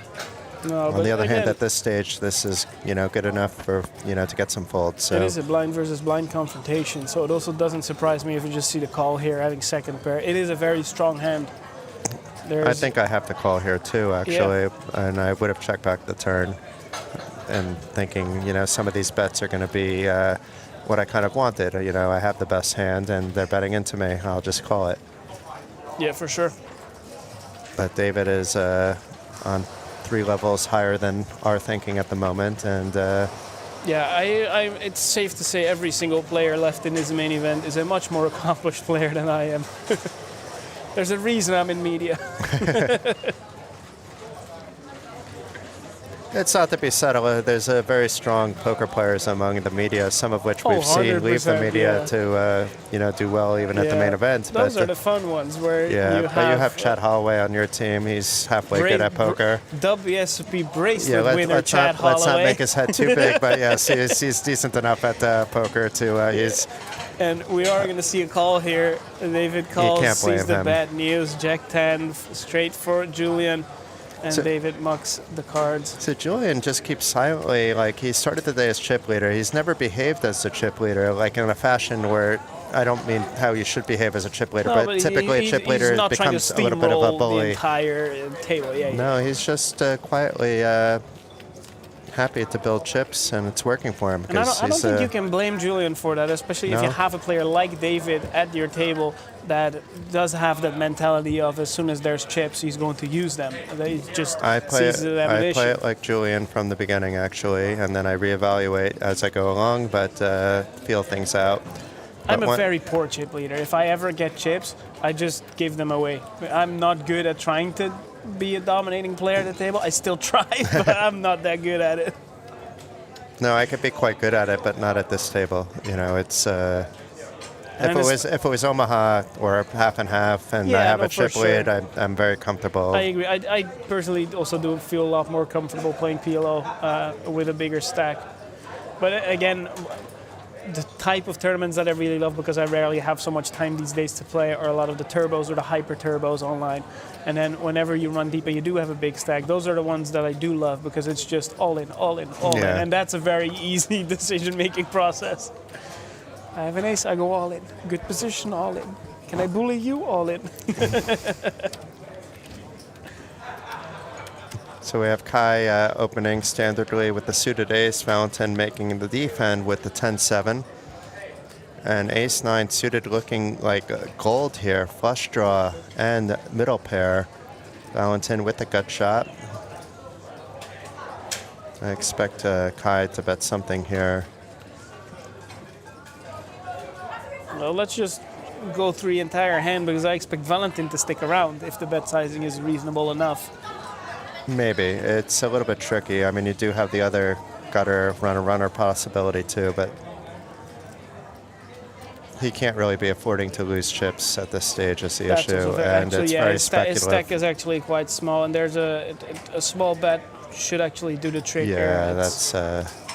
Didn't realize he was that short, having less than 15 big blinds behind. It's fine to defend there. I'm defending there too. Not much lower than that unless it's suited, but that's going to be approved by pretty much everybody that's better than me. That's why normally on these type of broadcasts I stick to color commentary, and I'll just stick to some fun anecdotes and stories, because I know I'm going to be flamed in the comments if I try to say anything strategic, but sometimes I I just say how, maybe I would approach it, but I'd remind people that I'm not at this table at the moment, and I didn't even play this event because I had to do commentating. To be fair, I maybe would have played for the rare main event because I'd just been playing well in the ring stuff, but Nice. I had no, to me, this is too long for me. Yeah. As I love poker, but I also have responsibilities in the poker world as Yep. well that would get ignored if my mind is focused on one singular event from a playing capacity for 4 days. It takes a lot of energy, actually. Yep. I mean, there we go. Pocket kings for David. Ace 4 for Julian. I once had the pleasure of doing commentary with Tony Dunst. Ah, Now, the fun thing about that was, obviously, he's a very accomplished poker player. But the funny thing about that is that, for me, I could just ask away. Every single spot, I could just go, oh, that's "What like would when you we do have in this George spot?" here. Or how do you look at this situation? And what do you think about his range? And he was so good. He's absolutely wonderful human being, wonderful commentator. Such a pleasure to do that. But all of it. Anyway, we have Julian opening a 3-bet by David, which he may not believe. And we saw a very quick fold with pocket sevens in between. I don't know if you've noticed that, but No, I didn't. That's there was, interesting. Pocket sevens after It that may was be just a bubble snap because you fold. notice people getting up and down from their chairs. This might be down to 10. And the field that you see up here is being updated manually. It's we'll have to look at the clock the next time it comes, but David taking it down. Would have loved to have seen something else happen, but is back to 7.7 million. Yeah, George is out in Brazil. Yep. With this setup, maybe we can even patch him in remotely Playing tomorrow. a lot but, of golf, I've seen. Yes. But when George is in the booth, I do that. I consider him to be a better player, at least in Omaha for sure, 100%. I'm not saying I stopped playing cash because of, let's say, him, but it's like I don't play that much cash games anymore. But back when I did, if he sits in position to me, I don't like that actually. He's good at reading things quite well. Nice. And very good technically, and then Hold'em he's quite good at too. He's a very nice guy too. Good at the game of life.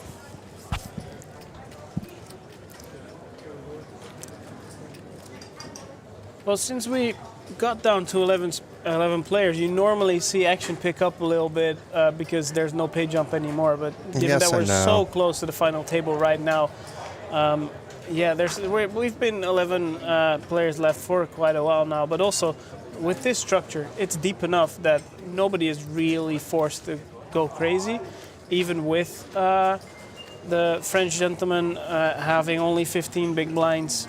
You can allow yourself to wait to pick the right spot. It's a good structure here.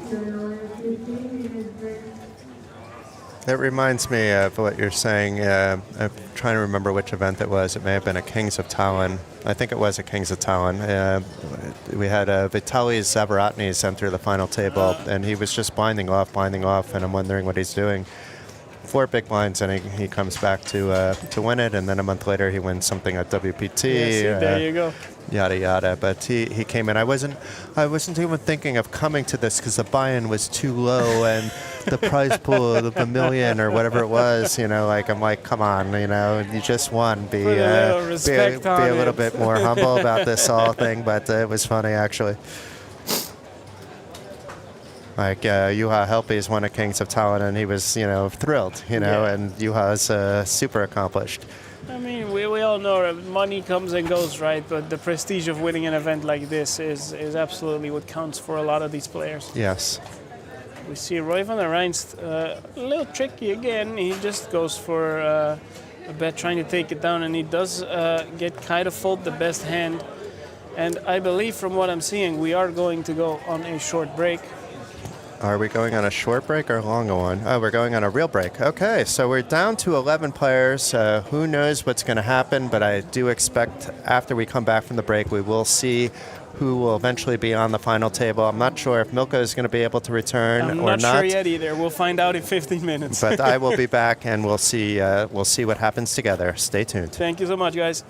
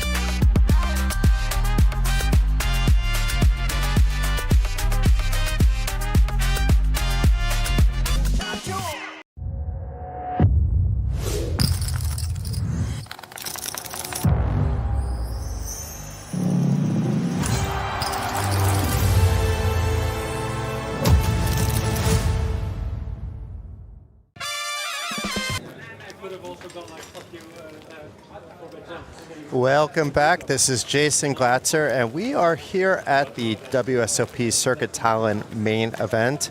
210,000 euros up top. It began with 977 entries. We began today with 24 players playing down to 9, and as you can see, we're down to the final 11 players. We're keeping the same table, a lot of familiar people by now. We have Julian back with the chip lead, David Marfield not too far behind, and then we have the middling stacks of Kai Leto, who was the short stack to start today, Roy van der Weiss, and Ferris Abid, and then Valentin is in danger zone with under 8 big blinds with 1.2 million. Blinds have gone up to 75,000, 150,000. It won't be shocking if we hit another break, but it also won't be surprising if we hit that 9-player final table and get ready for the big finale tomorrow a little bit before the break. So stay tuned to see the action. If you have any questions, I'm paying attention to the OlyBet Poker YouTube chat. I know it's being broadcast in a lot of places. I'm doing my best to keep up with things. I did check in on Egidius on the break, and he seems to be in good spirits with a decent stack. For those of you that were curious. And yeah, it's been a great day. There's the 3K that started today. The mystery bounty is going to be winding down as well. The Svitan special final day today. The ladies Queens event, another one was today, along with a free buy satellite that just began to the Queens of Tallinn on August 27th to 30th. But meanwhile, we have action right away. We have David with the dead man's hand opening from the hijack for a min raise, and Kai likely to defend, but might be thinking of 3-betting even, but I don't think a fold is in his head at all from the big blind. It could also be that he's slowing down everything thought process-wise, you know, with it being 11 left, 9 on the final table, but does eventually make the call, has 2 live cards and both of the diamonds. And the 10-8 king flop hits the ace-8, kinda, with the bottom pair, is ahead, and Kai with a gut shot with a 9, only thing that can really save him. And we do see 2 of those 9s were in other players' hands, so I expect David to bet many flops, this being one of them. And Kai probably isn't going to see enough. There's not even a single diamond there to play any games. And I expect a fold from most players in this position, especially with there being making the final table implications, a bunch of shorter stacks. It's not the right time to play games, but Kai plays for the win too. I just think that this is we can take 30 seconds off the clock and I'm going to fold. Yep.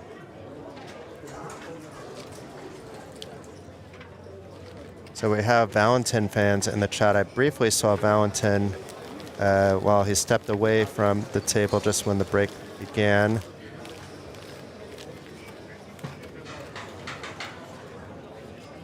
And shared with him that he has a lot of support in the chat.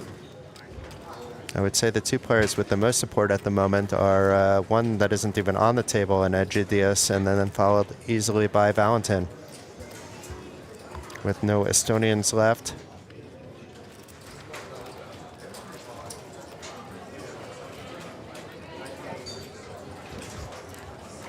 And it seems like the Finnish contingent is either not watching the stream or just being a little bit quiet. Because typically we have let's say, go Kai, go Ferris as well, both of which are veterans here at Olympic Park Casino, where this event is being held, along with many other prestigious events over the years and for years to come as well. It's where I feel most home as a poker player, is up here. Second being where I actually live in Vilnius. There I feel home when there is no festival going on at any given moment as well. But it's always so special up here in Tallinn for any big event, and then you combine that with the WSOP circuit, and this is what we wind up with. It's been a festival for the ages, one that people will talk about for years to come.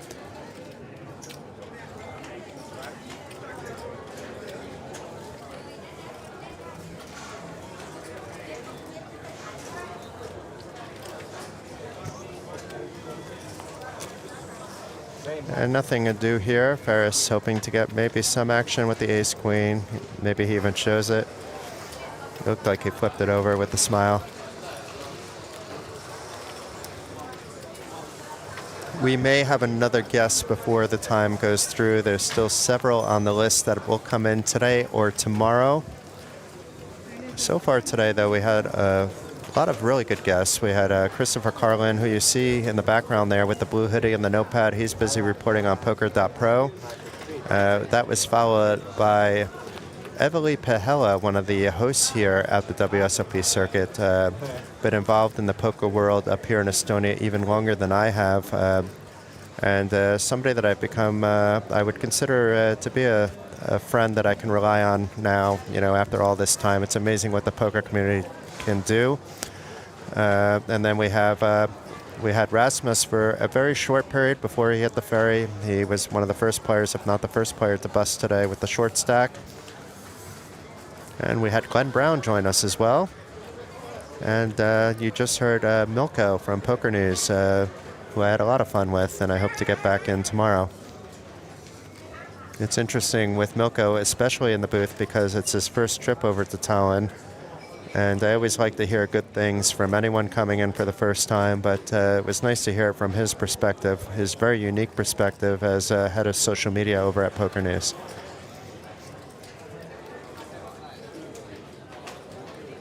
Meanwhile, we have Julian here with 6-deuce in the small blind. Now, is he raising or folding? Just raising or calling? He is calling. And is David going to opt to isolate? Try to take it down with let's say a bet up to... Nope, not this time. Would have worked, but can't do it every time.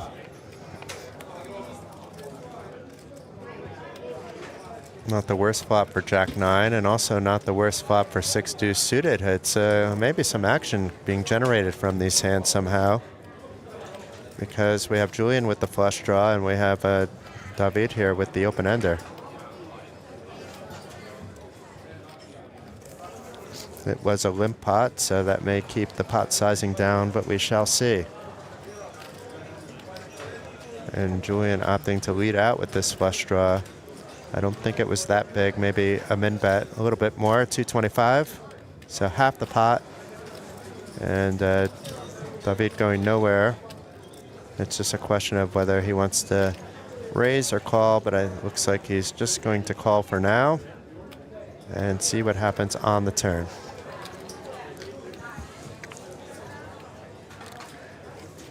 Ten of spades on the turn might be an action killer. Julian may want to rep that 10 now, though. He did open with just the 6 high with the flush draw, so we know it's 6 high with the flush draw. David does not. It does opt to slow it down a little bit. And will David see this as an opportunity? Hey, I called the bet. Doesn't mean I have Jack-9. Could have had a queen, could have had a 10. He's checking it over to me. Do I take it? The last thing he wants to do is bet and get raised off the pot, though, because he still has equity to realize. But he can realize that all now, depending on how big the bet is. It is a big bet, so it's going to be hard for Julian to call with the flush draw. Doesn't really have any other outs. We see that the 6 and 2 are live, but if he's putting his opponent on something stronger, very often that 6 and 2 are dead cards anyway. Sometimes the flush is even not going to be good. We see in this case that's not an issue. But Mr. Selinger here, I won't be surprised if he doesn't get to see if a club comes on the river. He does indeed fold, so good awareness there by David, and back as table captain with over 8 million. A little bit of back and forth there with Julian. And we can see on this table, it's really only Valentin at heavy risk. 3 players between 20 and 25 big blinds, and the 2 chip leaders at the table we just saw battle it out in that last hand, with David and Julian swapping spots on that leaderboard.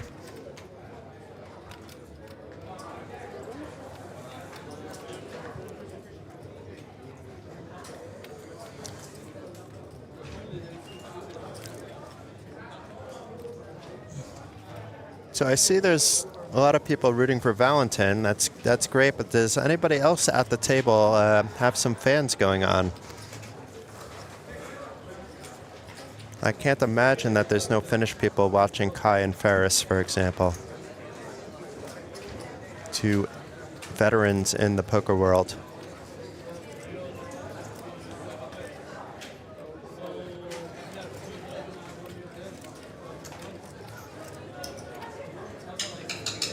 David with the pretty ace-jack. Reach for a bunch of chips. It's because Valentin is sitting on that 7.7 big blinds and thinking about what to do with the queen-8. I mean, it would be ahead of the range, actually, to call if you wanted to. In this case, it would just be fortunate to have live cards.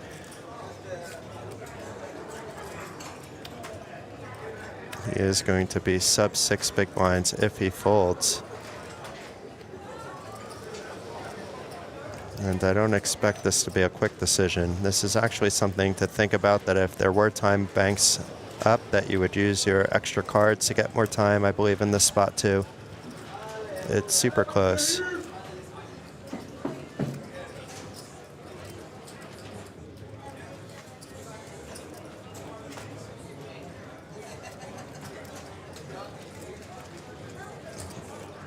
Looks like he is leaning towards a fold based on the body reads I'm getting at the moment.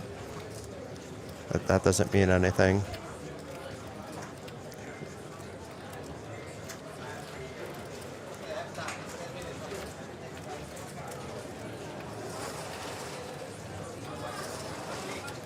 And does give up on it, opting for a better spot, and good for him potentially. He would have been behind to David's ace-jack.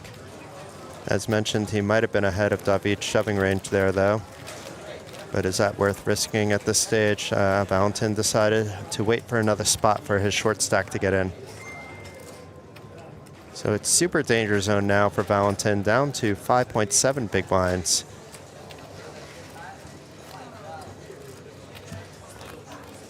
Still, we saw Kai double twice with a short stack to get back in. Easily can happen to Valentin as well. But can't go too many more orbits without playing hands, to be honest with you.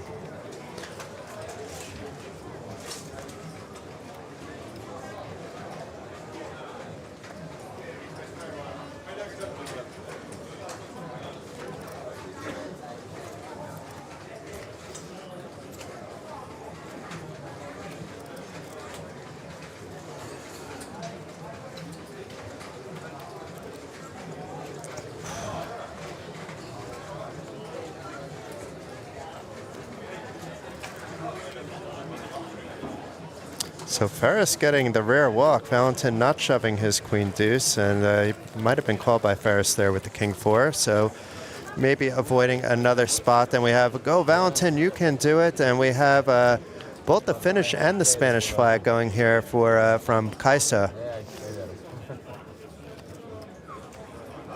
So we have a David fan as well.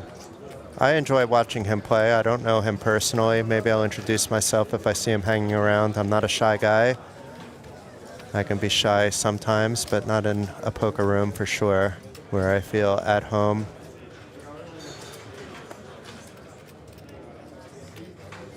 And I can speak a little bit of Spanish too, in case his English is not completely up to par, but I think he speaks pretty good English from what I know. But we have Valentin now. He's waited for this. Look how fast the chips are in. They were in so fast, and Roy with the king. He's looking, he's thinking. Yeah, a little bit too light there to make the call, and Valentin back up to 1.2. Finding a spot where maybe he wanted a call, but it was still good for him to know he has fold equity left. And if he's called, he's often flipping, so, you know, not the worst result. To nearly double your stack without needing to see any cards.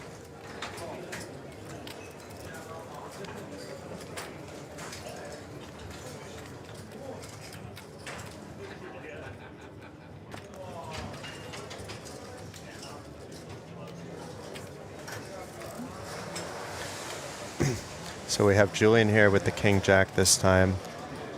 Keep in mind that 6 max at this table, 6 players at this table, 5 at the other, so under the gun is middle position if it was a full ring table.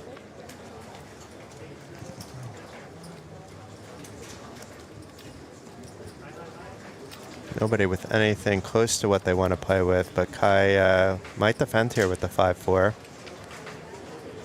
I'll actually be surprised if he doesn't. With other players, I might be surprised if they call, but with Kai in particular, I know he's comfortable playing these cards and from the blinds from experience. And if it was suited, it would have already been a call, I'm pretty sure.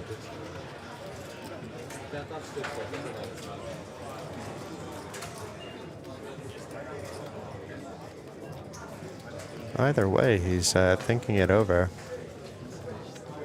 And does fold, okay. I mean, it is fold I would probably do too, but I'm actually a little bit surprised it came from Kai. So here's a look at the updated chip counts. It's David and Julian still near the top, Kai, Ferris, and Roy in the middle.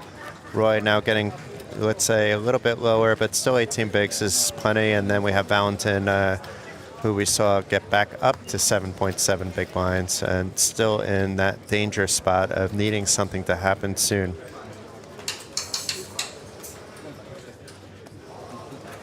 By needing something to happen, it could be that two players bust out the other table. That would make him happy too. And then he goes into a final table with 7.7 big blinds, which isn't as bad as it sounds, but still not the ideal spot either. So he wouldn't mind a double or two and make it into the final table and have all you lovely people watching rail him along on the final day. But still some poker to be played. Valentin at risk at not making that final day more than anybody else.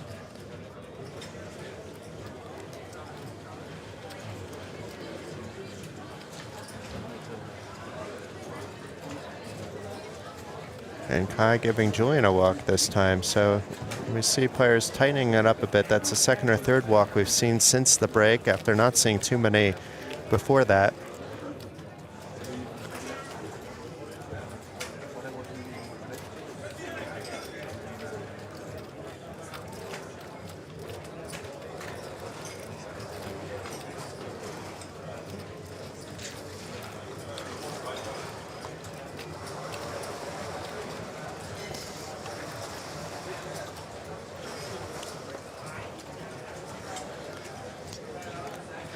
Not for right now for Valentin, so he'll be back in the blinds again with the same dilemma he had last orbit with the same stack. I don't think Ferris realized it was his turn, actually. Now he's being asked to make sure his cards are read. And folds the ace-6 from the hijack. Let's see if it would have worked if he opened. So far it would have. Julian may have peeled from the small blind, but now I expect a raise potentially from him, but maybe he doesn't want to jack up the pot with the deuces. I don't expect him to fold though. Looks like just completing. And David will get a free look, but he may actually opt to raise because they are suited. But is going to opt for the free look against the one player that can do the most damage to his stack. And a deuce out of the window, followed by a 5 or an 8, so there should be some value Julian can find here. David with the middle pair and the backdoor flush draw, but Julian flopping that set is very, very far ahead, and we can see the 5 pairing does not matter. So it's just runner flush for David, and I don't see him folding to a single bet anyway, especially one so small. In fact, he may opt to raise it here, but I don't think he'll do that either.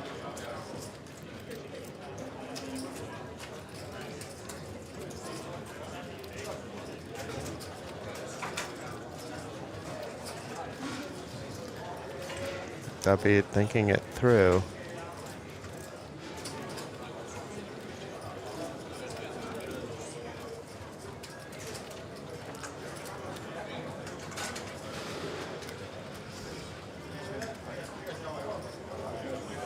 He is raising, it looks like. Maybe to 375. Exactly to 375. And Julian is doing a very good job in hiding how strong he is at the moment. If I was on the table, I'd be thinking about, is he thinking of calling or folding based on his presence, but we know he's thinking about whether he should be calling or raising, and if raising, how much.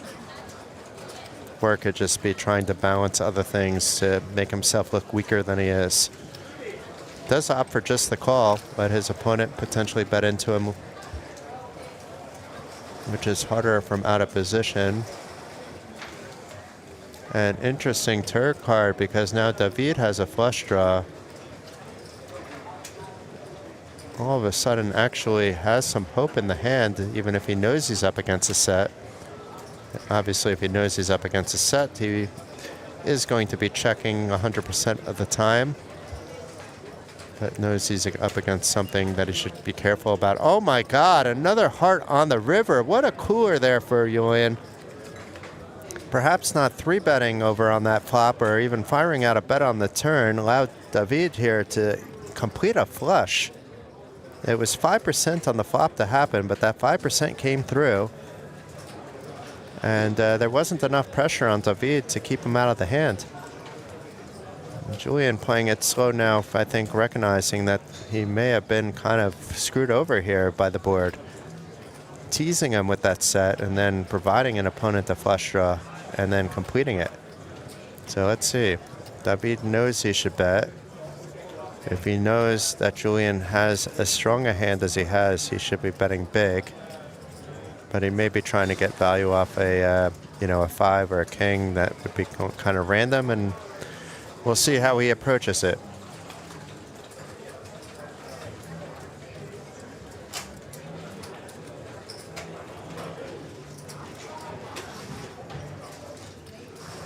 Thinking through his options.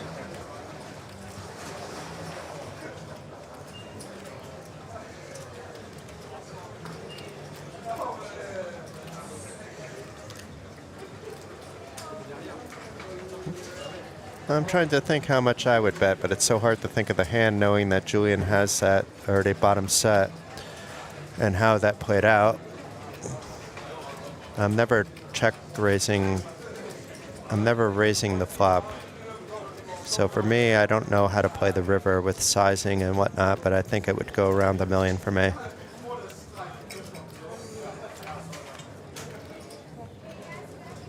Let's see if David bet big. He bet 1.1 million. Julian calling. And we'll get the bad news. Seems to have taken it well, though. Understanding this could have been potentially a little bit worse with no turn action going. And David betting big on the river, sensing maybe he'll get a call from a big hand, such as a set. Gets paid. Yeah, it was a brutal river, Kaisa. But the river allowed to happen based on, let's say, not betting harder on the flop, which I understand why that happened as well.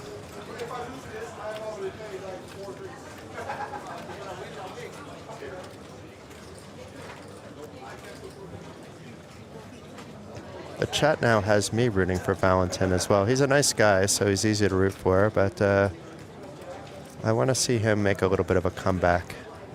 I'd really like to see him on tomorrow's table.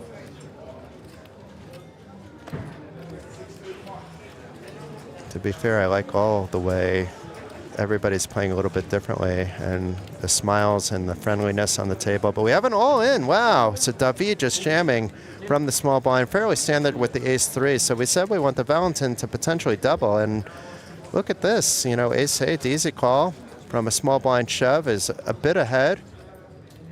And is still ahead on the 7-Jack-6 flop, 2 spades. He has the ace of spades to boot, the 10 of hearts. Keeping that ace-8 ahead, just needs to avoid a 3. And it's a 7 of hearts on the river, so Valentin doubling up to 2.2 million, now has room to breathe.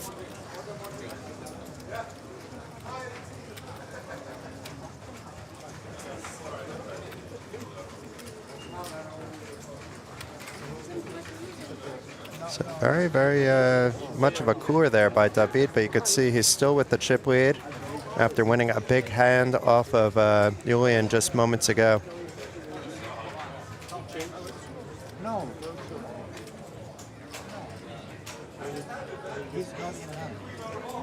We have the floor coming over.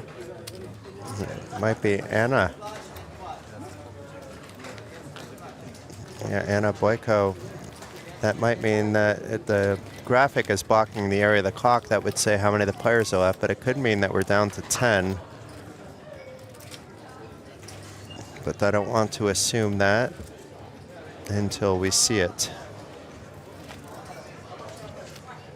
Because it's possible she checked in on something else, but it looks like we're hand for hand at the moment, to be honest with you, where the graphic is just on for too long and there's action in play, because I see the hands are back in motion and the clock disappeared too fast, but we're either at 10 or 11 left. Meanwhile, Kai with King Jack. 300,000 incoming most likely.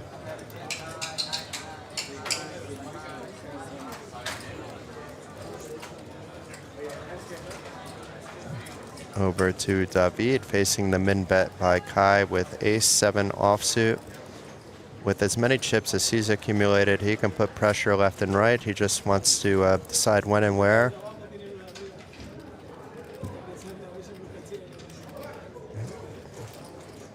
But opts not for this spot. And Valentin, after just doubling up, folding his 6-5 suited from the small blind, and Ferris opting not to defend his queen-6, so some chips over to Kai's way.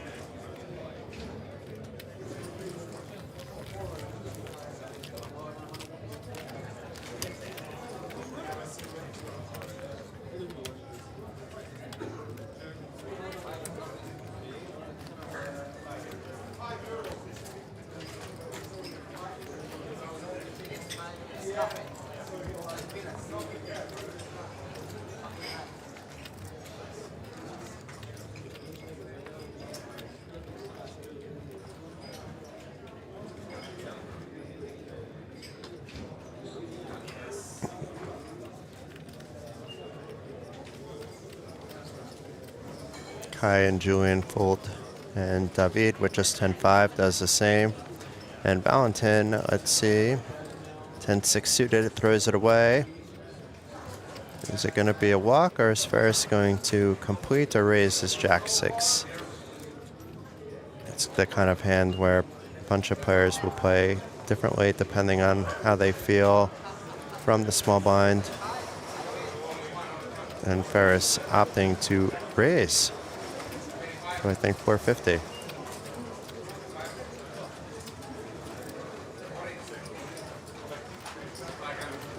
Timing was off, but maybe not. But it seems like a good spot for Roy to 3-bet, perhaps even 3-bet shove.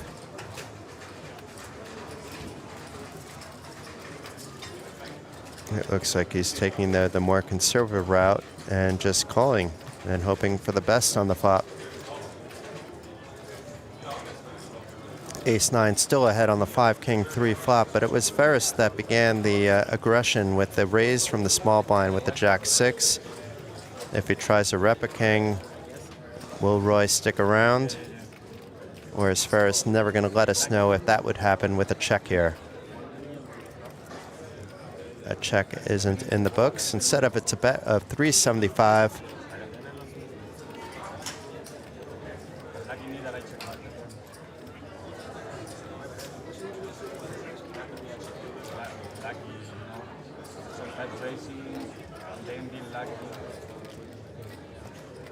Pretty easy call there by Roy, in theory. If there was no ICM or final table approaching, in reality it wasn't as easy. And Ferris, though, giving up on the hand at least. If he bet again, it would work. And is Roy just going to want to see this to showdown or try to take it down now? And it looks like it's the latter. Ooh, Ferris Not ready to fold, maybe thinking there's a 4 coming on the river. But this might be just balancing some time on other decisions.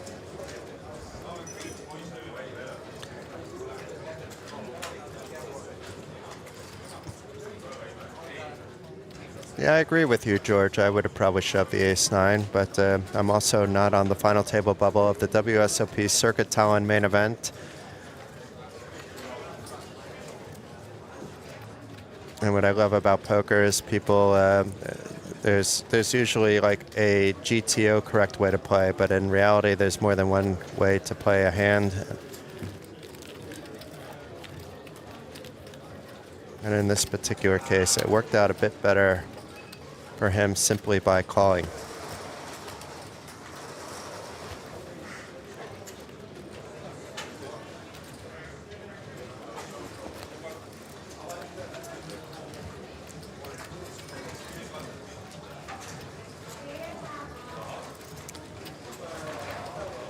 So we must still be at 11 left because haven't seen any change there. So Anna must have come up for a different reason to the 4.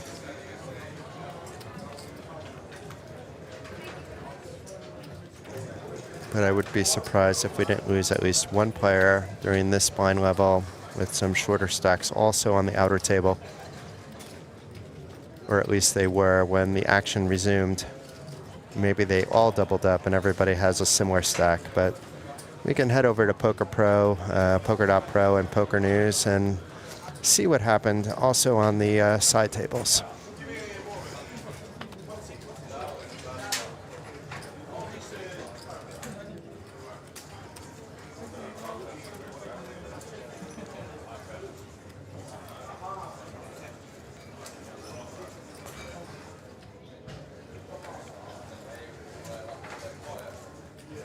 Been raised here by Valentin. Has Kai thinking from the big blind, but not thinking too hard. He's tightened his defend range for now, at least against Valentin. In this case, his King 4 wouldn't look that pretty against King 8 suited. And I'm sure Valentin fans are happy that he's picked up more chips. Jake saying Ferris should barrel the turn with gut shot there. Possibly. It's hard to say with Ferris. He's one of the more, let's say, I've known him a while. In the early days when I used to watch him kind of closely, he had this, I wouldn't describe it as like maniacal aggression, but he seemed to time the aggression at the right times. Maybe he wasn't feeling it. It's also a big spot for any player, so it could throw you off a little bit what you would do in other spots. There isn't a player that played the event that wouldn't love to have a chance to be on tomorrow's final table competing for the title.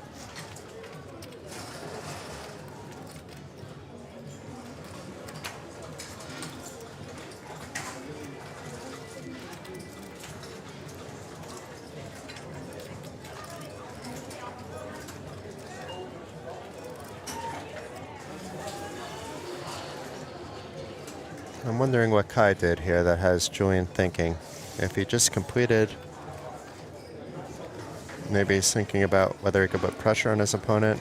Yeah, it was just a completion and opting to see a flop.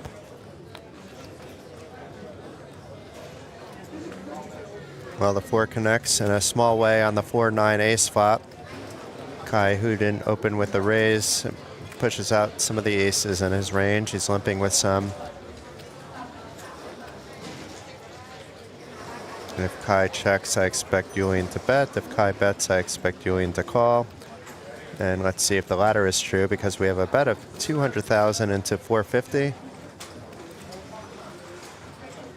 No, 150, sorry, so even less, 1/3 of the pot.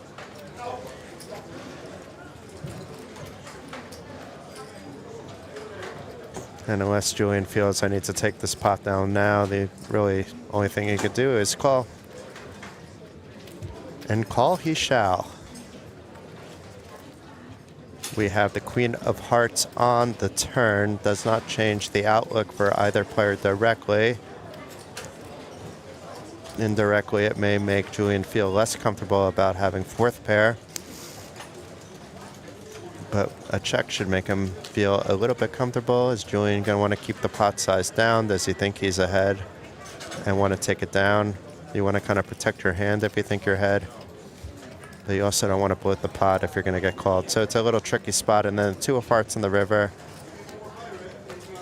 If Kai checks, then I think we're seeing check, check. But maybe Kai will try to steal it after Julian checked on the turn. Nope, it does go check, check with Kai having some showdown value with the king. And meanwhile, it's the 4-3 by Julian Selinger to get him back up to 6.6 million.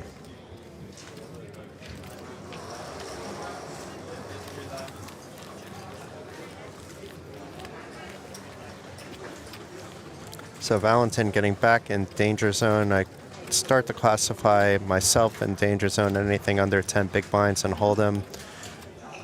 Anything under 7 blinds in Omaha. That doesn't mean you're not short in other spots too, but this is, the danger zone. Something needs to get moving for Valentin. Or he needs to hope that 2 players randomly bust out and he can try the spin tomorrow.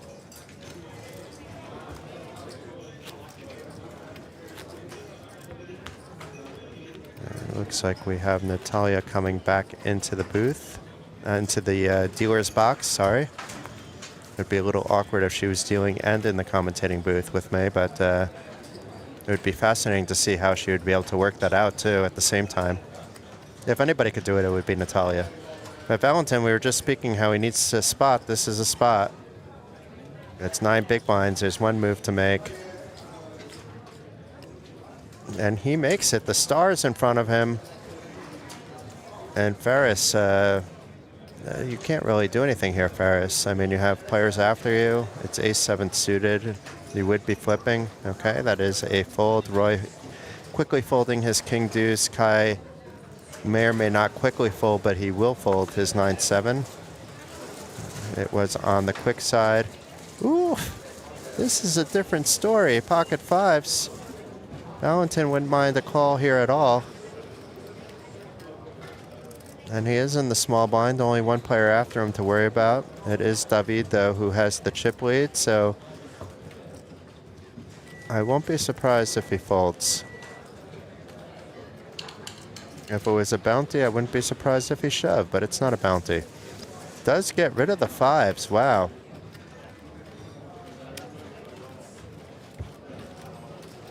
So big smile there by Valentin, but if he knew that his opponent found a fold with 5s, maybe he would be smiling a little bit less. Although maybe also avoided a bad beat, who knows?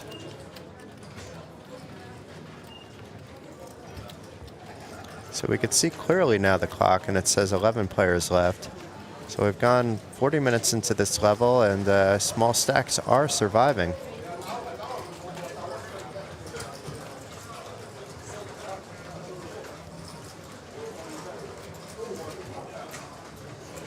And we have people upset that Julian didn't find the call there, but I assume those aren't fans of Julian and fans of Valentin, because he would have been very behind with that call.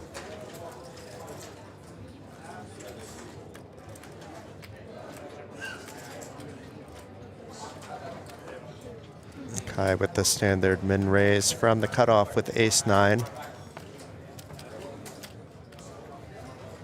And over to Valentin. He can defend if he wants off the big blind, even on a short stack. More than fine. And fortunate for him, he has 2 live cards, but not fortunate for him, it's an ace out of the window, and there's a 10 there too. So flopping the middle pair, but Kai with the top pair.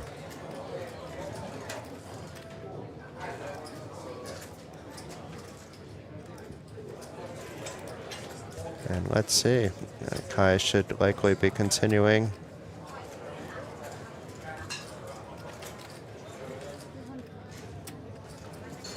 And it doesn't need to be a big bet based on Valentin's stack size or just in general. and is basically milking Valentin along. Gets a call for 225.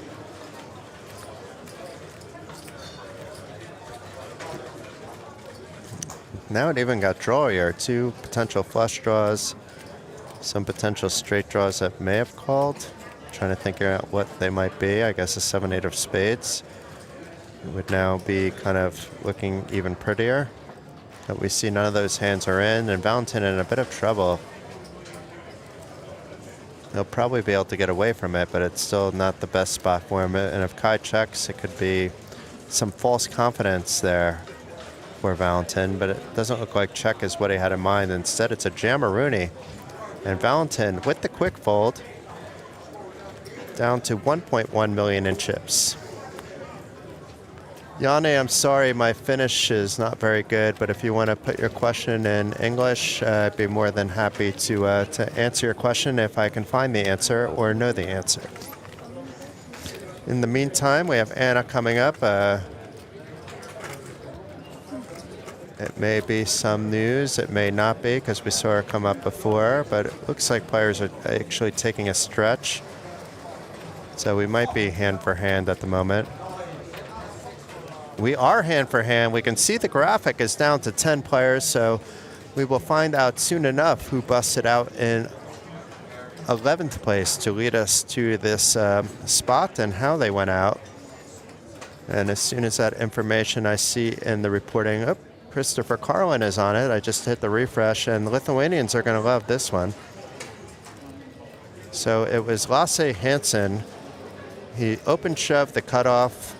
It doesn't say for how many chips, but it must have been a short stack. And Egidius Matonis calling with the sixes and wins the flip to eliminate Lasse Hansen in 11th place. So down to just 10 hopefuls. I'm going to check if Poker News has a little bit more information on the stacks at that time.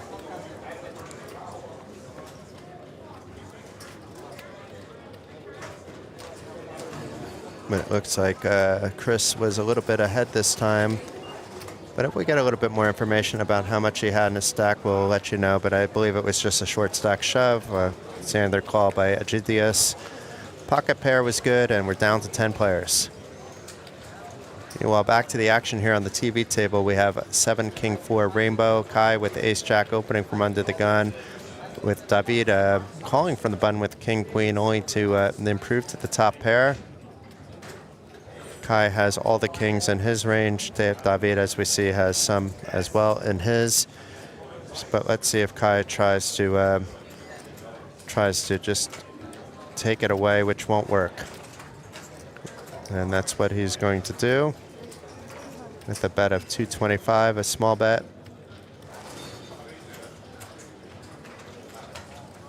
And David really showing no sign of any emotion at the moment. Perhaps thinking about whether he should raise, but I think he's going to call.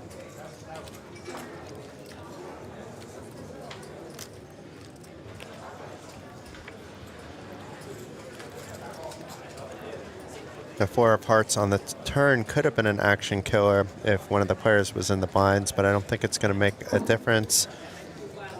And it's a question of whether David wants to try to give his opponent another chance to bet into him, and that's what he does. And now Kai might think his ace is good, actually. David with the full house. He's not checking this time after Kai checks it over to him. It's just a question of what he thinks he can get away with, hoping his opponent has a 7 or a 4 or an ace that he's willing to call with. So interesting here for David. I think something between 6 and 9 is a good number, but David has other variables potentially going through his head of consideration.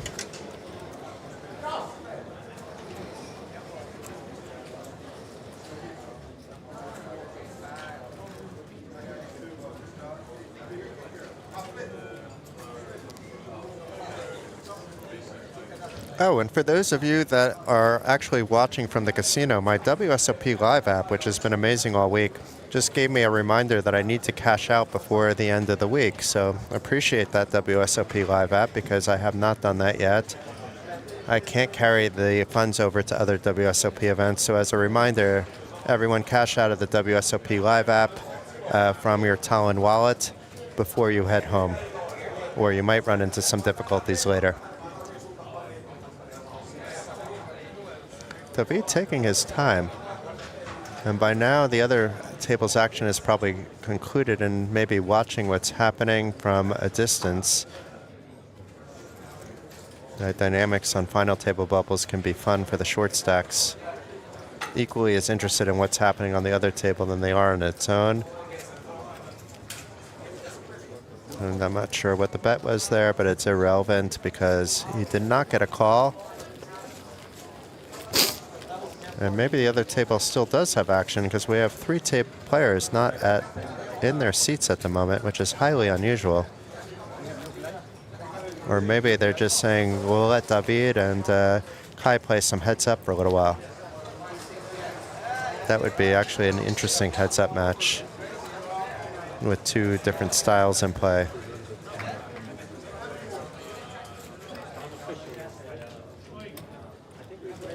Valentin, I understand why he's out of his seat. He really wants a player to bust at the other table, hit that final table, and then worry about tomorrow.